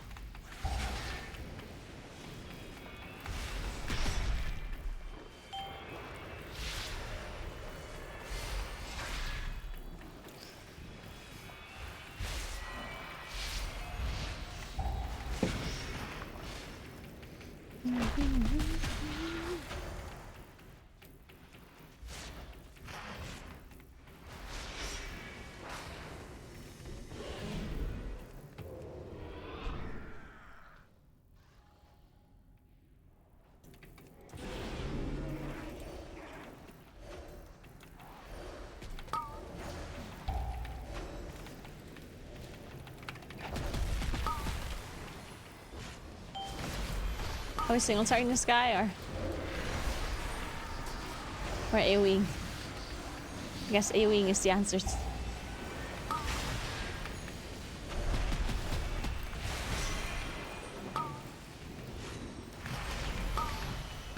Gym bones. Yeah, I'm also thinking about getting a Roomba. I looked at all of the different like versions. Incompetent drones. I will end you myself. And I'm also considering getting a standing desk and a walking pad. I'm just not sure if I should get an L frame for my standing desk to be able to rest my elbow, because then that might actually be better to be stable when I'm... Holy fuck, that hurts.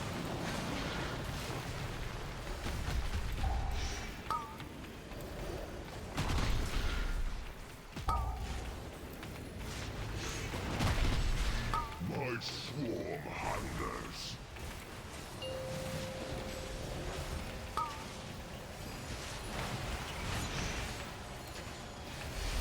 Wait, are you supposed to let that go through? Fast? Someone interrupted it. Oh, why am I rooted? Oh, because of the SWAT mage.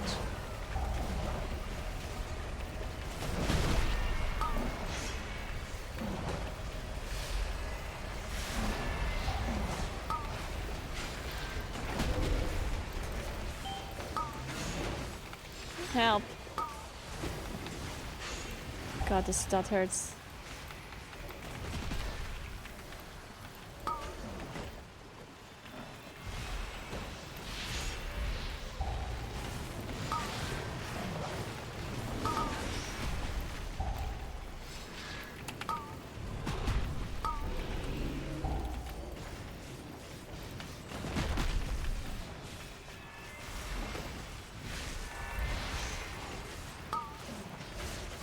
Yeah, I think not moonfiring when you have trees ready does make sense.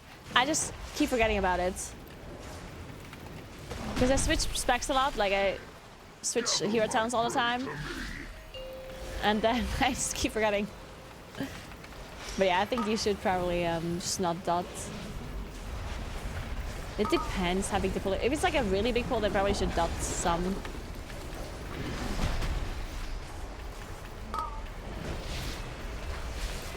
We have to rest.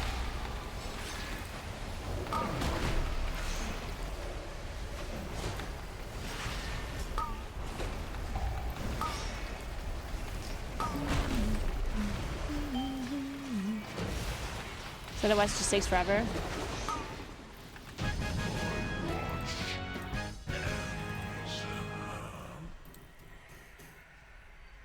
Get Roborock S8. I'm actually...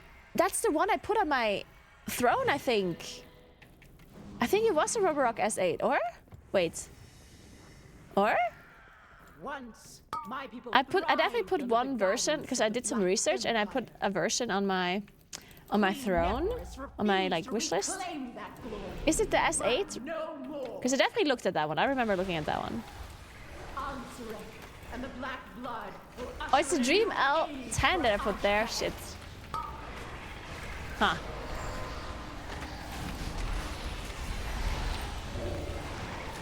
Does the Roborock S8 have a station?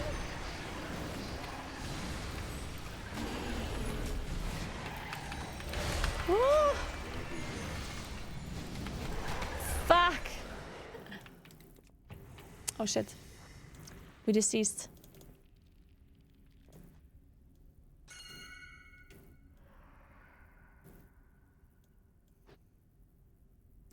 It does have a tank for mop and vacuum. Does it work really well? Shit, maybe I should go with it. How expensive is the S8? S8 is 3 times better, really? How much does it cost?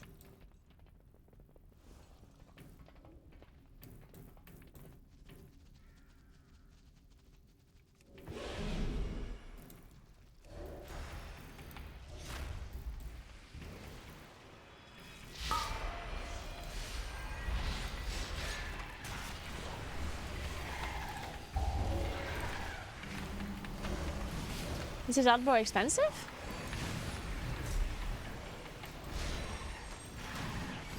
Oh, it is very expensive. Okay. Okay, well, that is super expensive. It's like triple the price of the dream. I think that's too much. I don't think I want to spend 1,000 on robots just to clean my office, which is a very easy space to clean. Like it's just like it's one room.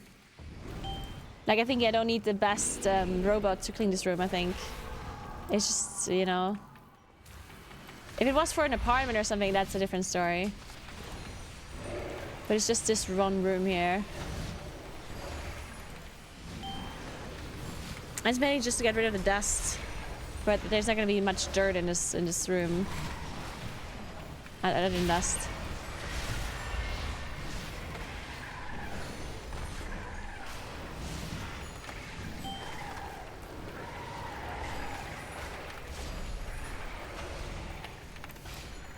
When do you think hybrid class belong in DPS meters? Do you think they should surpass full DPS classes? 100%. There's no such thing as a hybrid class. That is actually just not a thing. We refer to hybrid classes as classes that are damage dealers, but they have like an off-spec like healing or tanking, right? But the fact that our hybrid abilities were actually better than non-hybrid abilities for utility, that is a thing of the past. It's just not true that a hybrid class is more useful to the group with their off-spec capabilities compared to a pure DPS class. I mean, look at a mage. A mage has lots of utility, lots of disrupts, interrupts, slows, a barrier, mass barrier for the whole group, mass invisibility, arcane intellect. The only thing a mage cannot do is heal others. Now, if you compare that to a Moonkin, Moonkin can heal others, but to what extent? Like, if I start regrowthing people, I might as well just log out. It heals nothing.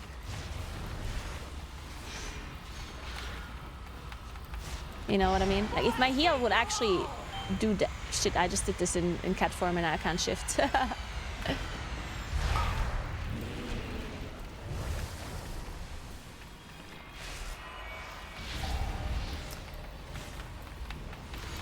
So a hybrid class, or a so-called hybrid class, should do the same damage as any other damage dealer, because they're just that, a damage dealer, you know?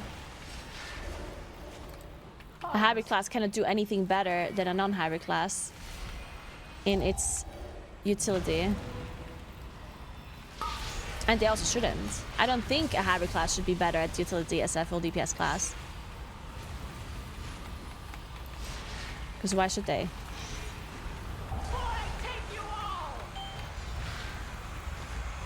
Unless we have a role for it.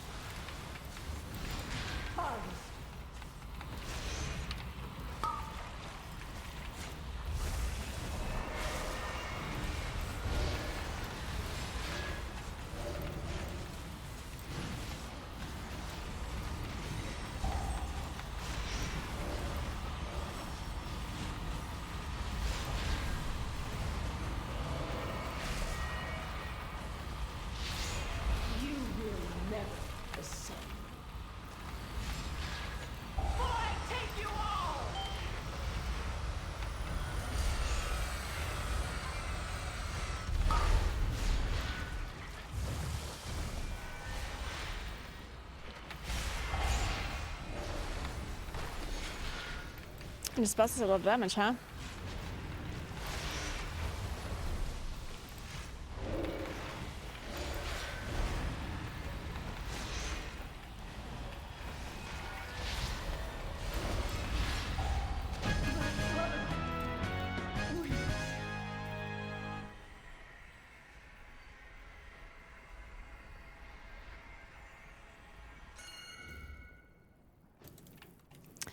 This homogenization is not good for the game. Oh, I didn't know that. I didn't know that your opinion and whatever you think about the game applies to everyone as a whole. I didn't know that whatever you think is good or bad for the game, like just as a fact. The numbers shows what numbers? Okay, now you're trolling, yeah.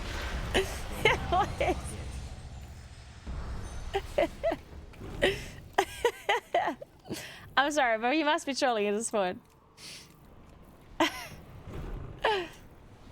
Like, I'm not saying that you cannot have this take. Sorry that I'm laughing. If you think that hybrid classes should do less damage than a pure damage dealer and that they should have more like hybrid capabilities, I think that is a fine opinion to have. But if you're speaking of your opinion as if it's like a fact that everyone that plays World of Warcraft wants, when I clearly just stated the opposite opinion, and as if you know what's best for the game, then that's a bit ridiculous, right? If you have that opinion, state that as an opinion, right? Don't be like, oh, this is best for a game. I know that this is the best for a game. Like...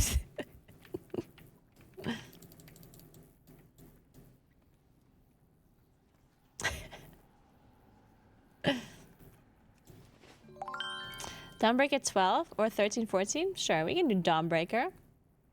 Hey, Never Knew. Thanks, 87 months. What's up? Actually, it's already almost 5.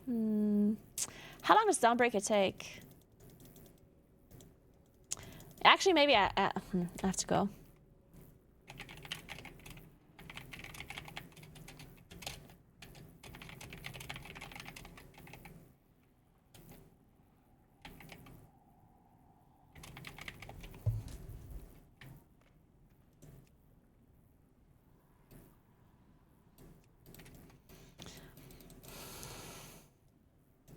No one more yet.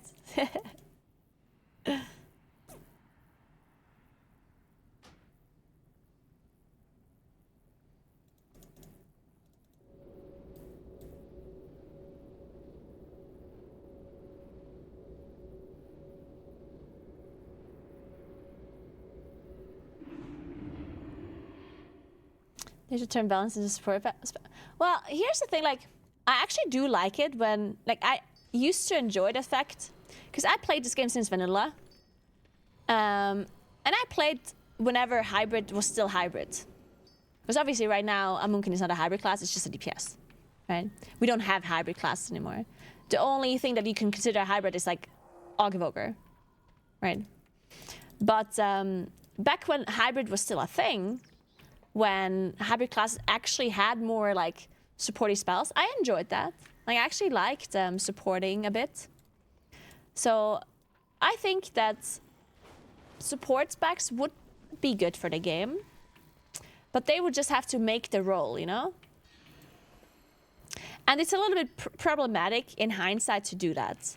I think if Blizzard would have introduced support instead of sticking to their 3 roles, then they could have easily done that. No, I'm not saying I want more Evokers. Because the problem with Evoker is that Evoker isn't a support. And they're not a hybrid. They are a DPS. Because we don't have a support role. We don't have a hybrid role. World of Warcraft has 3 roles. Tank, healer, DPS. That's all we have. And yet you can call an Evoker a support. You can call them that. But that's not their role. Their role is a DPS, right? Because we don't have a 4th role. If Blizzard would have decided to add a 4th role instead of turning hybrid classes into DPS, because that's what they made a decision at some point. Blizzard, because obviously in Classic and in Burning Crusade, people didn't care so much about balance. Back then we had people that did a lot less damage than others, and people were fine with it, and it was okay, right? But then at some point, people cared a lot more about balancing, a lot more about numbers.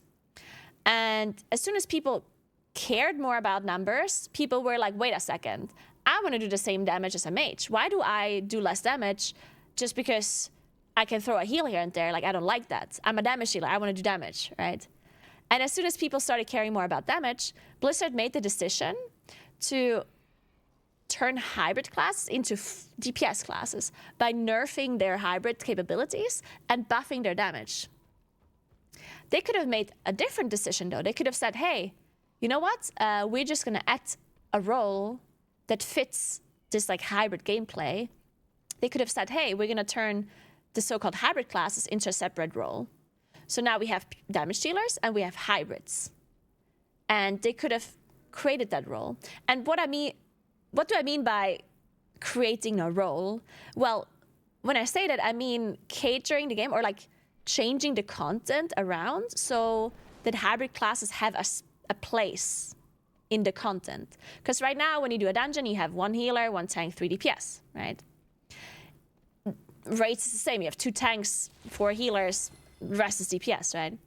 But if they would actually create the role of a hybrid or like the support role as an actual role, then you can just change, just like obviously it would take some time, but they could change the content around to actually require that role. They could have said, hey, Moonkins are hybrids, Ferals are hybrids, Enhanced Shaman, Elemental Shaman, they're hybrids, Shadow Priest hybrid, right? They could have just created that role in a sense. And then, let's say for dungeons, you need 1 tank, 1 healer, 1 hybrid, 2 DPS. Now, all of a sudden, you created like an extra role, right? And then they could have leaned into the hybrid more, the hybrid aspect.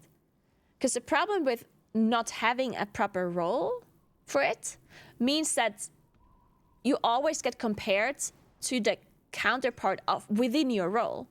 So if you're a Moonkin, and that you are a damage dealer, because there is no hybrid role, and then there's a mage, and the mage is also a damage dealer, what's the role of a damage dealer? To do damage, right? So if the mage does more damage than you as a Moonkin, and you don't care about the hybrid capabilities of a Moonkin, well, then you're gonna take the mage, right? Unless you have a hybrid role or like a support role. If you have an official role that is called like support hybrid and the game is created around that, then you're looking for a specific class that is a hybrid, right? But we don't have that. So, yeah, what are you gonna do? I mean, at this point, a Moonkin is not a hybrid, it's a DPS, right? So obviously, if I choose to play DPS, I want to do the same amount of damage as all the other DPS. So that's why we are in the situation we're in right now. And it's very difficult to revert this decision. It's very difficult for Blizzard to say all of a sudden, okay, we are going to create an official support role, because the only way for them to do that is to change existing classes or existing specs into a different role, which is going to be a bad thing, because people are going to be upset if their spec is being changed completely or very drastically into a different role that they didn't choose initially, right? Because some people may like being a hybrid spec, but others don't. Like, just because someone plays a Shadow Priest doesn't mean that they want to be a support, right? Or just because I play Moonkin doesn't necessarily mean that I want to off-heal, right? Because for the longest time, Moonkins were just that, damage dealers.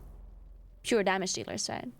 So if you change a spec now to be a support when it wasn't before, then people are going to be very upset, right? So they can't necessarily do that. So what is the other option? Well, introduce more supports and add a support role. Like, I'm always implying that there's a support role in the game, that the game is being catered around the support role. But by adding more supports, that is something that doesn't just happen overnight. And we already have so many specs in the game that adding like a lot more specs is problematic, considering the content that we have available to us, like the people that it needs, right? So creating more supports is not something that happens overnight, and it also is not really something that is going to be good for the game, considering that we have so many DPS specs already. So Blizzard doesn't really have a proper way to introduce a proper support role into the game at the moment. At least not in any way that would make people happy, I think. And you can't turn back time, right? You can't go back and say, hey, guys, we're going to turn hybrid specs into supports. They can't go back. They already decided that they're going to go DPS. And by the way, I didn't read anything you said, Dynamic. I just stated my opinion. I didn't read a single thing you just said. I'm sorry. But since you got banned, I assume it wasn't... I assume you didn't want to have a proper adult human discussion.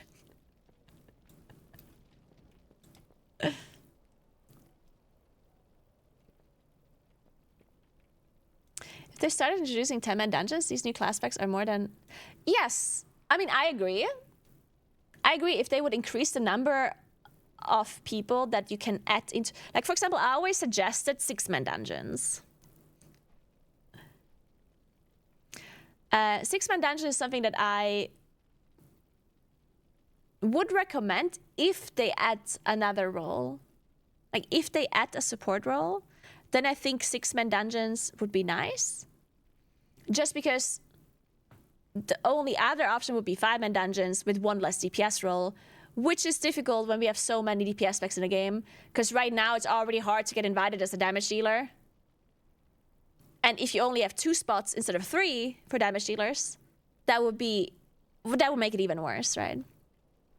So I was thinking if they add a support role, like an official support role, then 6-man dungeons would be the solution, where you have 1 tank, 1 healer, 1 support, 3 damage dealers. Same would go for raiding as well, right? For the raid, you would have like 2 tanks, 4 healers, 2 supports, rest damage dealers or something like that. The problem though is that increasing the number of people you need for content is like counterintuitive of what the players want in the current day and age of gaming, right? Like, I think everything nowadays, we want it to be smaller. We want to have less people required. Because the more people you require, the harder it is to organize, the harder it is for when it comes to like time commitment, you have to schedule things and so on, right? The less people you need, the better it is for the way people play online games nowadays, right? Now, if you compare it to FF14, where you have 4-man dungeons and 8-man raids, that is just so much easier to coordinate, to find people for, to just, you know, go and log on, find 3 people, do a dungeon. Go log on, find 7 people, do a dungeon, right? Well, in World of Warcraft, we started with 40 or 45 even sometimes. And now we're at 20 for Mythic raiding. You can do 10-man raiding in Heroic as well. But going up from there is not necessarily what we want to see, right? We want to go down. We want to have less people. We don't want to increase the number of people you need for content.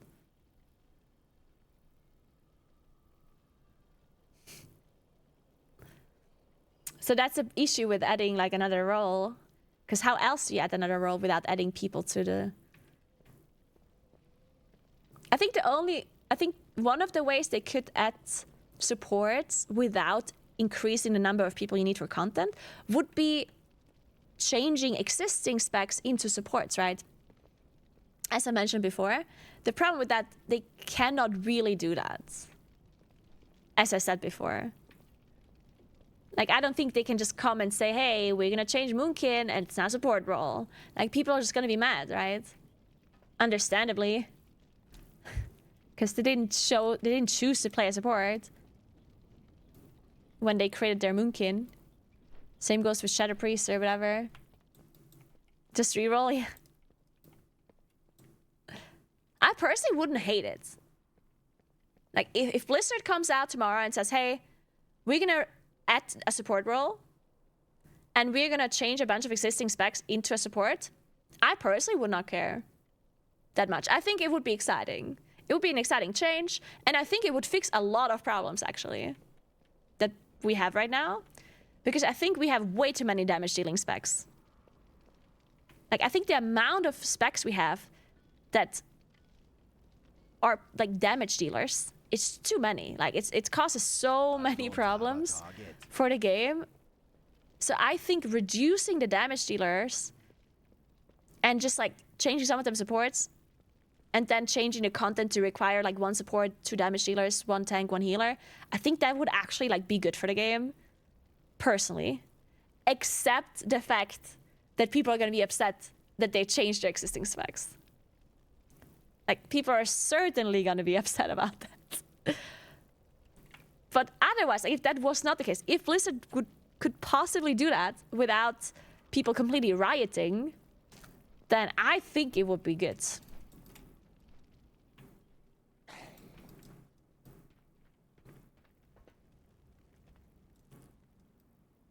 I'm quitting next morning, yeah. If they do that. But, like, I think one more issue with support is as well that I think some people hate supports because of how Blizzard implemented them. Like, a lot of people right now hate supports.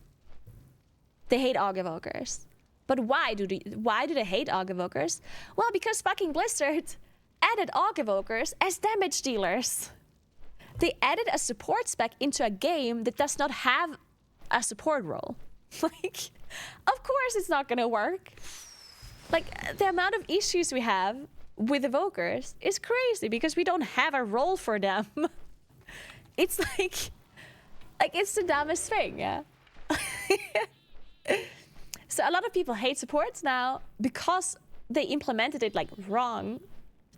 I think supports in a game can be very like fine. Like FF14 has support specs or support roles. I mean, it's a totally fine role that a lot of people like to play, and it does not necessarily have to ruin the game at all. If you don't want to play support, you don't play support. You just play a damage dealer, and then you get all of these supports to buff you, and it's great, right? And then you can change the supports in a way where they buff you. Because one of the bigger problems with the way they added AUG evokers is that, not just AUG evokers, but also something like PI, is that we currently get buffs that are not calculatable on how much damage it gives you. Which creates this problem where you don't know the true value of the support that they're doing. And that causes problems with people because the damage meter, the data that you get from your damage meter is not accurate anymore. And that is a problem that people do not like, myself included. I personally don't like looking at a damage meter and the numbers meaning nothing if there are supports in there, right? Because then I'm like, oh, well, this other class did more damage than me, but they got PI and they got AUG evoker buffs, and I don't know, like, would they have done the same as I did without the buffs, or would they have still done more? Would they have done less? Like, who knows, right? And I personally think this invalidation of damage numbers that we have currently with certain support buffs is something that I personally really dislike. And I'm sure there's some other people that maybe agree on that one. And I think they did that because they want to have this weird thing where they have hybrid support specs, but they're actually damage dealers because we don't have a support role. So therefore, we're just going to create this like in-between thing that like ruins everything.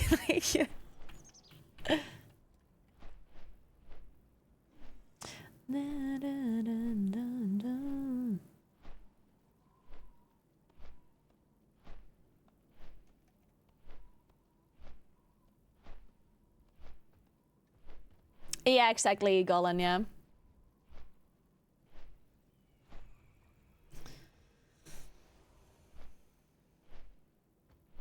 They didn't need to make healing and tanking more attractive.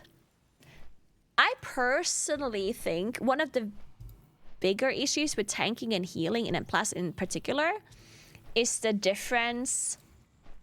I do agree they have more responsibility and that they're not as attractive as like pressing your damage buttons. But I also think it has to do with the mismatch in like tanks that are required for M+ and tanks that are required for raiding. Same with healers. I've talked about this multiple times already, but I think this is actually a big issue. Because if you're a PvE player, like if you play M+, it's very likely that you also raid. It's not always true. Some people only play M+, some people only raid, for sure. But a lot of M+ players raid, and a lot of raiders play M+, right? And if you look at the way a raid composition works, is you have 2 tanks for a lot of damage dealers, right? Like let's say you play heroic and you have a 30-man raid. Then you have, let's say, 2 tanks, 6 healers, 22 damage dealers? Is that I play 7 healers with 30? Let's assume 6, whatever. So let's say you have 22 damage dealers and 2 tanks. So you have 1 tank for 11 damage dealers in raiding, right? And when you look at M+, you have 1 tank for 3 damage dealers. Which is crazy. So, like, if I'm a player and I want a tank in M+, I'm gonna have a hard time finding a raid maybe to raid in as a tank, because the amount of slots that are available in raiding for tanks is a lot less than the amount of tanks you need for M+ in comparison to the amount of damage dealers you need, right? So playing a damage dealer is easy because there's so many damage dealers you need in a raid, right? But if I want a tank in M+, and I also want a tank in raiding, then might be very difficult for me. So maybe I just stick to DPSing at that point, because I don't want to switch roles. Because a lot of people don't want to play tank in one content and then play DPS in the other content, right? They want to play the same role in both. But it makes it difficult because of this mismatch in the amount of tanks you need. Same goes for healers. For healers, it's not as bad, but it's still bad, right? If you have 6 healers for 22 damage dealers in like a 30-man raid, you still, I'm not gonna do math now, but it's still gonna be more than 1 for 3, right? So that obviously causes issues for the amount of healers and the amount of tanks that are available. I think healers are sometimes even a bigger issue, just because, especially in the current state of the game, healers, and this has to do with like defensive scaling, I think.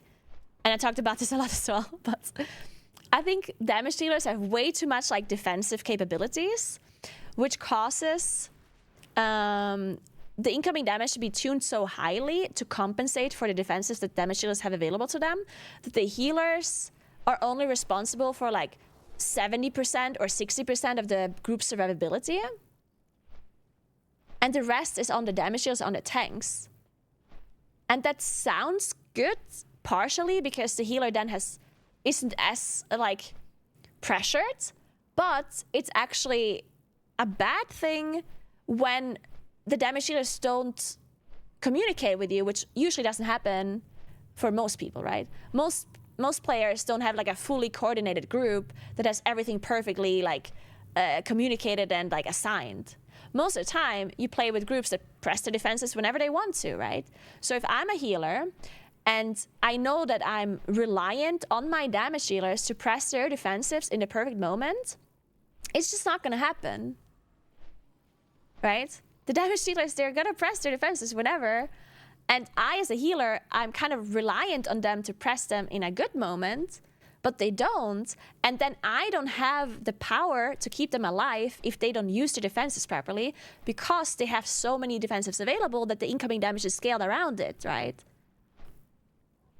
And then what do? Well, then my group dies, even though I did everything I could as a healer, but the damage dealers didn't press their defenses properly, and now they die, and now I'm kind of, or I think I'm at fault, or the group blames me because I'm the healer and they died, right? So they think it's your fault and you feel bad, and it sucks, right?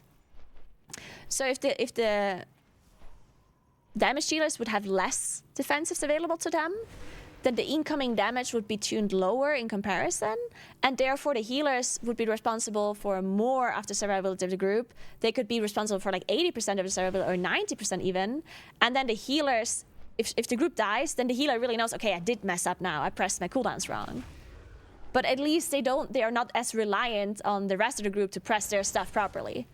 And you're not required to communicate with them perfectly to be able to keep them alive. Which I think is a big reason why healing is not so fun anymore. Like, I definitely think that that is a huge part why healing is kind of meh. Because if you play really well and your group still dies, that just feels fucking bad, right? So, I don't know. I think they should certainly work on that. Anyway, guys, I'm gonna have to leave. Wait, let me read my messages first.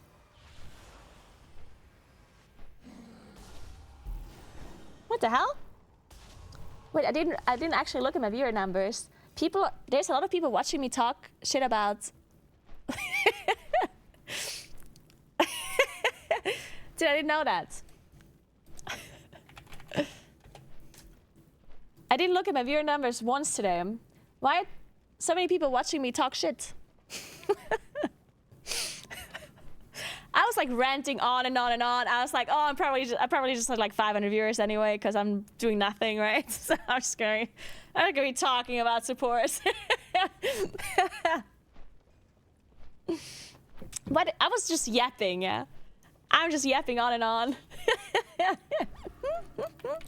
Somebody should have told me, it's like, hey Naguura, maybe you should start doing some content and stop yapping. Like, what the fuck's going on with you? Conclusion, we don't want support.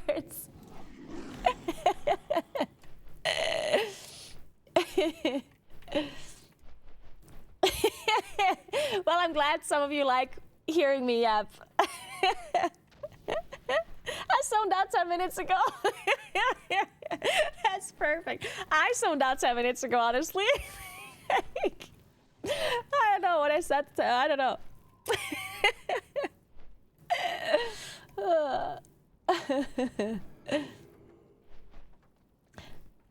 Why would you want to see you deal no damage in a flash? Good point.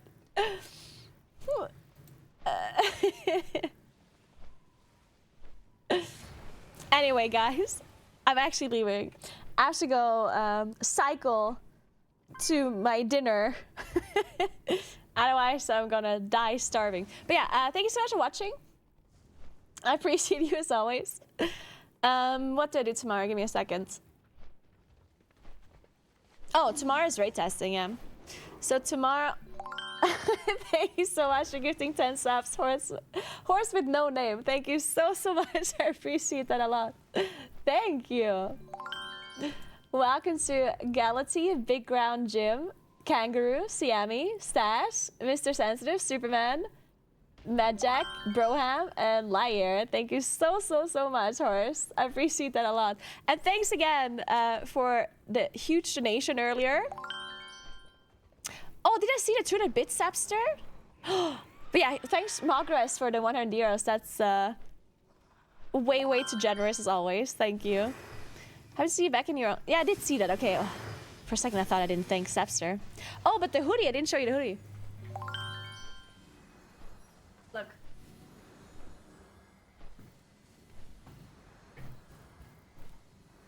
Look how cute it is. It's the cutest color. Good meal. Thank you, Horse.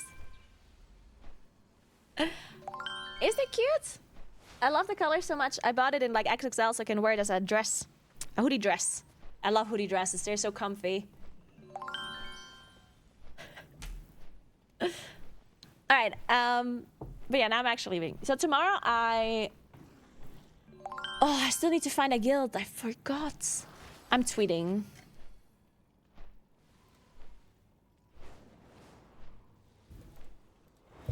Does anyone have a guild that I can do mythic testing with?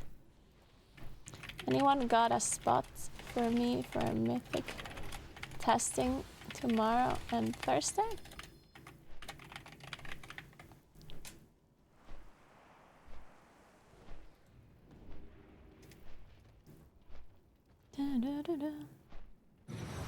Yeah, Dreadnought doesn't have a Reliant spot. He has like 2 spots left. But could be like other friends that are joining and stuff. And I'll show the picture up close, yeah. It's the 10 years Naguura logo. There we go. Doesn't focus properly. I'll show you on my mug. It's the same logo on my mug.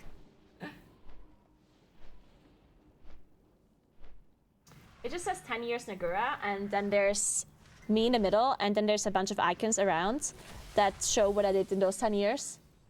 You know, like Hearthstone logo, League of Legends, WoW, some mountain stuff, casting and broadcast stuff. A Moonkin, there's a Moonkin, and Schnitzel, of course. And a #1 for my raceable first days. Because once upon a time, in a faraway land, I used to be a world first raider. Can you imagine?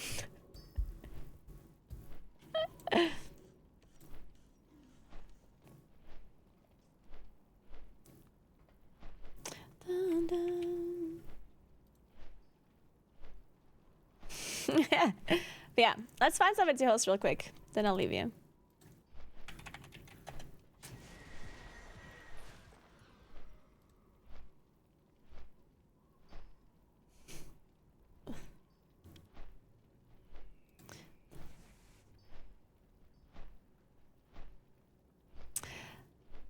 People ask me this a lot, if I would participate in like Raceable First or MDI or TGP again. I would definitely not do Raceable First anymore. Not only do I think that I don't have the motivation to play the game that much to be good at it again. Like, I'm currently certainly not good enough to be a world first raider, by the way. Is there a possibility that I could be good enough if I actually would have the motivation and play the game a lot? Maybe. Like, I think if I actually put a lot of time into the game again and would be motivated enough, then maybe I could be good again or good enough for a raceable first rating. But I just don't want to because of the amount of shitty things you have to do that I don't enjoy doing. Because when I was doing raceable first, we had a lot less alt requirements, a lot less split rating, stuff like that. And as soon as we increased the number of splits you have to do and the number of alts you have to level, I enjoyed it less and less and less because I loved progression rating. I still, like to this day, I think that one of my most memorable things in my life has been like getting world first kills. Like I cannot describe the feeling of how amazing it was to kill like bosses as like world first. And back then everything was secret and not streamed, right? Like it was a much lesser event. There was no broadcast, nothing. It was all done in secret, right? But the amount of effort and time you put into this, and then like getting world first, like it was just an incredible feeling. I don't know if I'll ever feel like that again in my life, you know? Like it was amazing. And I loved it. I love progression rating so much. I'm an incredible competitive person in general, and to put so much time into something and then actually like win and be the best something in the world, like it was crazy and I loved it. But now, as I said, the amount of things you have to do for world first rating that I do not enjoy is insane nowadays. And I would never do that again. And when it comes to TGP and MDI, that would be a lot more feasible for me to do. Like I do think that the amount of time you have to put into that would be a lot less compared to race to world first. But I think it would still be too much time for me to put in, because it's not just practicing that I would have to do. I would also have to learn other specs and other classes a lot. And I wouldn't be able to stream as much, because both TGP and MDI require a lot of secrecy. So a lot of the practicing cannot be streamed, which would be something that I personally don't want to do. On top of also still like doing the things I like doing in real life, you know? Like just taking a month out of my schedule like 2 times a year to practice and to like not streaming and like playing all day every day on the weekends as well. Like, it's just not really something that I want to do. I don't have the motivation for it anymore. But it's not that I don't miss the feeling and the competing, because it is fun. It certainly is fun. Anyway, now I'm gonna find someone to host.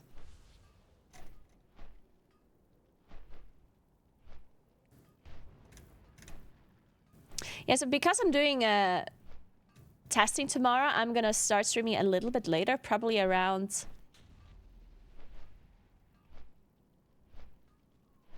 2 p.m. 2 or 3 p.m. And then we're gonna do some beta tests, some M+ testing, and then raid testing after.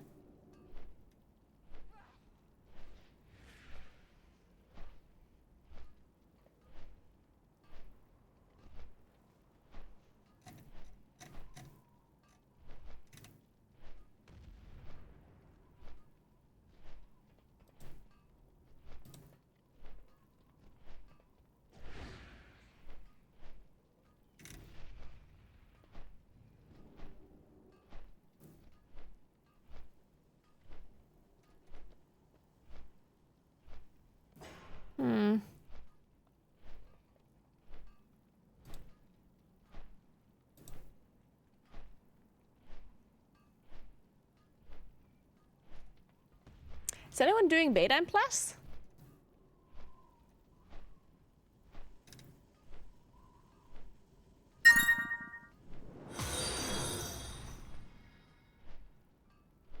What the fuck? What the hell? No expectation of photos, updates, or anything? This is exclusively from us in chat in support of your community. Thanks for stream. No, you're crazy. Are you insane? Someone anonymously just bought the hotel for my gang vacation that we're going to in August. Thank you so much. Oh my god. Thank you so much, whoever that was. This is exclusively from us in chat in support of your community. Thanks for streams. Thank you so much. You're absolutely crazy, and I appreciate you so much. That's insane. Thank you very much. Wow, that's crazy. Thank you. I don't know what to say. That's insane. Oh my god. I know what to say. I will certainly update you on the vacation though. Not because I feel like I have to, but because I want to. Because I feel really bad otherwise. Naguura's community, I do not support this. Wow, Sebla. Thank you so much. That is so incredibly nice of you. Thank you. And I will for sure enjoy this vacation a lot. Well, I hope. I can't see the future, but... Thank you. That is so incredibly generous. Thank you so much. It's fully understandable. Would only be funny to see you or another caster compete with the actual in-game ultras and maybe even win or so, because okay, just think it would be a lot of fun to see it. Guess there's no one out there doing so, isn't it? Well, most people that, like a lot of the casters used to be World First Raiders. I mean, a lot of the casters. It was Saronic. Saronic used to be a World First Raider. I used to be a World First Raider. I mean, Dretnos was never doing actual World First. But a lot of them also competed in the MDI. I competed in the MDI before. Saronic did. Taddles did even. And I'm not sure if Dretnos did actually. Did he? I don't think so. Well, Jeeth started casting MDI TGP. I think, well, the reason why a lot of casters are not competing right now is because they couldn't cast and compete simultaneously, right? If you think about it. So it's kind of, like you can only do one or the other. You cannot compete and cast. So you will never have a caster that also competes, at least not for MD and TGP. Sometimes we had like guest casters that would cast a weekend that they were not participating in. That was really fun.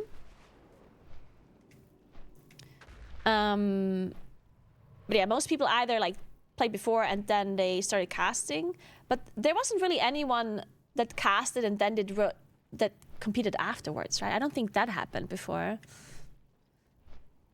Usually because casters get hired because of their experience, right? So if you weren't like a high-end player before, you maybe didn't have as good of an opportunity to even become a caster. Let's host Ace. He's doing Beta and Plus. He's actually playing Guardian. Oh, maybe Guardian is going to be the play. How's the cake making? I didn't make any cake. I didn't manage to get the IRL stream to work properly. I also didn't really have enough time to figure it all out. But we're probably going to do some IRL streams next week. Once I figure out this whole setup. Double booming man. Hey, cat and glasses up. Did you get a trophy or something? For the race wall first? No. Back when I was competing, it was all non-streamed. We got nothing. Absolutely nothing. Nothing. No money, nothing. We didn't even have sponsors because it was all off stream. We did it for the pure honor. That we sometimes we didn't even get honor. You always say, oh, you do it for the honor. But sometimes we didn't even get honor because people were like, oh, well, if Paragon was still playing, they would have won. It's like, okay. Anyway, thank you so much for watching, guys. Have fun watching Ace. He's a really high-end tank player that is currently playing Beta and Plus. And I'll see you guys tomorrow at around 2 or 3 p.m. Thank you so much again for paying for the vacation and for the huge donation as well, Mogres. You guys are insane. Thanks for hanging out. Make sure you follow my stream if you haven't yet. Check out my Instagram. I post stuff there all the time. Check out my YouTube channel. I post shorts and videos there all the time.